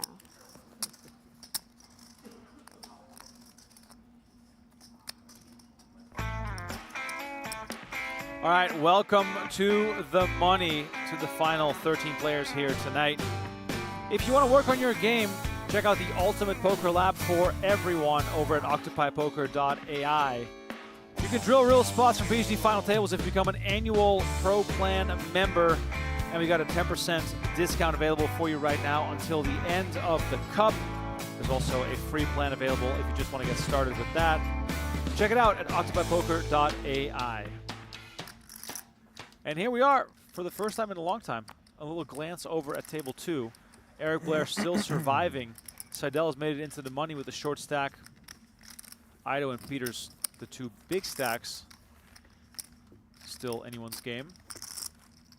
Wasserson sitting on 830. Eric Blair in the money, so cutting into the lead of Joey Wiseman. In this tournament here, Eric Blair would need 6th place at least to overtake Joey Wiseman on the PokerGO Cup Series leaderboard. So we thought Joey Wiseman was running away with this thing. I mean, he was starting to. And then Eric Blair decided to go win 2 events and get right there. He only trails by 44 points. 6th place is worth 52 points. That'll be the jump that allows him to get there. He will have some work to do, though. He's got about 15 big blinds here, so. It is kind of funny that you're Wiseman. You win 2, you get second in another one, and now it's all going to come down to the 25K. Oh, yeah. Peters makes a 60K. Seidel jams for 285.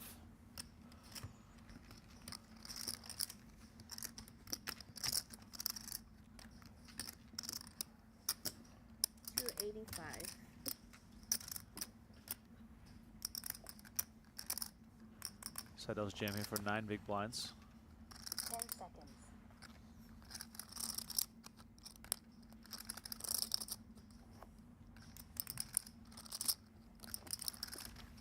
Jonathan in the chat says, Shulman wearing the same clothes as yesterday, probably hasn't slept or showered. You are wrong, my friend. Shulman played the final table earlier today, which you could have also watched on YouTube. That is how much we stream from the PokerGO Cup. Shulman made the final table, busted out, got his aces cracked, and then hopped right into this event, and now on his 4th straight cash.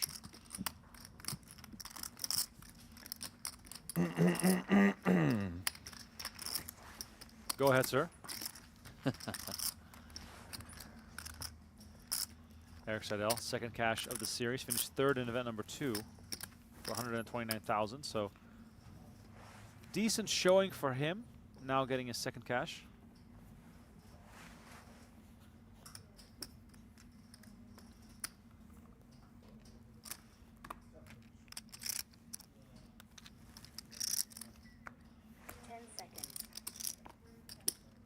Raise 60,000.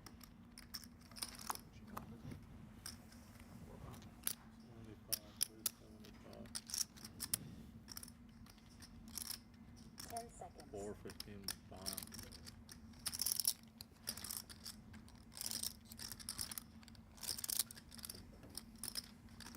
Time extension.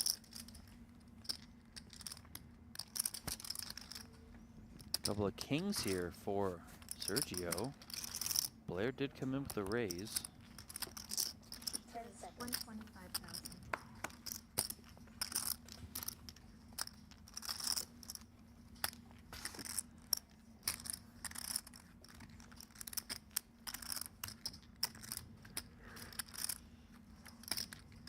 How much more? 65? 10 seconds. Yeah. Blair's going to make the call, and he's potentially in quite a bit of trouble here versus the Kings of Ido. And look at this. Okay. Ido flops a boat.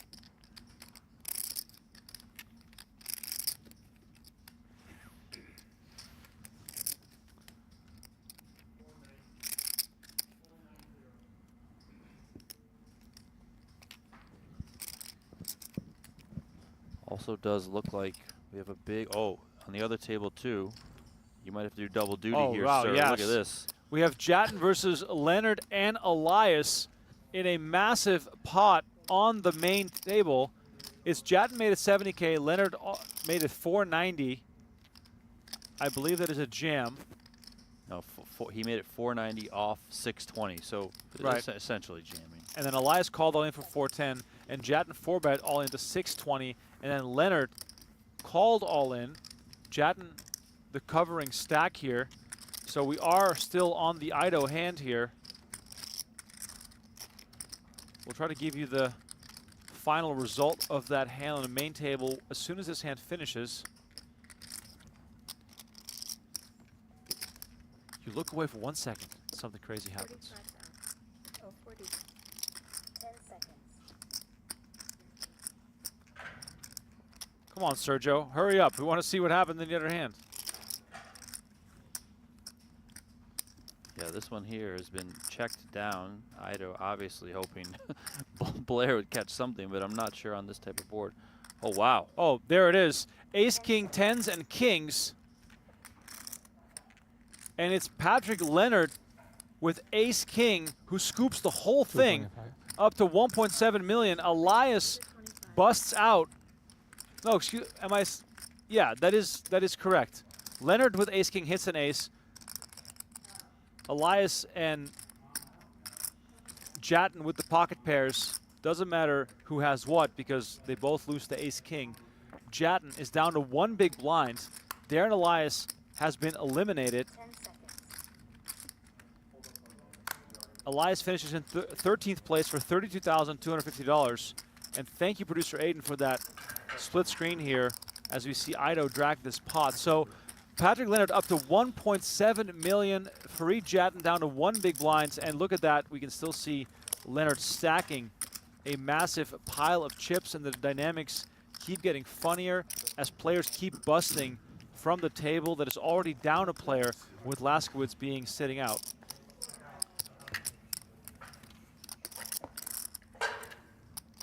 All right. I got some intel clarification on what happens to Sam Laskowitz's stack. I'm told that his hand is dead, and the last person with cards would win the pot. All right, see ya.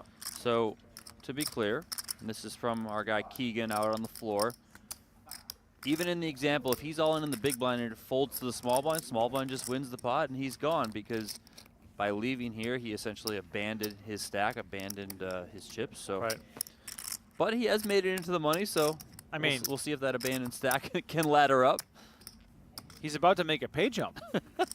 Like, just to keep score here, Elias takes home 32,000. The next player out also gets the same payout, and the top 11 get 38,000. There you go. Ace queen here for Was. 65,000.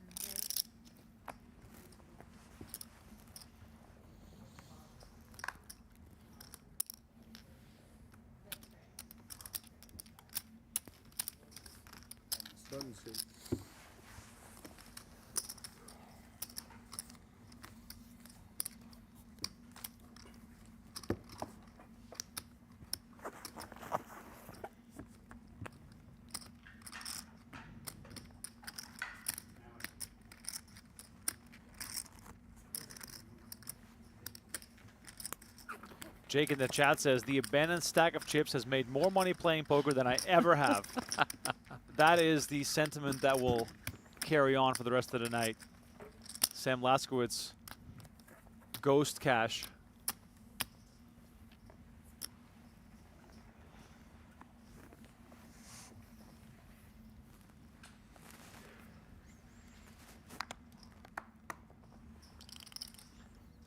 Going back to what you were getting at earlier, so we know that Jatton has 1 big blind.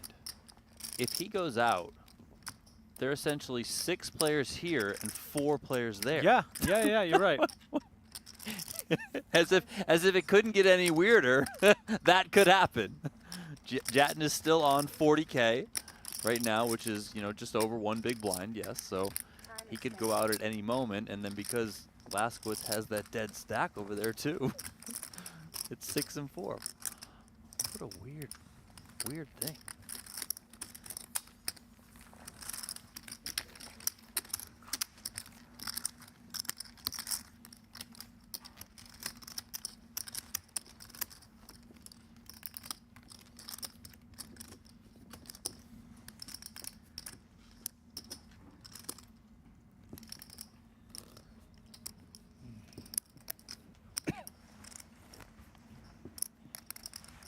As it stands, Ido and Leonard tied for the chip lead.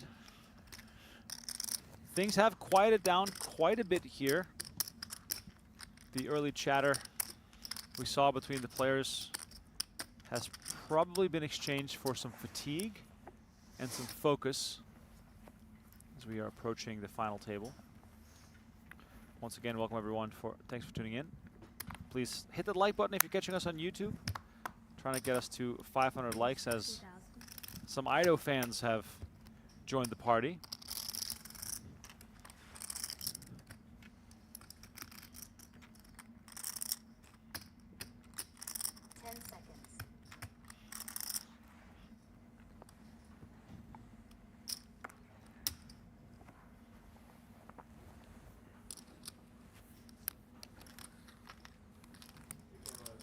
Referee Jatton all in for one big blind on the main table.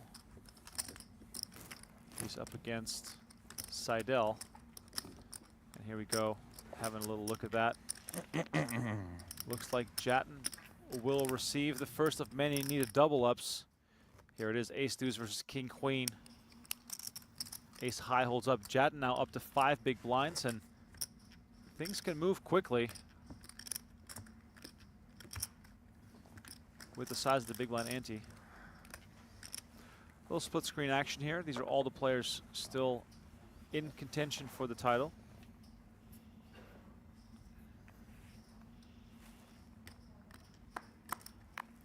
Couple of 10s here for Schulman. 10 seconds. Co-commentator of High Stakes Poker, sporting the gear. Season 14 airing now on PokerGO. Schulman with pocket 10s makes it 65K.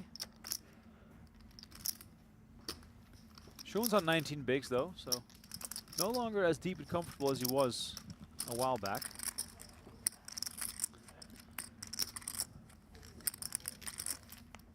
Ida's gonna peel here.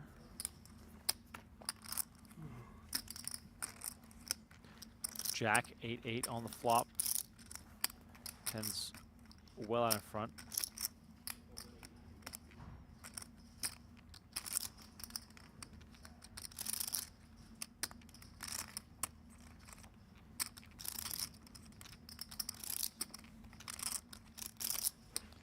Check, check, 9 comes on the turn.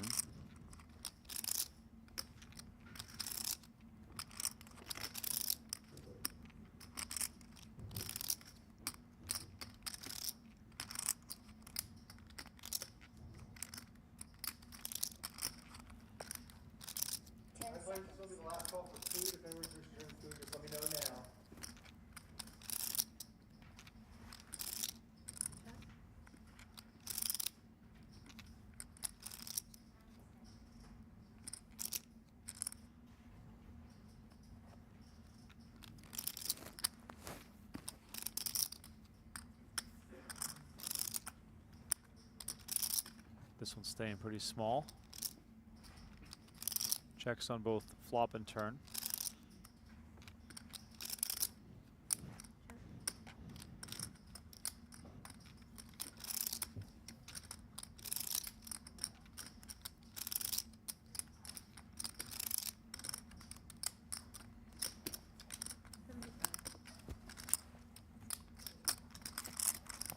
Schulman bets 75K. Ido folds. Schulman gets the drag one. Quick reminder here to shop for official PokerGO and PGT merch over at shop.pokergo.com. You can save 10% with the discount code PGT10 right now. We've got that exact hoodie that Nick Schulman is wearing in the shop for sale. No better time to snag one before they're sold out.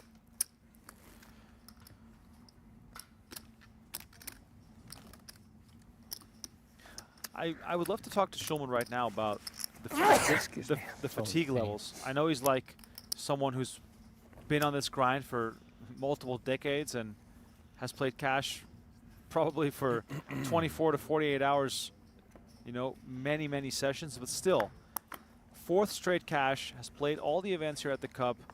It's after midnight, event number 7. There must be some level of fatigue starting to set in right now. Yeah, and today especially, you know, coming from that final table, 10 seconds. he had to be here on time for a noon start. Final tables can be intense, you know, a little bit more mentally taxing.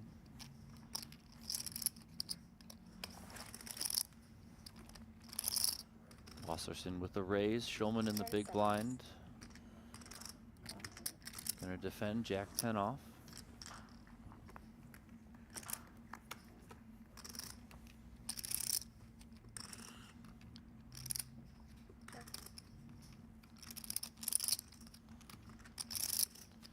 Both players connecting here. Eric Wasserson with top pair, Schulman bottom pair, and a gutter. 35. 35,000. Continuation bet from Wasserson.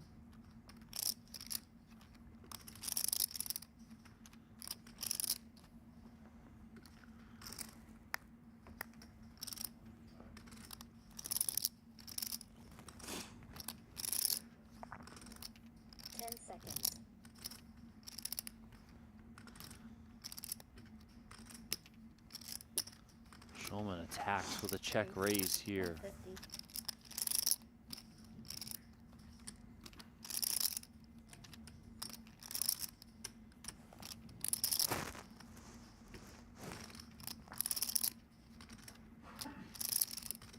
Like 5 behind, right? Yeah, that's good. 10 seconds. 150? Wasserson calls. Okay, this is getting real interesting real fast. This spot's getting pretty big out of nowhere. 6 of diamonds on the turn. 475 in the middle. Wonder if Schulman's just gonna barrel it off here. I mean, he's obviously blocking King Jack. He's blocking 2 pair combinations. Schulman decides to check. Now, if we're Wasserson here, are we trying to take this to showdown? Do we have to protect ourselves against potential draws? Yeah, I think you can check back. 10 seconds.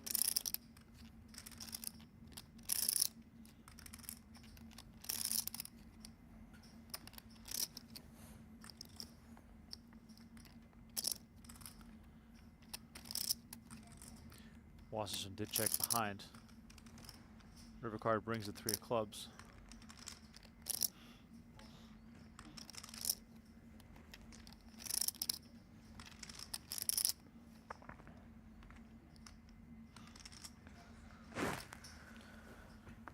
Action goes check, check. Wasserson going to show down the winning ace here. And Schulman takes a step backwards, now on 445, as we get word that Fareed Jatton just jammed his last 3 big blinds all in.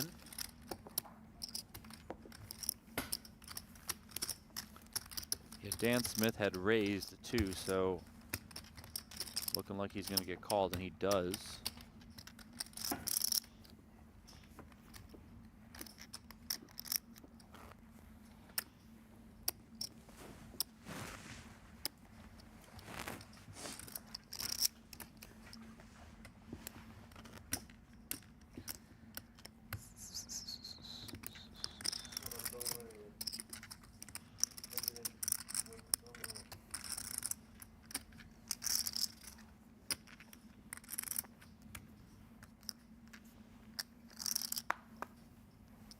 Laskowitz, by the way, still on 580,000. That's 19 big blinds.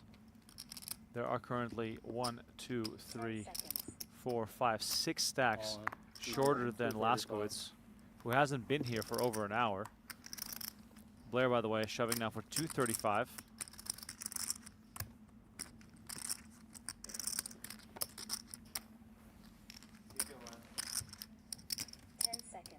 And receiving word that Jatton again doubled up, but it's still not much. He still only has 165,000.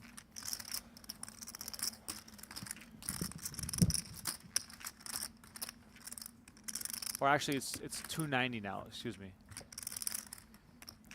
9 big blinds for Fareed Jatton.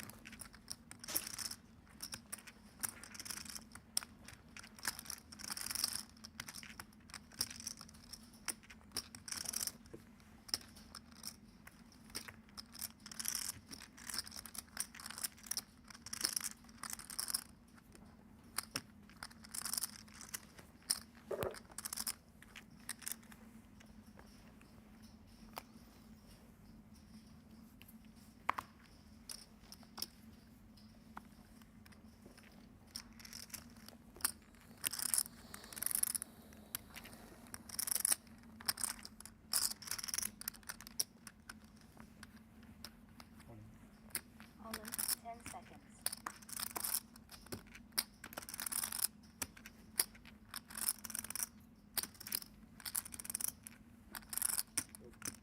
How much did you have, Nick? You had 400? 430. You had 430.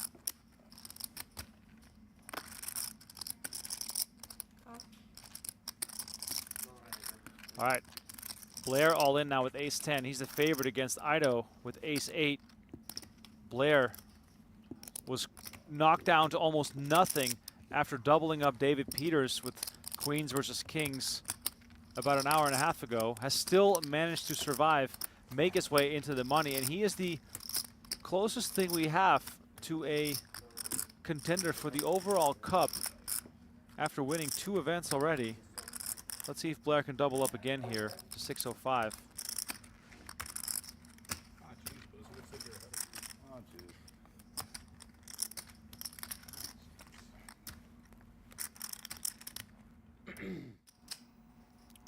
Little split screen action here.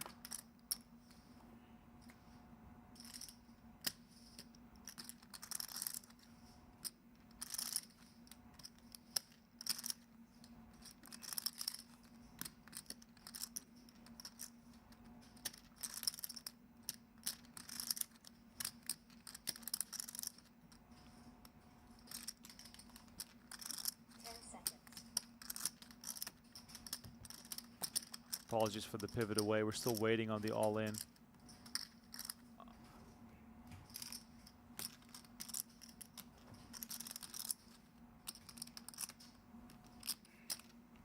So we are on a pay jump, so we're waiting for this hand to finish before we can run the all-in showdown. So checking in on Seidel and Foxen here. So the other table is still holding.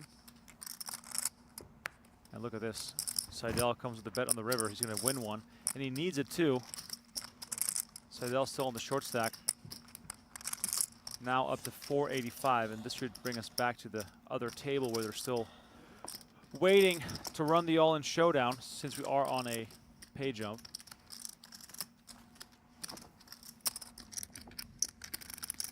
And there we go. Back to table 1 here. Blair versus Ido. Blair looking pretty safe here. And instead we're going to just chop it up here. 2 pair on board. Eric Blair not receiving a double up. I think I heard him say, oh geez. Still on 300,000 as we are still on this pay jump. So we are soft hand for hand. Tournament staff ensuring that both tables play an equal amount of hands.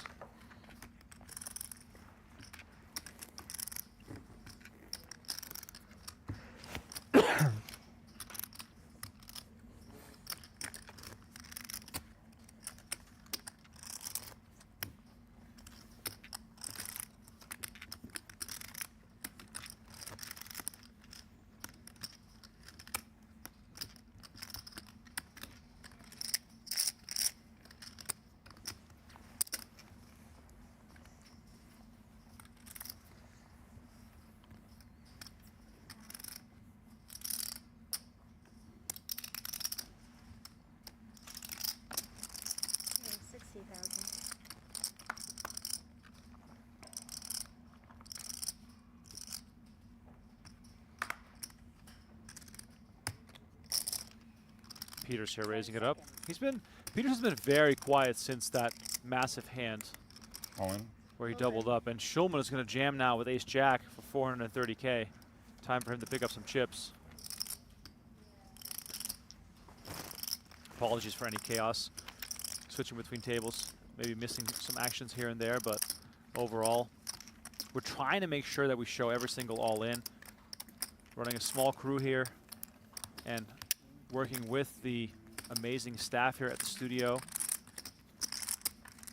If one thing gets moving a little too fast for the other thing, then sometimes, you know, we don't catch everything. But let me assure you, our stats monitor, which of course operates independently, will track the action. So we're just trying to be in the matrix, keep track of it all. The goal tonight is to play down to 7, maybe even to 5 if they go quick, but that's of course up to the players. Do you think Eric Wasserson has become an international spy? That's the new look. He looks like it. I kind of like it. Didn't he just win his first bracelet Yeah. outside of the U.S.? So, He must drive an Italian car now with that look. That'd be a fun game. Trying to guess what car these people drive.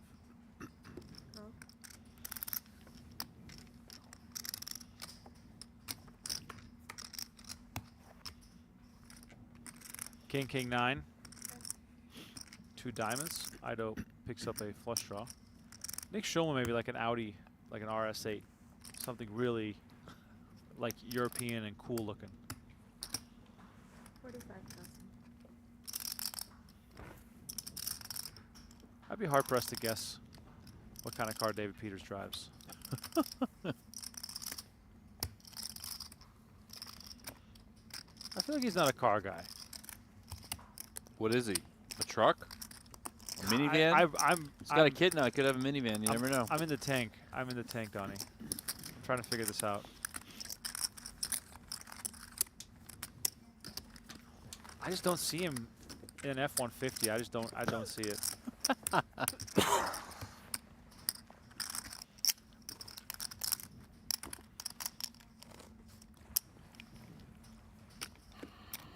What about Big Vegas there? Big Vegas? I mean, depends how good the month is going, I guess. I have him, I don't know, Big Vegas. Where is he from? I think that matters.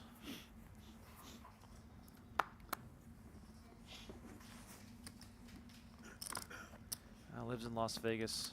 Oh man, it's tough. See, I could see Big Vegas drive a nice truck. Like a nice truck, you know, like clean, new, big rims. Depending on how much Bitcoin he has, he might have like a Bentley or something. The shades and the Prada jacket does line up with that kind of vehicle. I don't feel like a guy nicknamed Big Vegas has any Bitcoin. I feel like he just deals in cash. Just pure cash? Yeah, pure cash. This is Big Vegas. Yeah, that's true. Like literally bags of cash. Yeah. No money in the bank, just in his box. Yeah. 6 left. Oh, no matter how late it is. Oh. It's 1 a.m. or until 5. Oh, We stop at 1? They said 1 a.m. or until 5 players yesterday. Oh, okay.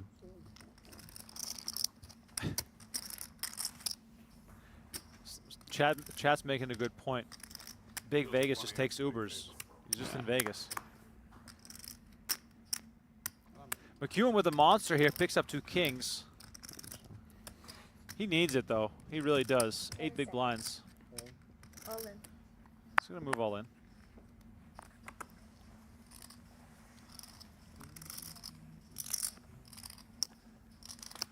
How much is it? 45. Ace-9 off for Schulman. 245 professional. Professional all in. Professional all in. 245? Might be a professional call. 10 seconds.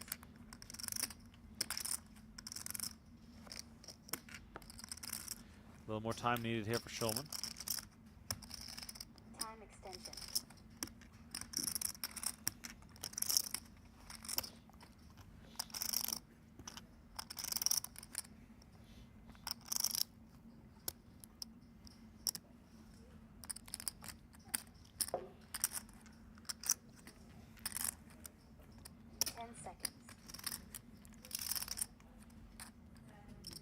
Schulman sort of shakes his head and does make the call. McEwen at risk here, holding kings.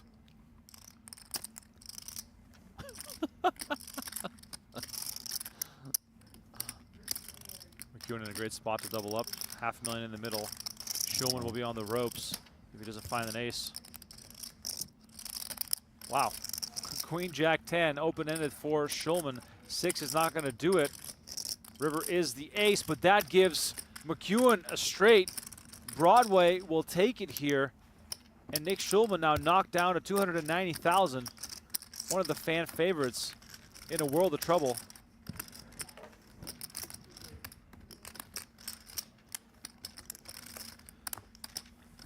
Not much Schulman can do there.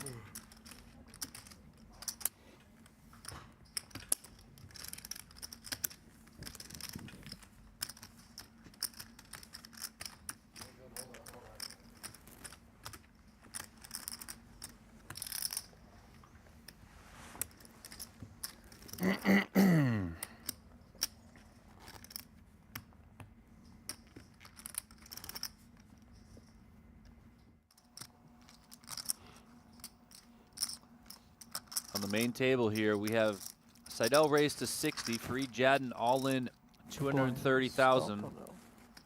Seidel made the call. Oh, do they have an all-in as well? Oh, chaos ensuing. The blind's about to go up, though. Do we have all-ins on 2 tables here now? No, the other table wasn't even dealing. Oh, what are they talking about? All I right, think we got 2 ahead of Fareed us. Jadden all in. Play the all-in. Makes sense. Really working hard on that comeback. Seidel. I think they might have to finish this hand. Oh. And then I wonder who, like, biggest player. We are who soft was hand on for hand feature still. table. I mean, she must have been. Yeah, definitely one of them. That's a really good question. Because she's like in the GPI top 100. Because, like, any So if you European's went been on, through it- like, an EPT Yeah. or something, you know. Yeah. 2 all-ins? Another all-in, yeah. Good luck. Action here on the feature table. King 4 versus Ace Jack, and it looks like Fareed Jadden will continue his streak of survival. He was down to 1 big blind, ladies and gentlemen, 1 big blind. Fareed Jadden now up to 520K, 17 big blinds. And with that, he pushes Eric Seidel back down the leaderboard. And we go back to the table as they were running simultaneous all-ins, and Nick Schulman, Ace-8 versus King-Queen. David Peters ends up making a straight, despite Schulman's Ace-8 of diamonds on Jack 9-10 with 2 diamonds. This is all in pre, by the way, so no action post-flop. Schulman jammed over top of the raise from Peters for 290K. And the board ran out in a cruel way. Nick Schulman eliminated from this event. He busts out Was it in my big blind? Yeah, 12th sorry. place, cashing for $32,250. 4 cashes in a row for Schulman, but sadly, no back-to-back final tables for him. still a 25K to go for Mr. Schulman. Yeah, speaking of back-to-back final tables, Eric Blair. Oh, yeah. Still looking for that.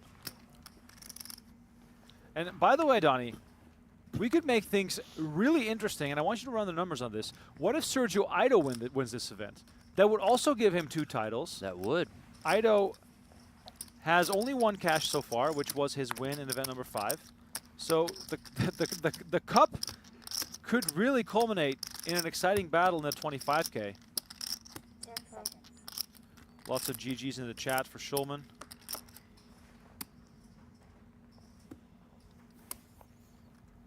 And we have plenty of short stacks here.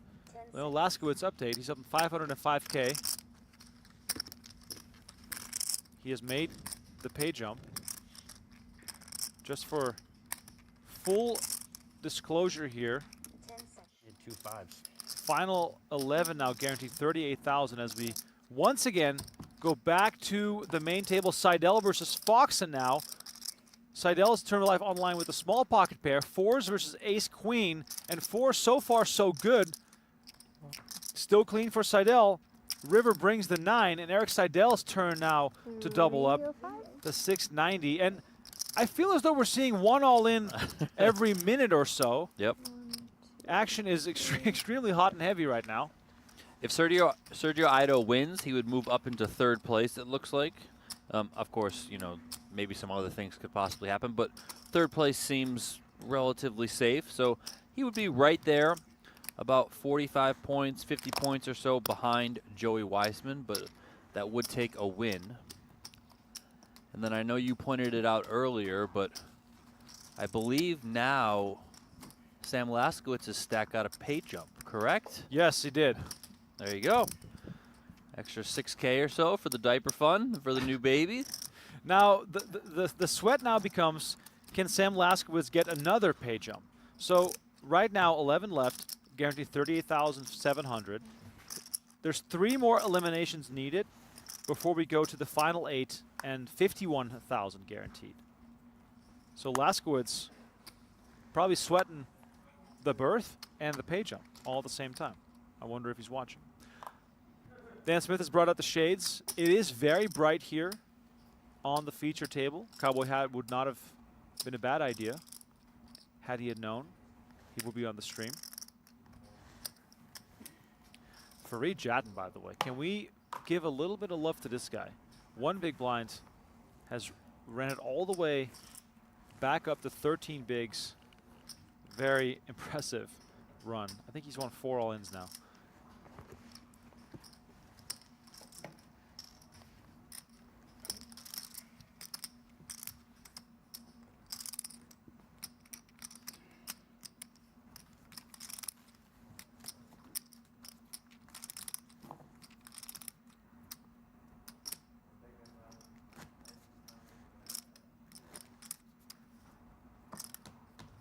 It's actually pretty sick that Sam could just blind out like that. I mean, he got a pay. Will he get the next He got a ladder? page out. Yeah. I don't. I think I've been Eric's being informed by kind of big Mr. blind out, Colpoy using some that stacks, this right. Eric Blair is originally from West Hartford, He's Connecticut, definitely so been stealing his he for sure deals in all cash. I thought you were going to say he for sure drives a truck. Well, no, he for sure probably drives like a Escalade. Oh, okay. Got it.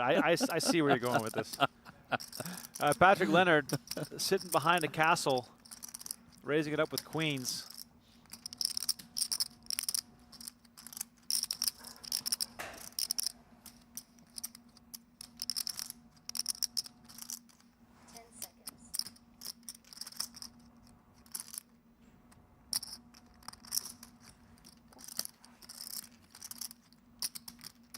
How many laps does Laskowitz have left now? I'm sorry. You got it? 5? Okay, 5 laps. No, less. 4. 4 laps. That's still plenty.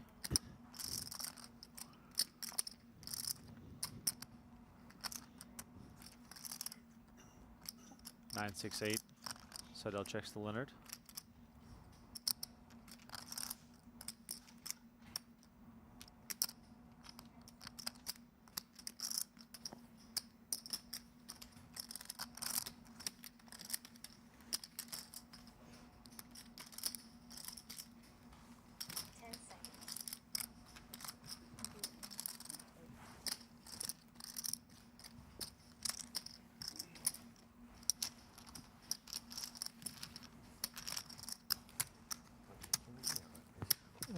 Yeah.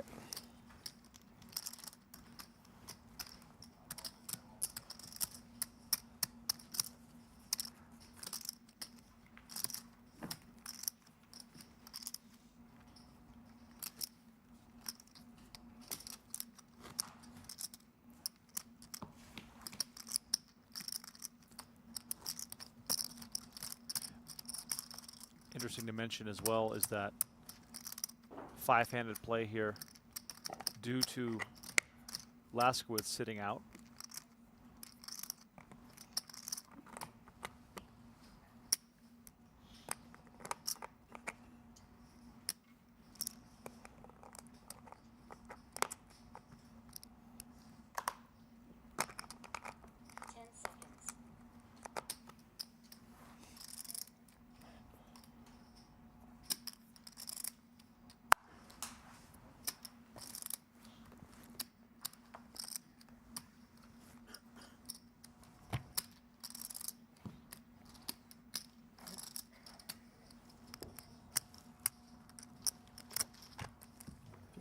Pinks or Players, we do have 100K chips in play. Ooh, the yellow 100K chips are being put into play. Always an exciting moment of the night. Still on 20K, 40K blinds here. Once again, thank you all for joining the stream tonight.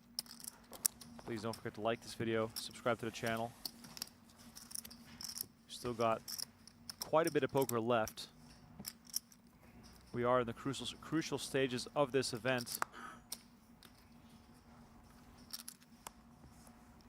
Tomorrow's final table will have $350,000 up top. Thank you. 10 seconds. 80.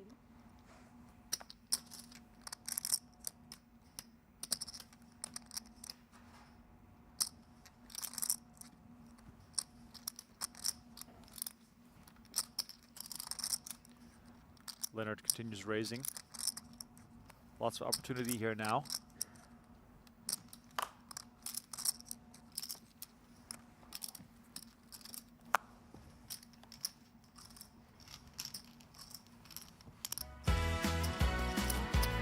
All right, we're all still eyeing Sam Laskowitz's stack as he continues to get blinded off, but he's already made his money.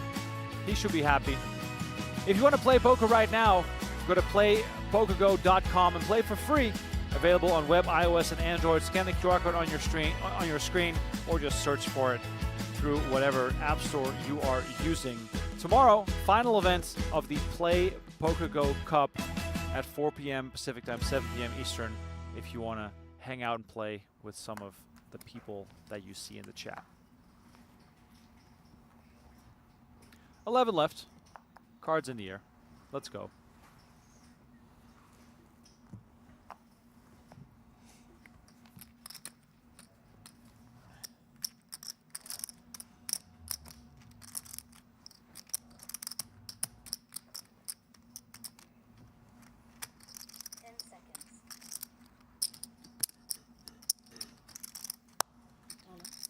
Chatting. Count. Small blind shove.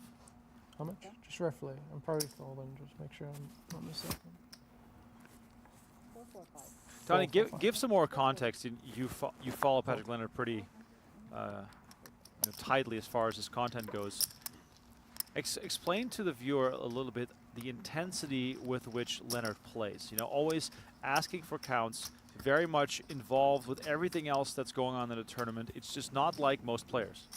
Yeah, I mean, one of the most intense players that I can recall coming across, whether that is online, which he frequents, of course, plenty, and also in the live realm. You know, Leonard kind of goes through different periods where it's like highly entrenched in studying for, let's say, a month, maybe 2-3 months. Like, that's kind of all he's doing. Maybe playing on Sundays, but other than that, it's study, study, study, study. And then he'll hit a series really, really hard. So whether that's something like the PokerGO Cup, whether that's an online series like a W Coop or a Scoop, World Series of Poker, etc. And then like he'll do afterwards, he'll kind of do a reset, study, study, study, and then boom, back to it. And then like also while doing all that as it relates to his own play, he runs Bit B, which he's like head of / head coach of, so he's doing all that kind of management stuff and learning through that and also teaching the people that he works with. So there are a few people that are as deep in the poker streets as Patrick Leonard. If anyone has followed him on social media, whether that's Instagram, whether that's his own Telegram channel where you can join, you know, he often deep dives into the solver streets and breaks everything down. You know, he's got a great course on Run It Once where he breaks down a lot of different stuff. Like, the guy is, you know, certainly one of the foremost, you know, strategical minds in the game. And then when it comes down to playing, you know, he'll be the first to tell you that you have to pay attention to everything. You know, everything from hand ranges to bet sizes to, you'll see him at times possibly looking, maybe trying to get a read. He's talked about, like, I like to feel like the energy. You know, you can kind of laugh at that, but yeah, he feels the energy of somebody. You know, the other day, I forget who was it. It was against Ren Lin. He got involved in some speech play. So, like, there's that element to it. So, I mean, he's extremely well-rounded all over the place. Kings are hot, Donnie. Kings are hot. Kings are hot, baby. Kings and now Ace-8 is hot today. That was actually masterful how he got Ren Lin to spew it off there. And we see Seidel and Smith here tangling. Seidel with Ace-Queen, Smith with Ace-Jack suited. Seidel's been on the grind today. Correct me if I'm wrong, but I haven't seen him have a stack. Right now, perhaps a chance to really accumulate.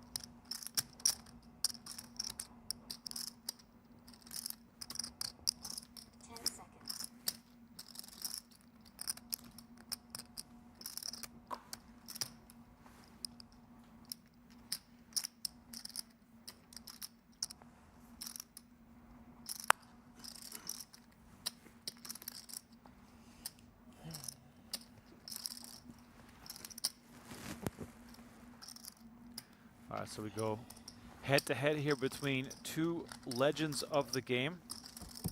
Dan Smith and Eric Seidel pretty close together on poker's all-time money list. Smith now in 6th, Seidel in 12th place. Both players with epic years of their own as we look at 10, 8, 5, 2 diamonds. Seidel the only player with a diamond.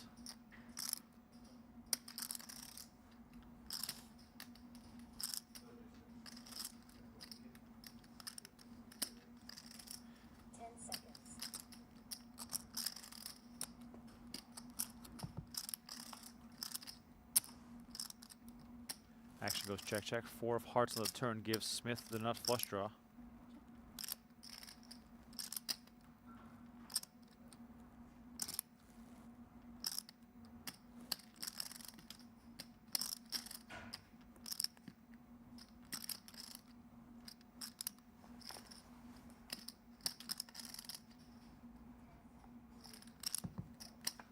Again, we check. 7 of clubs on the river. Are you surprised to see this hand play out as passively as it has? Yeah, I mean, I am. You know, post flop, maybe not so much, just because, you know, that sort of board, maybe nobody wants to bet it. They obviously have some showdown value, I think. So, but you know, these guys could have went after it. Maybe also a factor of they're pretty deep. So when you're pretty deep like that, you know, maybe just don't want to play a pretty wild and crazy pot. Thank you very much. Thank you. Appreciate it.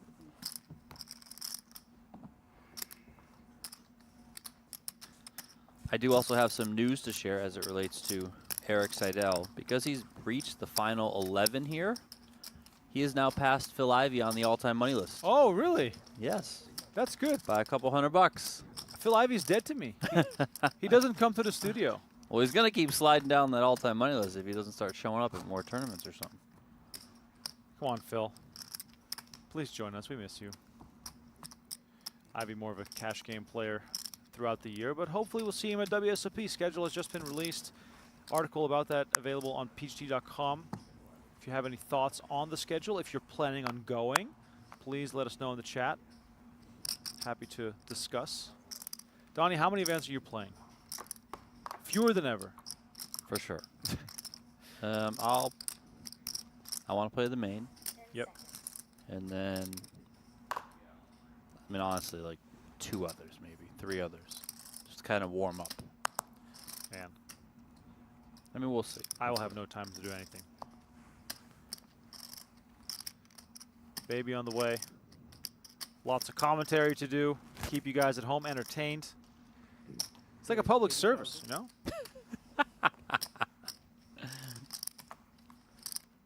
Foxen makes 80,000. Action on Seidel in the big line with ace 9. 10 seconds. Seidel announces all in.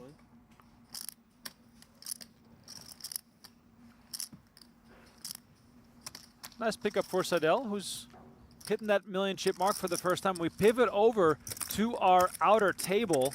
We've got Sergio Ido versus Matthew McEwen. McEwen's tournament life on the line for 270K. Ace-4 versus 10-9. Looking good so far for McEwen. Oh! 10 on the river. And that is it. Matthew McEwen eliminated by the Spanish pro. McEwen busting out in 250K. 11th place. Take it home 38,700. We're now down to 2 tables of 5. It's a sick game. It is a sick game, and keep in mind, Sam Laskowitz still holding on. No. Down to 305. No, Chris. He's got like 300. Oh, everyone's now looking at Laskowitz stack.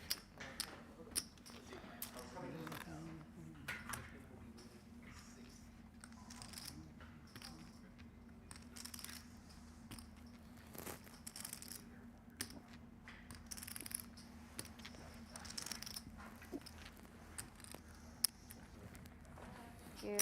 Great.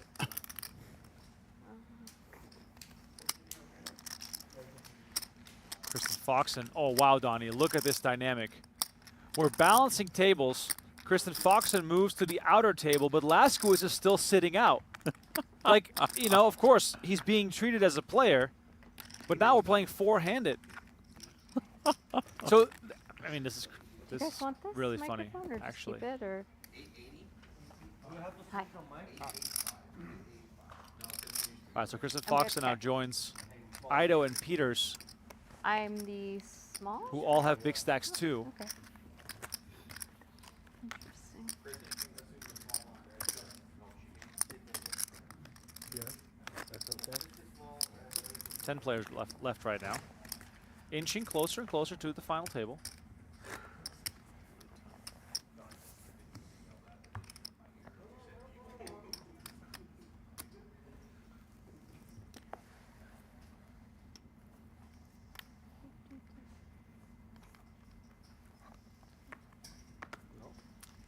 Wasserson has sort of under the radar maintained his stack in sort of the million chip range. It's like Very impressive. 350 back or so? 310. Okay. 10 behind that. Thank you. That's good. Thanks.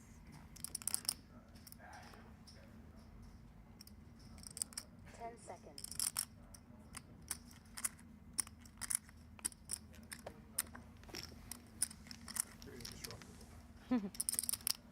I'm not going to try. Not with that hand.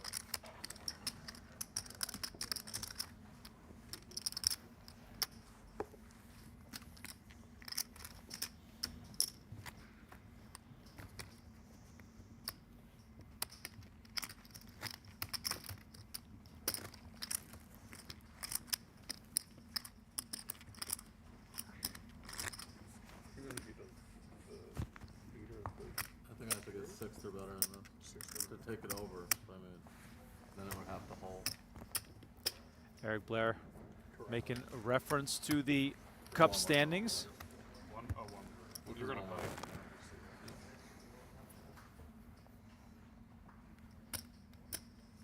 You're good for at least like a 9 coming out. At least. 10 seconds. Not more than 25.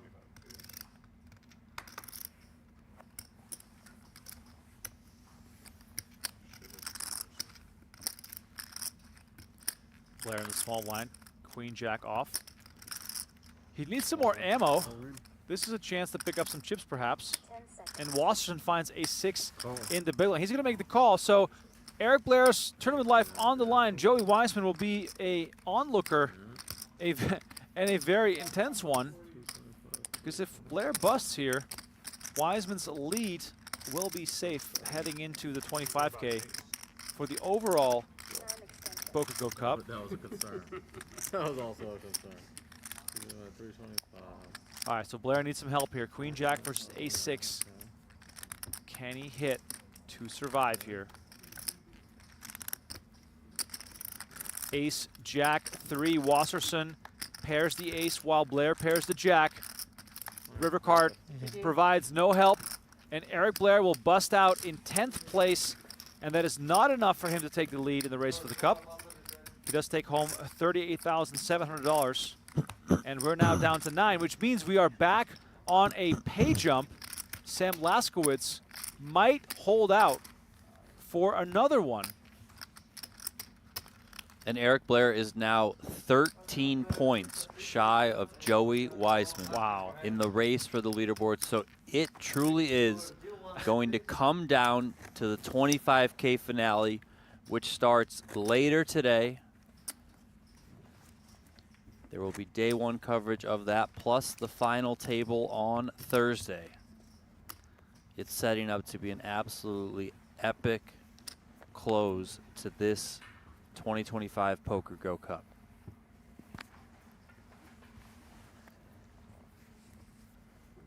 Four-handed here on this table. And they might as well be four-handed as well on the other one, with Laskowitz sitting out. Interesting note here, Donnie. Laskowitz getting shorter and shorter, obviously, but if this gets down to one table, the rate at which he blinds off goes slower and slower again. Yeah. Right now, it's moving pretty fast. 10 seconds.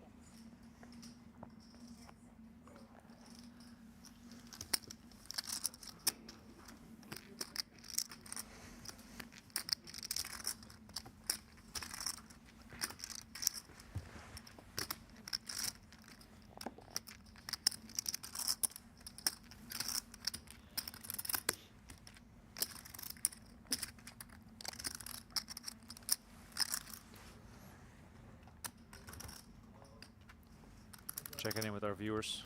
Hope everyone is doing all right. If you're on the couch asleep right now, I totally understand. It is late at night. But this is a pretty good time to wake back up as we're approaching the final table.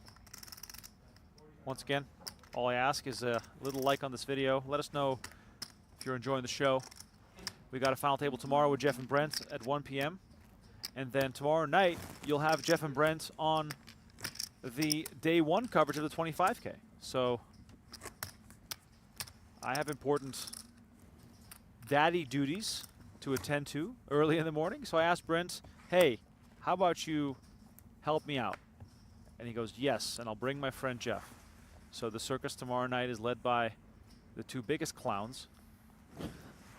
Donnie and I take a step back from that action. But we'll be back very soon because we are going to be running the show for the upcoming mixed game series, which starts on February 26th with live streaming action. That is exactly a week from now on Wednesday. So the 26th, the first PGT Mixed Games final table stream. And then this Friday, by the way, Donnie and I are on the call for a 100-200 cash game, 20K minimum buy-in. GRB is the headliner of that game. 3:30. Excuse me. 3:30 and now. Do you have any chamomile tea? Oh, Yeah. it's Could I tea get time. One chamomile, one mint. That and would put both me in a straight to glass. bed if I had chamomile tea right now. Separate, like two. Wasserson makes it 90K. Peters No, just like that. Thank ups the you. aggression, makes it 330.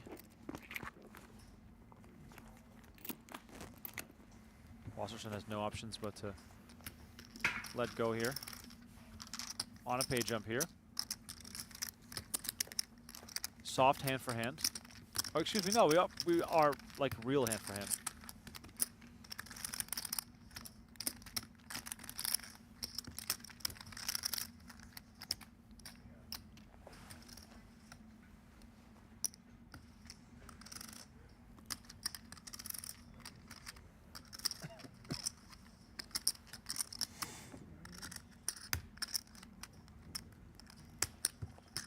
Daniel said, am I the only one hoping Laskowitz shows back up? He goes, baby's here, everything is well. All right, am I in the big blind?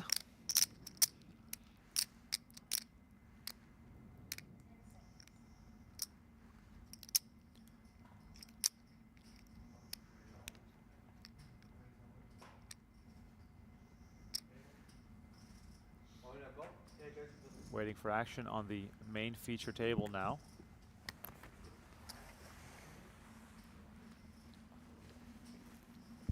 Everyone go watch.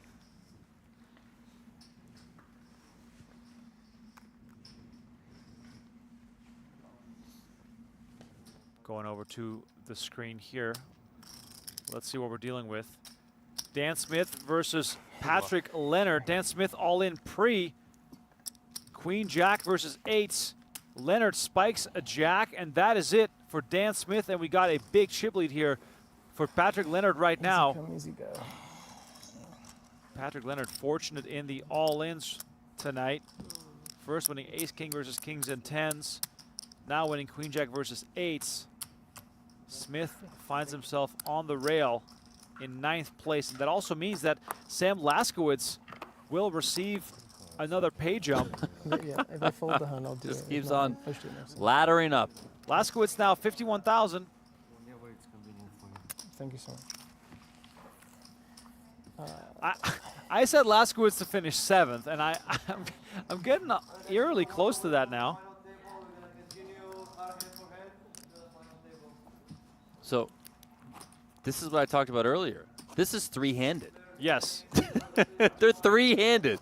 Three-handed. There's 8 players left in the tournament, but this table is essentially playing three-handed because Laskowitz is not there. That is Wait, incredible. we're not. Well, would. Oh, I was like, why would you do them free-handed with 7, with 8, but we're not. Seems that way. Yeah, I'm just silly. What a dynamic. Laskowitz, 225 left. You know, playing four-handed, these blinds and ends, of course, will come through real quick.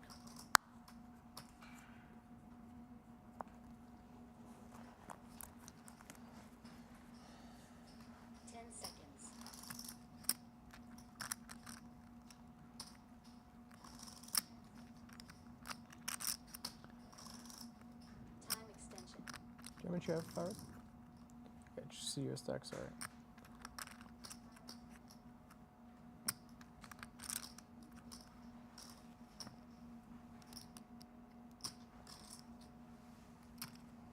$180.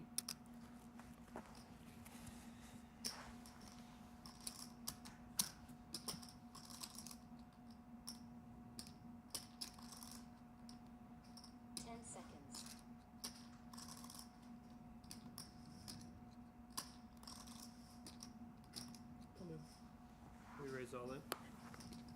Here goes Jatton, comes over the top for 960. Leonard lets it go.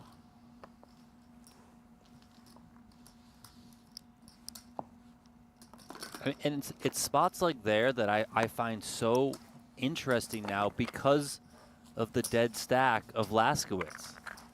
Like, obviously, Patrick Leonard knows that he can put a lot of pressure on Farid there. Right. Especially because they're also on basically a 14K, 13K pay jump right now.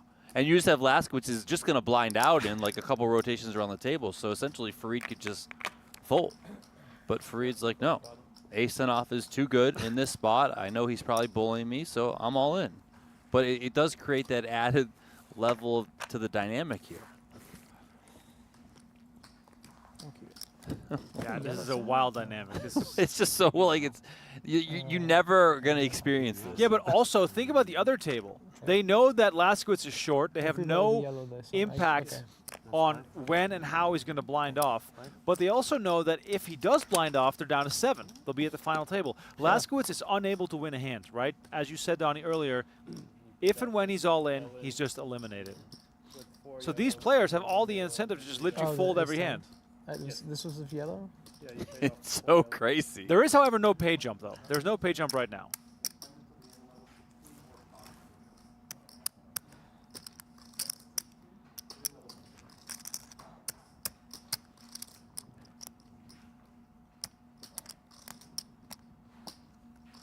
They've been doing that all week. It's weird. Same thing, yeah. I know.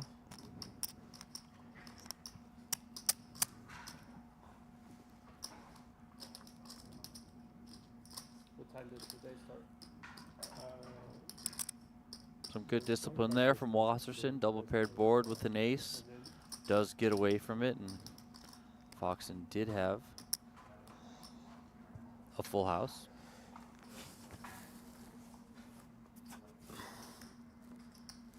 Steelers go ahead one more hand.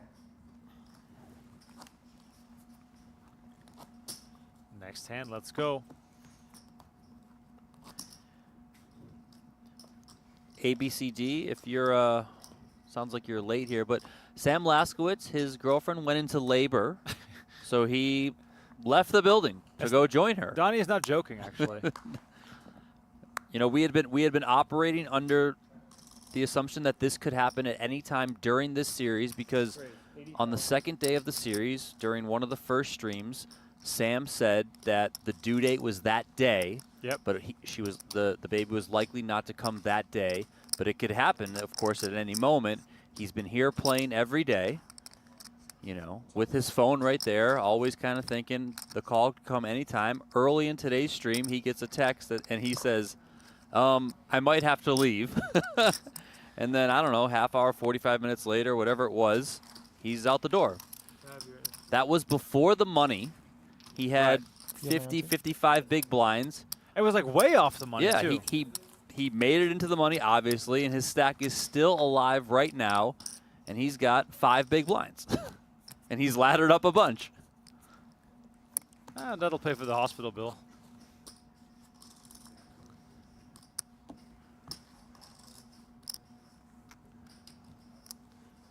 The other interesting element to it is that had it not happened and he stayed, maybe he busts. Right. Maybe he plays a hand. 100%. Maybe he loses. He gets ace, king to queens. He just loses. He's out. Boom. Sam Laskowitz has discovered a new way to make money. Run up a big stack and then go home.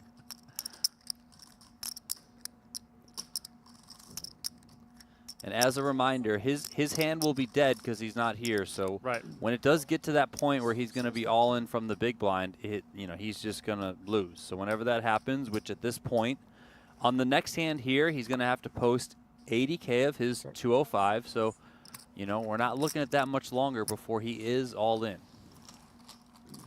Heads up.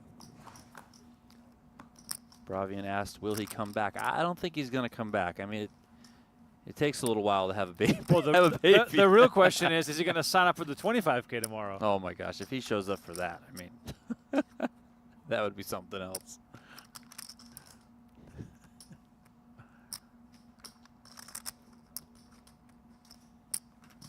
That 45,000. 45? 45, yes.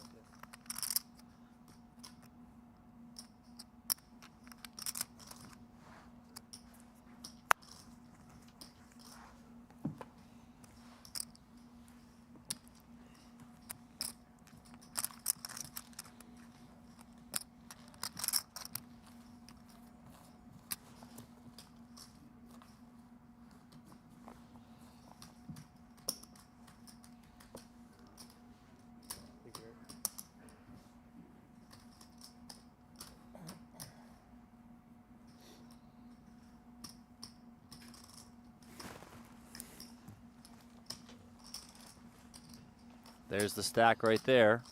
Sam Laskowitz. This hand, he's in the big blind, so. We should do like a final table photo with like Sam photoshopped in with like a nurse outfit on.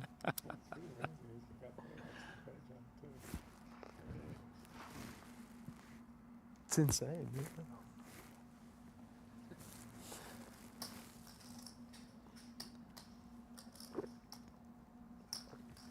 It shows how good playing tight is, you know. You stick around.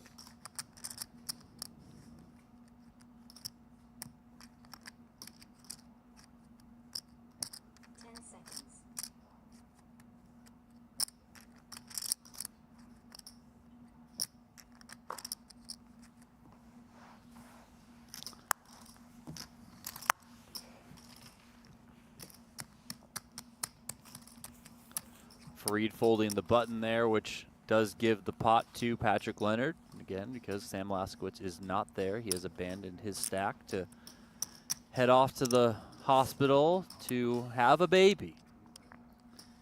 He posted his small blind here, so that's another 20K gone. Picking up the action here on the secondary table. Eric Wasserson raised to 90,000. Sergio Aido called from the big blind. Queen 10-7. Check, bet, fold, and Wasserson takes that one. All four stacks here are in seven-figure territory. Aido is up over 2 million. He's the chip leader at this table. He won event number 5 for $255,000.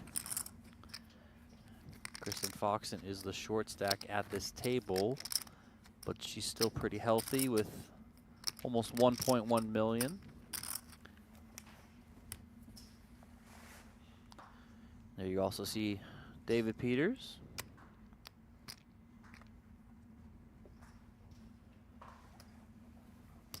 Great baby. 10 seconds.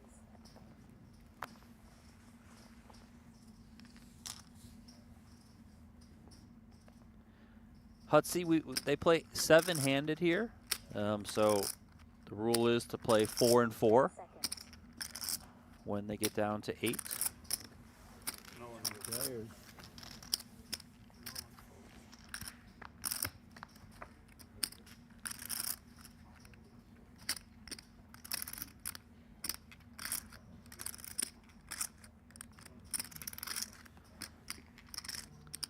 Wasserson with a raise here. Foxen defended. She flops top pair. Ultimately 2 pair on the 10-3-3. Wasserson comes with minimum bet 40,000.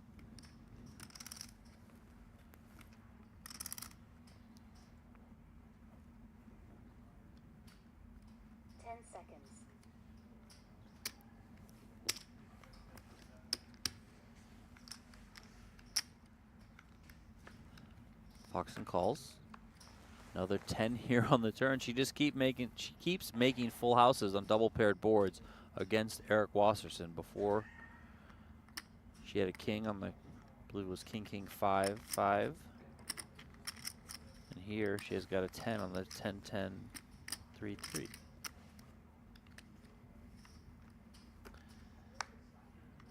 Elroy asking when this tournament started. It began at 12 p.m. Vegas time on Tuesday. It's now 1 a.m. Vegas time here. Check, check on the turn. Another spade comes in here on the river.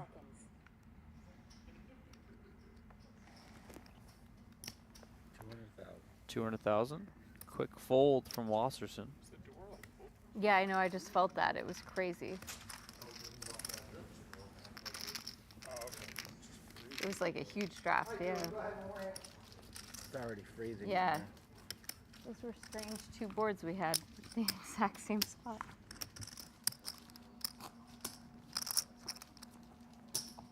Back to the 3-handed table. This is so great. There you see the stack on the button for Sam Laskowitz. He's got 105,000. Raise 80,000.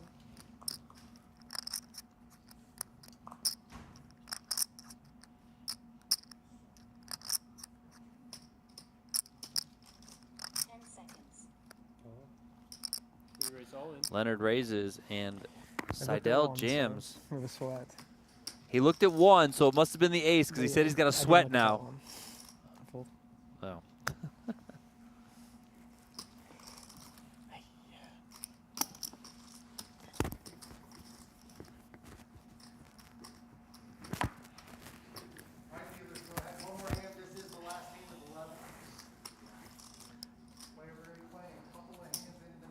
I was hoping to see a black ace as my surprise card.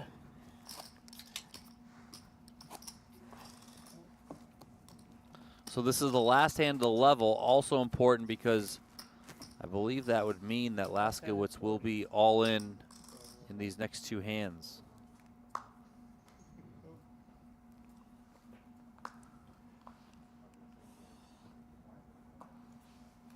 Or I should say 2 hands after this one, when he's in the big blind and then small blind.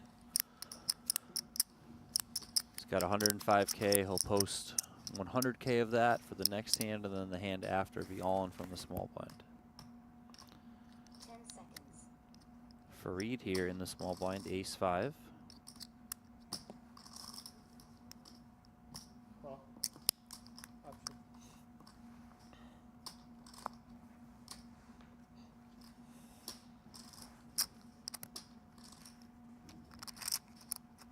Check. 10 seconds. The last player with cards, if Laskowitz is the only other player in the hand, that player is awarded the pot, and they would get the chips. That's how that works out.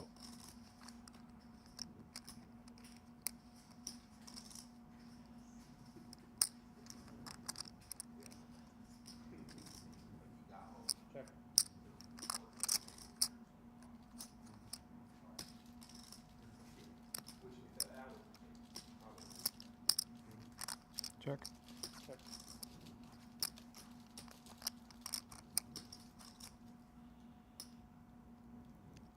Check, check, 9 here on the turn. Second heart comes in.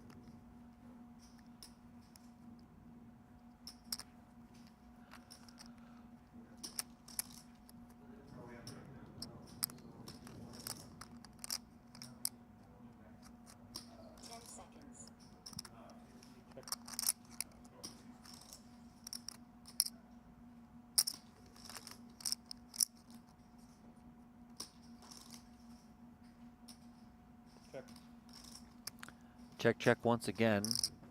Jack comes home, favors Leonard. He hits a pair of jacks and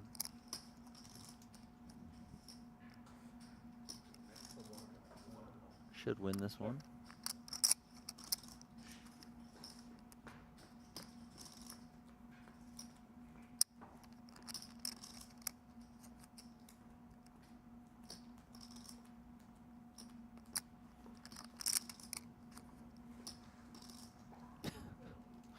Someone asked where Laskowitz went, and Harley said he got mad, threw his chair, and walked out.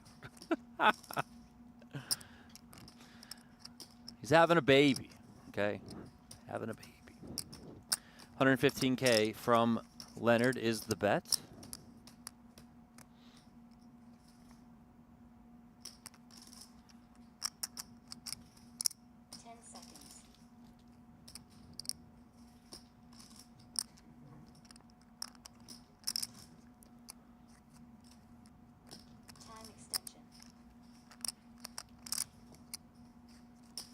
Almost full pot here from Leonard. Probably doesn't have a queen. Would have bet that sooner. I mean, a jack seems certainly well within the realm of possibilities. Maybe he got there with a 10-8. Farid is going to pay it off, though. He's going to see the bad news.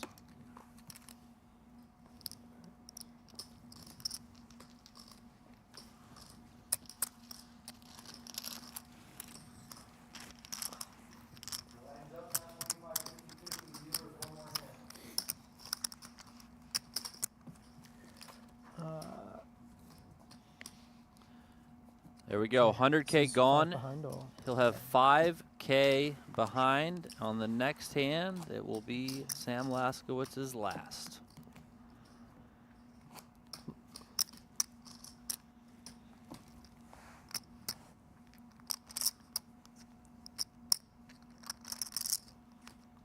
Final table tomorrow. The cards will be in the air at noon. The stream will start at 1 p.m. here in Vegas. 4 p.m. if you're on the West Coast. Powerhouse. Jokingly, Patrick Leonard says that he's all in.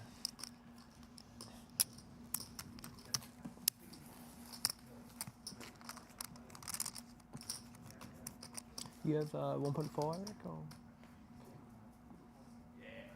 No. 1.125 something. I can't believe how tight Laskowitz has been this whole time. It's wild, right? Like VPIP of 0.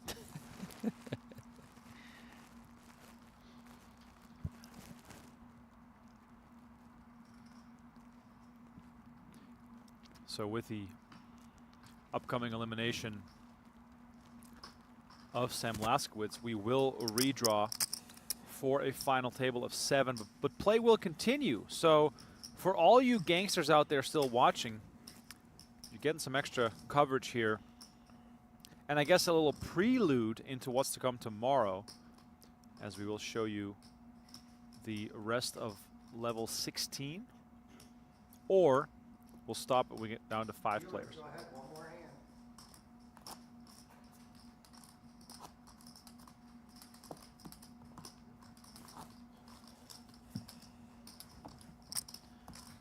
There you see it. No more chips. No mas. Sam Laskowitz is now officially eliminated on this hand. We should show his hand just because. Yeah. Why not?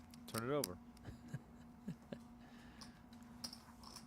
Yeah, exactly, Eric. I feel the same. It's been a long day.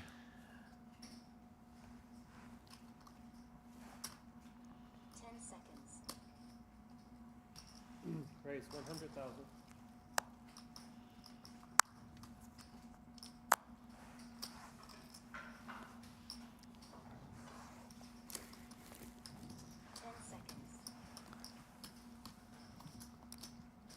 There it is. Sam Laskowitz taken off the board. He is now officially eliminated in 8th place, taking home $51,600. I hope he doesn't forget to pick up his payout. Well, When he's got to buy those first round of diapers, he'll be back Gets here. good points, right? 50. Pivot back to the final hand of You wanna color action this? on the outer table. Ido betting 50K on King 6-8, 2 clubs. Fuck.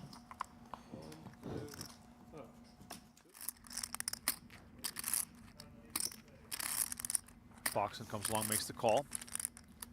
Hoping that Ido continues betting here, perhaps. Ooh, 10 on a turn of clubs makes things a bit more interesting. Ido now with the flush draw.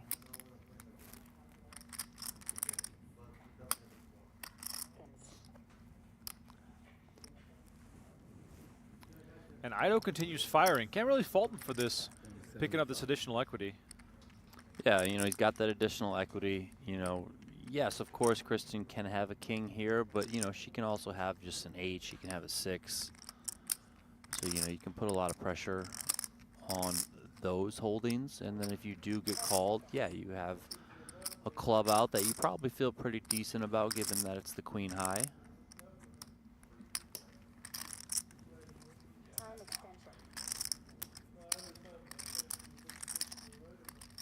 Foxen does call. Ace on the river.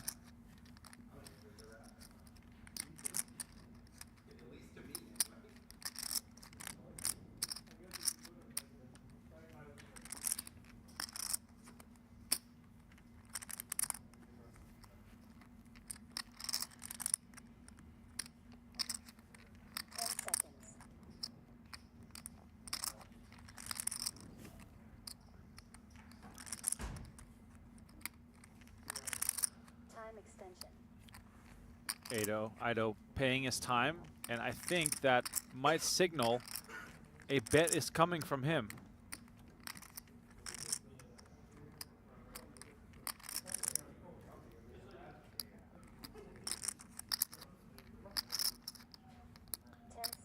Here we go. Ido comes out firing on the river. 440. 440 is the bet. Do you ever call after holding your cards like that? I don't think so.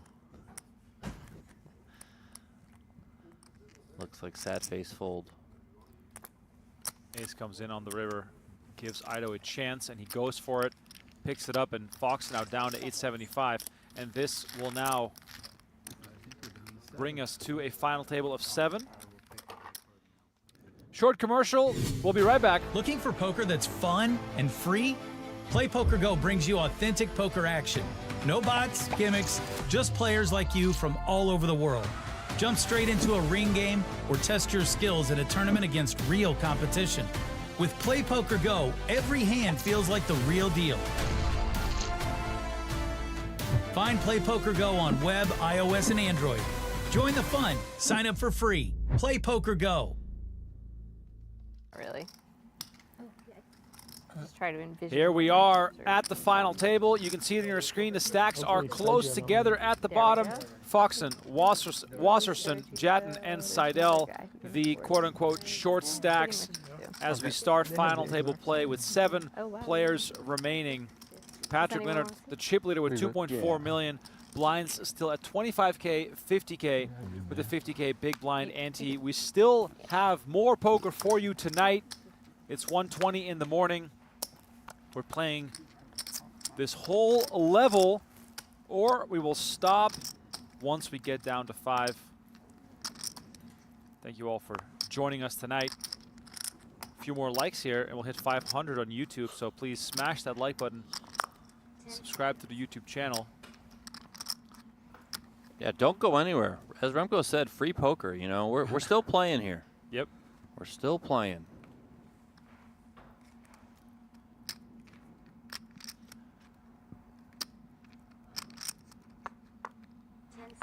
$175. Leonard goes back to what he's been doing.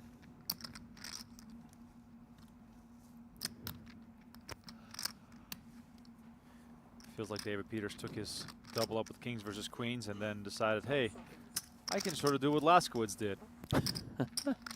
Just keep my stack in working order and make my way to the final table.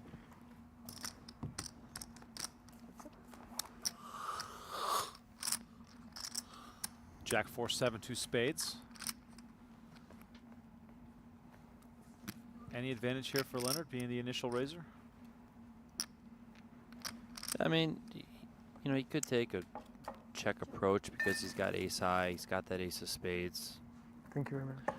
It's not the worst of it. You know, your opponent can play probably some hands that connect with the 7 with the Jack too. So don't need to go too crazy out of position. Playing out of position is never really the best. 7 here pairs the board on the turn. Probably makes Leonard feel a little bit more comfortable. Not necessarily that he'll bet, but should David Peters elect to start betting, I would see Leonard as a call.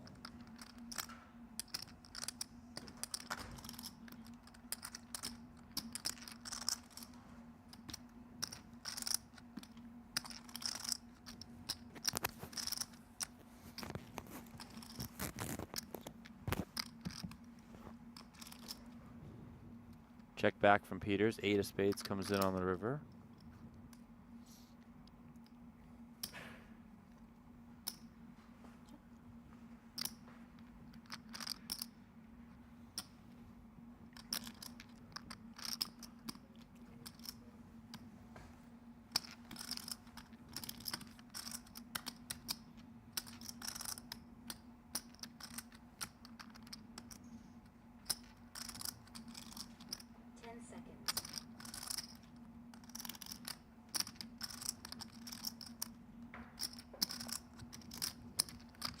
Ace 10. Goes check, check, and Leonard will claim this one.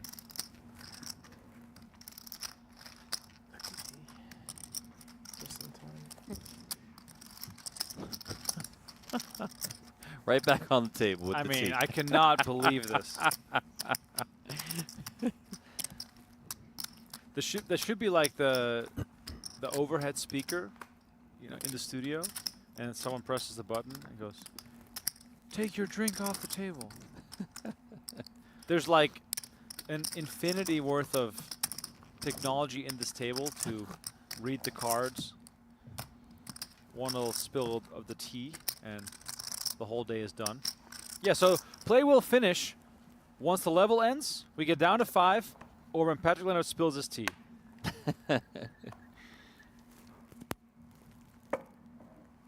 The baby monitors that we have for our kids, you can talk to them. Oh, like from the monitor, I can talk to the room. So I often do it. It scares the crap out of them. But it's, you know, reminded me when you said the loudspeaker. Right. You're like, hey, get back in your bed. That's funny.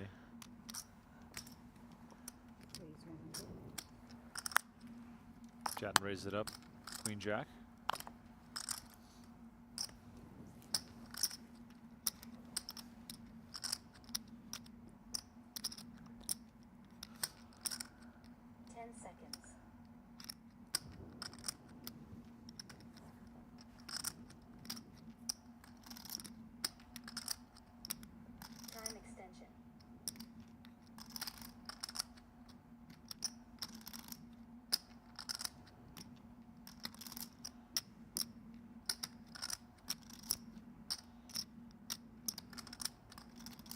Ace Jack for Foxen. Let's see. 600. Oh, there she comes with a race, committing the majority of her chips.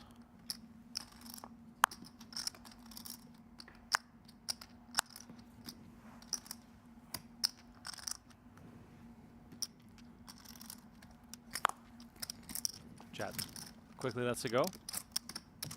Important pickup here for Foxen, who is now up to 1.1 million.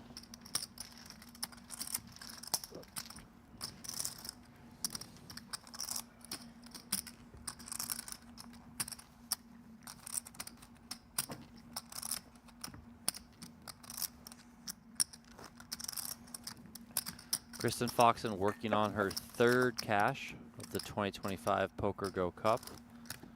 She had a 14th place finish in event number 2. She had a 9th place finish in event number 4. So this is her best showing this year at the PokerGO Cup. If you don't know, it's okay. I don't know. I mean, Okay, last this one.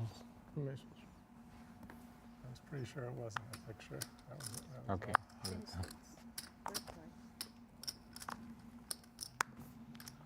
Looks like the 10 of spades was exposed on this deal, so keep that in mind if anything happens.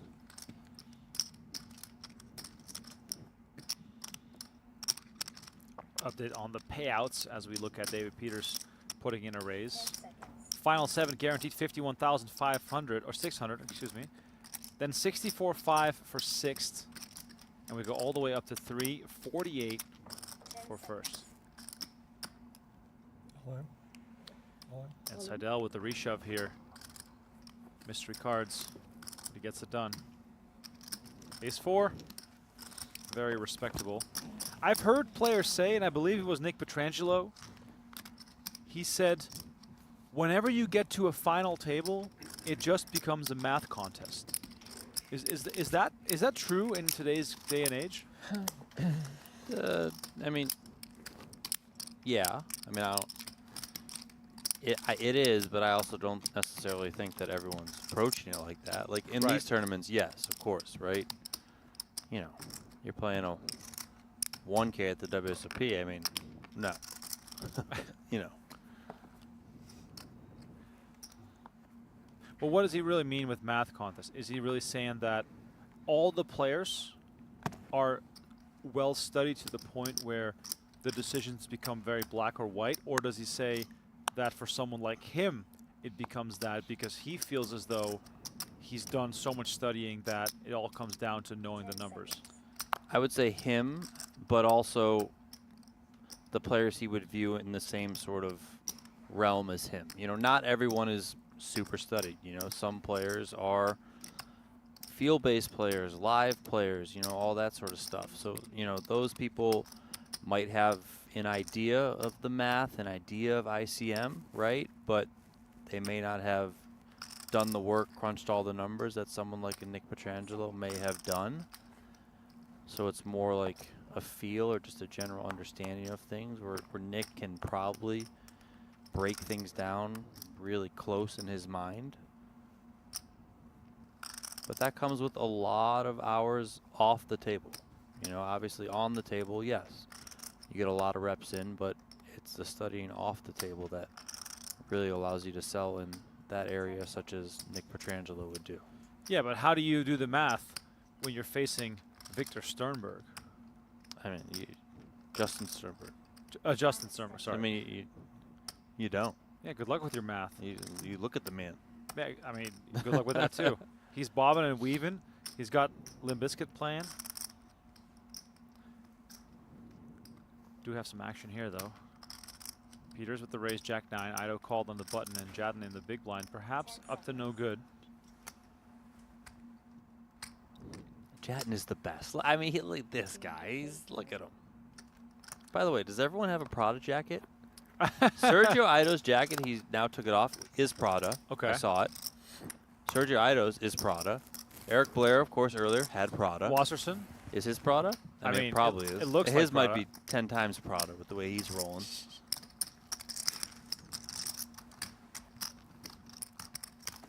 I feel like if you go through the database of photos that we have of Eric Wasserson, in 99% of photos, he's wearing a white T-shirt. Yes. That's why I'm so thrown off by the black T-shirt, the jacket, whatever the jacket is.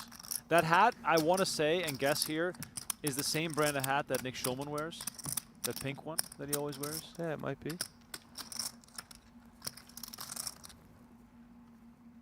Lots of jealousy here from the two clowns who can't afford a Prada jacket. Maybe one day. I don't think so. Yeah, I don't think so either. But, you know. If I could, sounds good to say maybe one day. If I could afford a Prada jacket, I would spend the money on something else. That's true.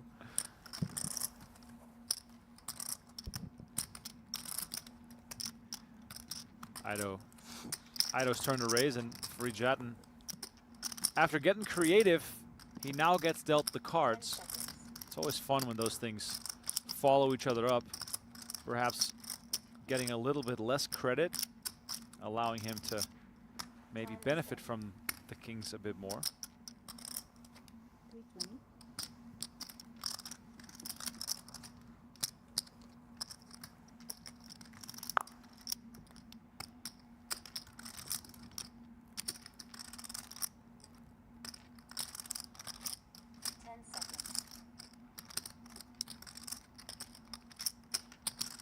320 is the 3-bet from the small blind.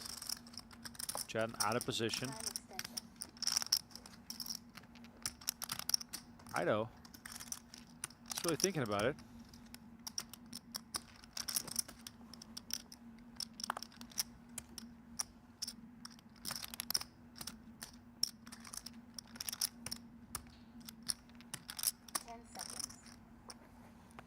Oh, look at this. We're going to play a big one. Sergio Ido calls in position with pocket kings. Excuse me, with 7-6 suited against pocket kings. It's getting late here. 1:30 in the morning in Las Vegas.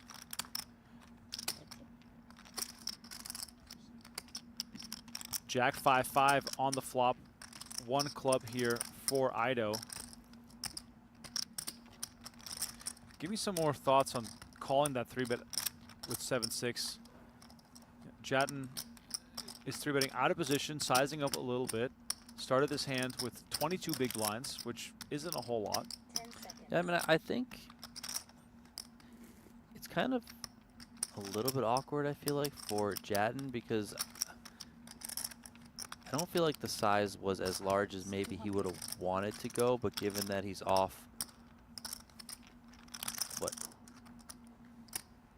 24 bigs, then it kind of makes things a little bit tricky. So Ido, I think, felt, you know, my price is good. It's 220K more.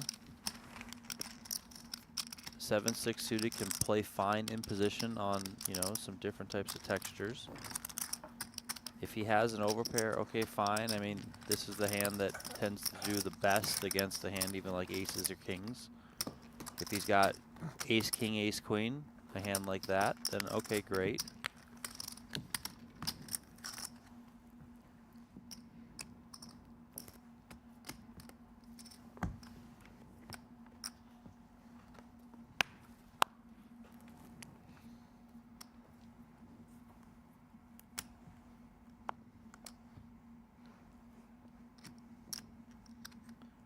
We needed another club on that flop.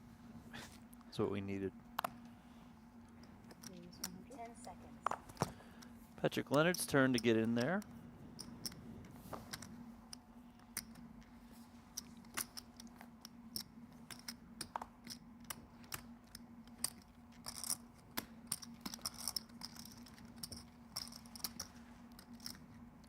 Now Sergio losing some chips early also opens up the door for Patrick Leonard. You know, he assumes that new spot atop the leaderboard, and he's able to be the bully stack for a little bit of a time being. You know, maybe if Ido still has him covered, he doesn't open the 9-8 suited here.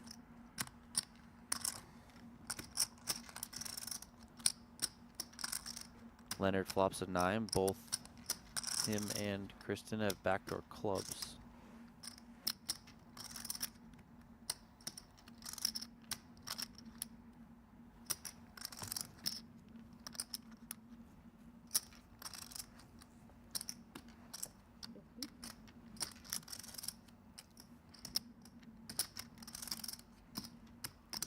Leonard bets 50K here. Is Foxen's main consideration here the fact that she does have the backdoor clubs, or is that not enough? I think maybe some other times without bigger ICM implications at play, then maybe you peel there. Maybe ace high is good, for example. You also do have those backdoor clubs, yes. You know, she just thought better of it there. Maybe it's easier to call with backdoor clubs if there's not diamonds present, if it's a rainbow flop.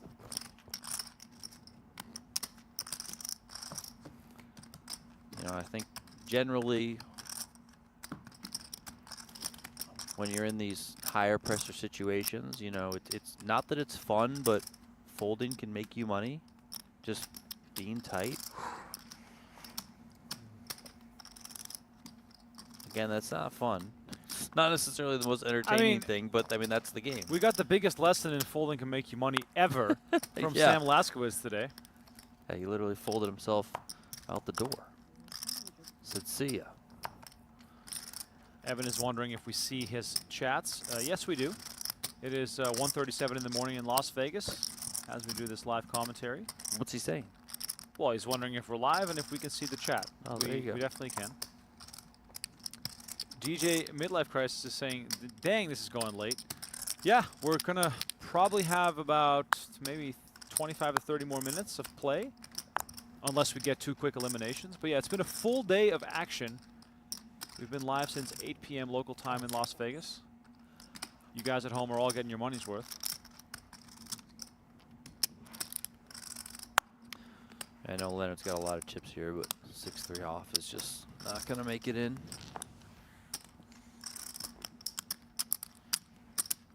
Been live for almost 6 hours now. Some people, you know, might have gone to bed and have woken up already again. Yeah. Or maybe they started watching us when their shift started and now they're about to go home. Definitely possible. A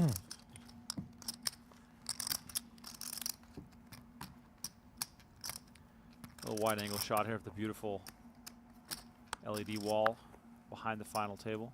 Tomorrow, by the way, the final event of the series starts, the 25K. Starts a little bit later, but please keep an eye on pgt.com for the live updates leading up to the day 1 coverage on YouTube and PokerGO.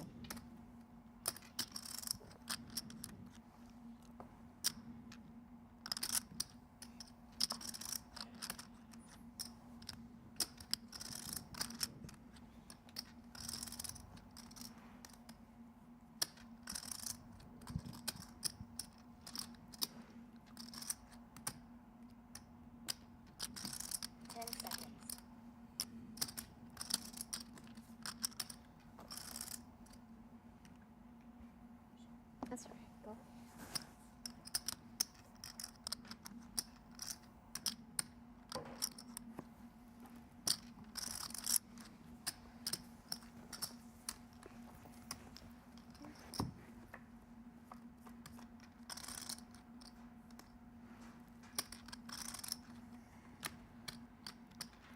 King 9-5, nice flop 4. Peters, top pair, flush draw. Leonard, though, doesn't have anything.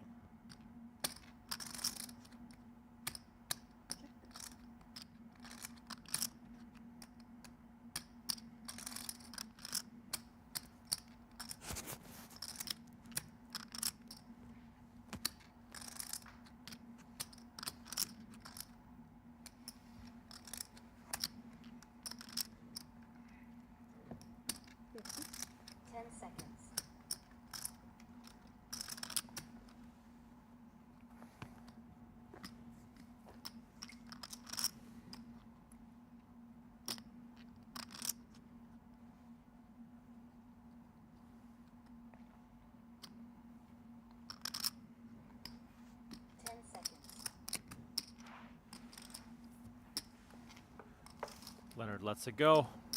Yeah, deliberate. Wise decision.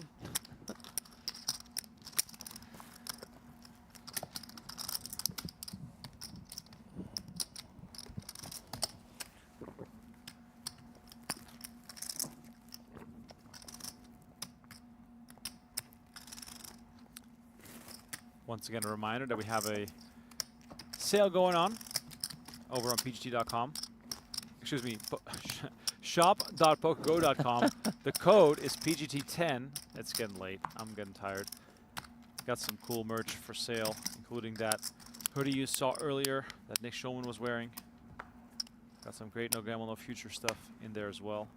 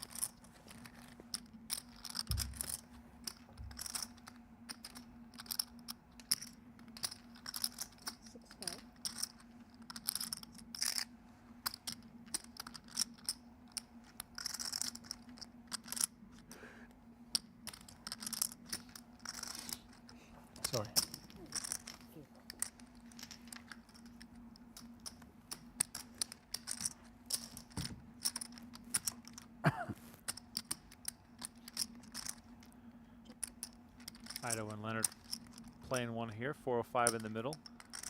Ido, the very strong holding. Curious to see whether Leonard wants to take a stab at this.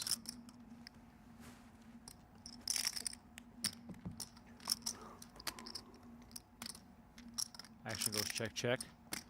River brings the 9 of clubs.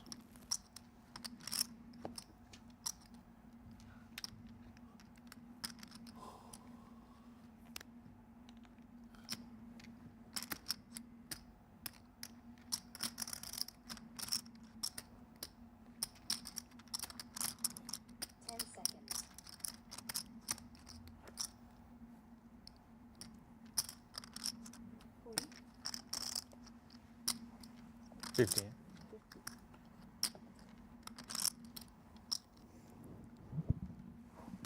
50 is the bet from Ido.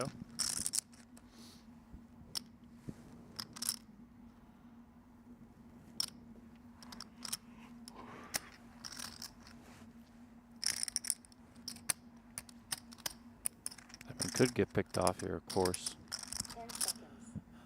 by the ace highs of the world, which is fine. All right, discipline from Leonard. Nicely done.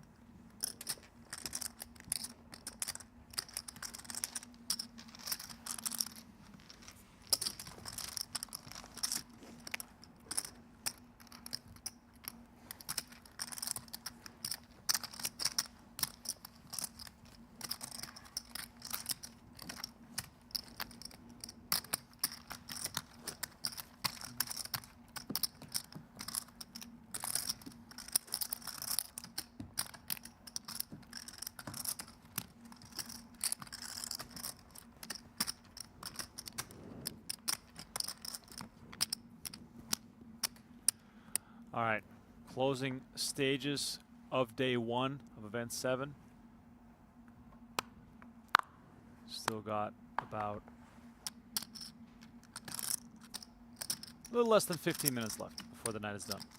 Okay. Let's see if Foxen can find a double up before the night is over. Okay. She's going to start it out with the raise, hold an ace-jack.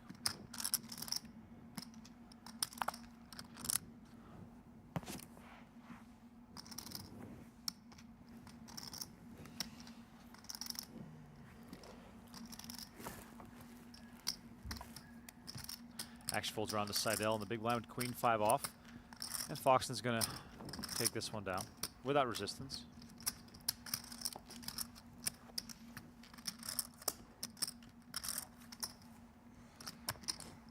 If you're new to our PokerGO YouTube channel by chance, this is the right time to subscribe. We got posting daily clips on the channel, so we'd love for you to catch wind of all of that. We almost have too much content, let's be honest. Do we really? Yeah, it's just insane. Lately it's been actually kind of crazy.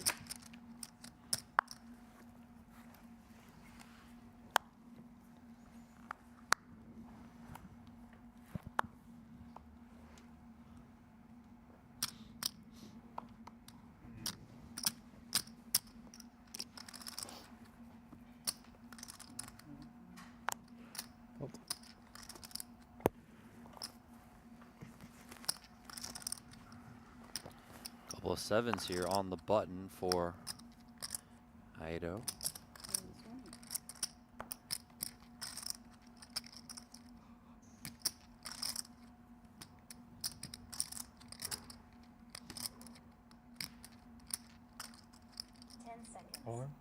Uh-oh. Seidel all in and Ido with the real hand.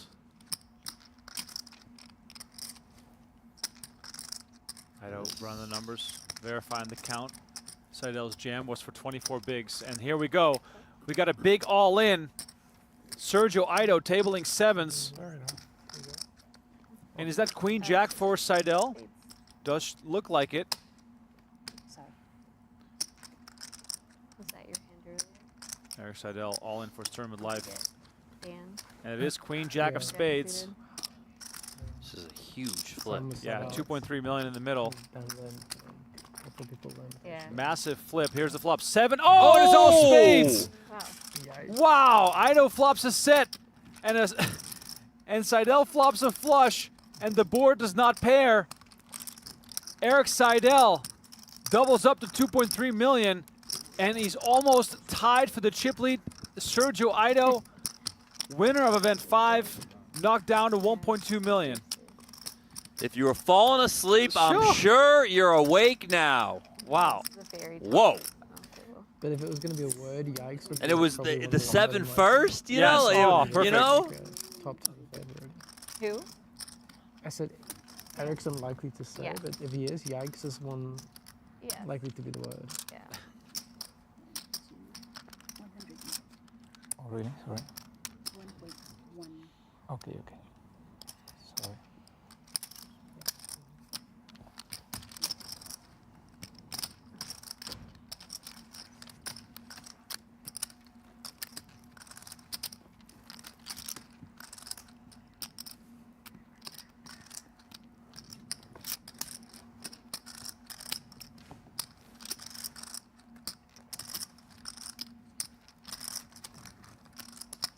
Just like that, the Poker Hall of Famer, 2.3 million. Second in chips. Massive. It's absolutely the type of hand that'll, you know, help define the outcome of this event. Just the way the board ran out just adds so much drama to the whole situation.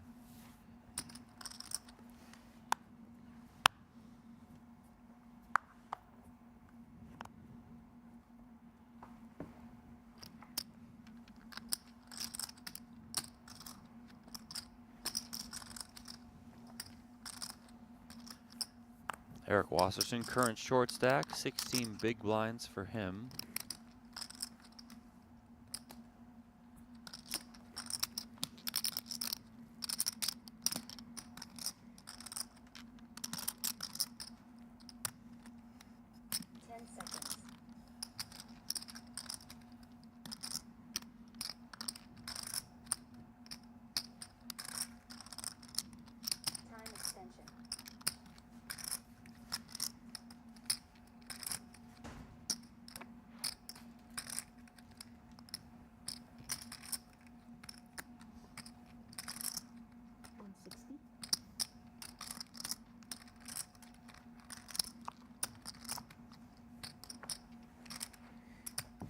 Where's your jacket from, Eric?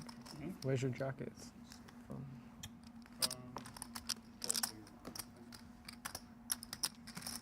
Dolce & Gabbana. I give it to you, But you what?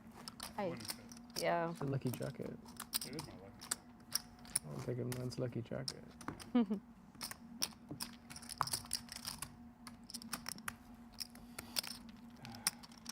What's the color? Burgundy? Is that what we call it? I want to call it pink. Maroon, yeah, I was thinking the same. Maroon,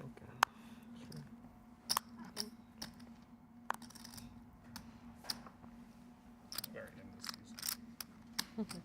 It is. 10 seconds. Where is Leonard, after getting some fashion insights, back to raising.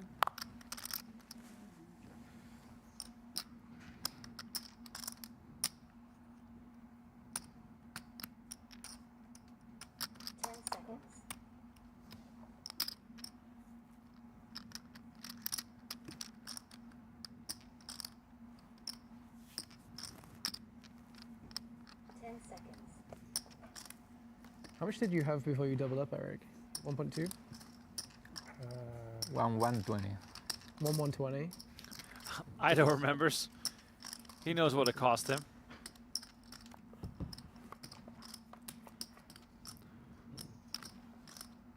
Ace, Queen, 5, 2 clubs. Definitely the type of board that Leonard can represent. And how much does Seidel want to tangle with the other big stack?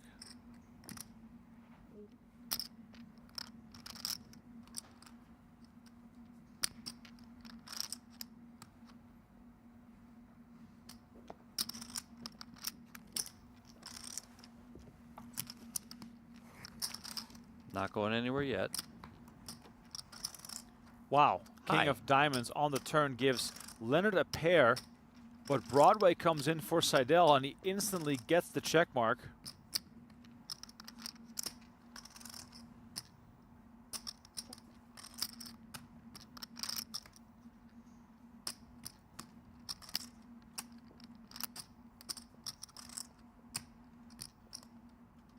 How do we play this for Seidel? Yeah, I think, you know, you just want to start building your pot even more. Start betting. Your opponent can have an ace. He can have a king here like he has, you know.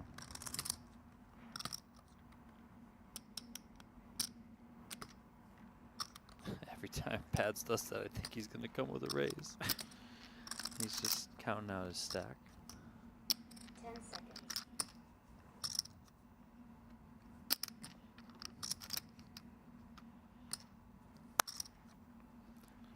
And Leonard finds the fold. Players are drawing from 1 through 4 hands to finish the level and finish the night. Okay. 2 hands. All right, 2 more hands remaining before the night is done, and what a night it has been. While you're at it, check out octopipoker.ai. We got a sale going on in partnership with them, 10% off their annual pro plan for the ultimate poker laugh for everyone. Drill real spots from PGT final tables and become the best poker player you can be. Check out octopipoker.ai right now and start studying, and we might see you here inside the studio. All right, approaching the end of the night. Who you got for tomorrow, Donnie? Who's going to win this thing? Let's go Patrick Leonard. I feel like it's kind of his season on the PGT. You know, he hasn't been in the studio before, but he's a guy who loves leaderboards. So I think he's locked into this whole season. I still think it's going to be Sergio Ido. Oh, okay. Second title. There you Then go. we're going to have 3 players with 2 titles.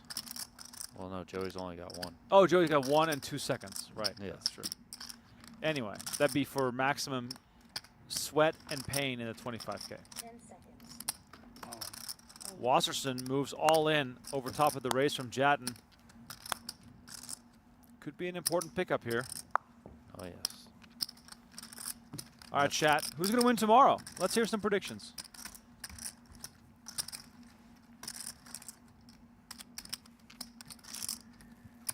By the way, tomorrow's live stream will start at 1 p.m. Pacific time, 4 p.m. Eastern. It's going to be a late night for the European viewers. Who knows what time it is in Australia? No one really knows. There's the cup, by the way. That's the big cup. That thing is huge. The angle might not really show it, but you better have a big house to display that properly. 25K tomorrow. Might draw out some different cats, some big cats that perhaps don't even wake up for a 15K. Carry cats? Jason Kuhn. Yeah, maybe Jason Kuhn. Chidwick. You mentioned Nick Petrangelo. Maybe, you know, you never know what he's up to. Pops in here and there. Ben Tollerine, maybe. You know, yeah. He's a name. A final hand of the night here. If you're still enjoying our coverage, please smash that like button, subscribe to our channel. Let's hit 500 likes on the final hand of the night. We're on 475 right now as I'm looking at it. Seidel raises it up to 115,000. 10 seconds.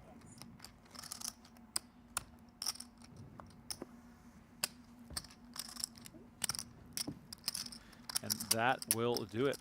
That'll wrap up the action for tonight, if my math is correct. Want to thank you all for watching. My name is Remko, Rinkema, Donnie Peters alongside me, and here's a look at the chip counts at the end of the night. Mr. Eric Seidel, chip leader, coming into the final table with 2.7 million chips. Thank you all so much for watching. Brent and Jeff will take it from here. They're going to cover the final table tomorrow and day 1 of the 25K. For now, wish you all a good night, a good morning, a good evening, wherever else you are in the world. please enjoy your day. We'll catch you all again very, very soon. For Donnie and myself, thanks for watching.